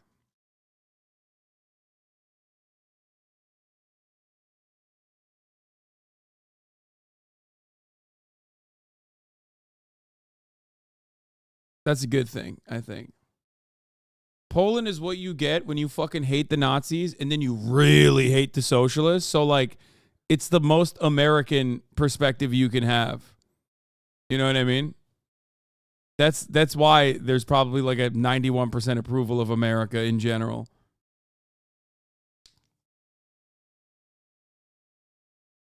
So they're like, what's the one country? What's the one country that will save us from both?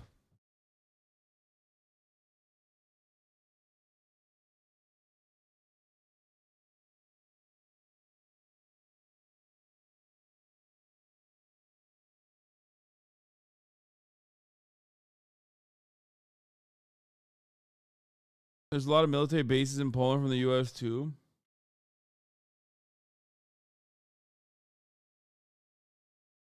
Are they wrong if you think about it from the perspective of the question? Nearly 9 in 10 also have a positive view of the U.S. and South Korea. 12 percentage point increase in 2021. And the largest uptick in positive ratings is the previous year. Positive opinions increased in only 2 other countries, Sweden and Australia. Views of the U.S. has stayed about the same in roughly half the countries surveyed. Like Malaysia. Respect to Malaysia. Publics in Singapore and Greece are roughly split in their views. Malaysia is the only country surveyed where a majority has a negative opinion of the U.S. Bro, my mom came to America on a foreign exchange program. They showed her a brochure of California, but they sent her to Jersey, and she's never forgiven anyone for it. I low-key kind of feel the same way about my grandfather. Like, he could have fucking... He came to the United States of America and went to New Jersey. It's like, what the fuck were you thinking? New York is right there, dog. You literally went to New Jersey and you were like, that's it. I'm good here.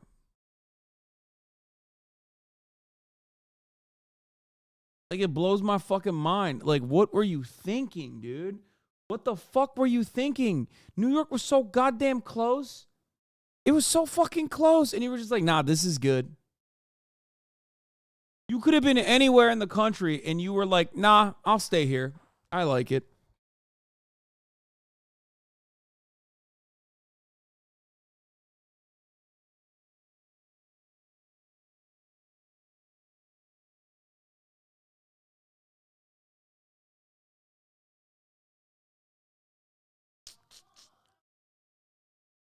Anyway,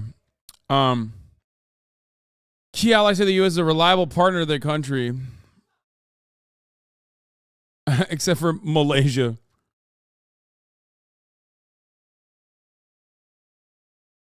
I don't really I mean, like I said, there's not a lot in this study that like looks at any interesting countries overall. But no matter which country you look at, Hollywood is impossible to avoid. You know what I mean? Like the top of the hour ad break, which is my last of the day today. Tired.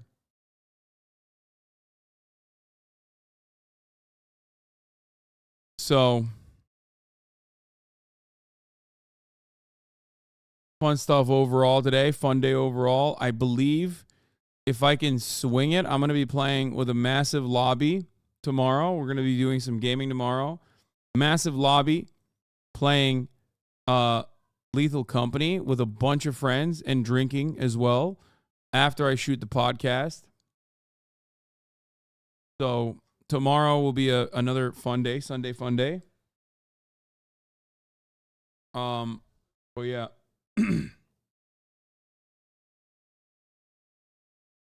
So that's it. Once again, the weekends are a lot of fun for me. I end up playing video games sometimes. Other times I end up doing fun YouTube meme reacts and shit like that. But I hope you guys enjoyed it. And I'll see you tomorrow, a little bit later than I usually am on, like probably around 2 p.m. Pacific. Peace, everybody.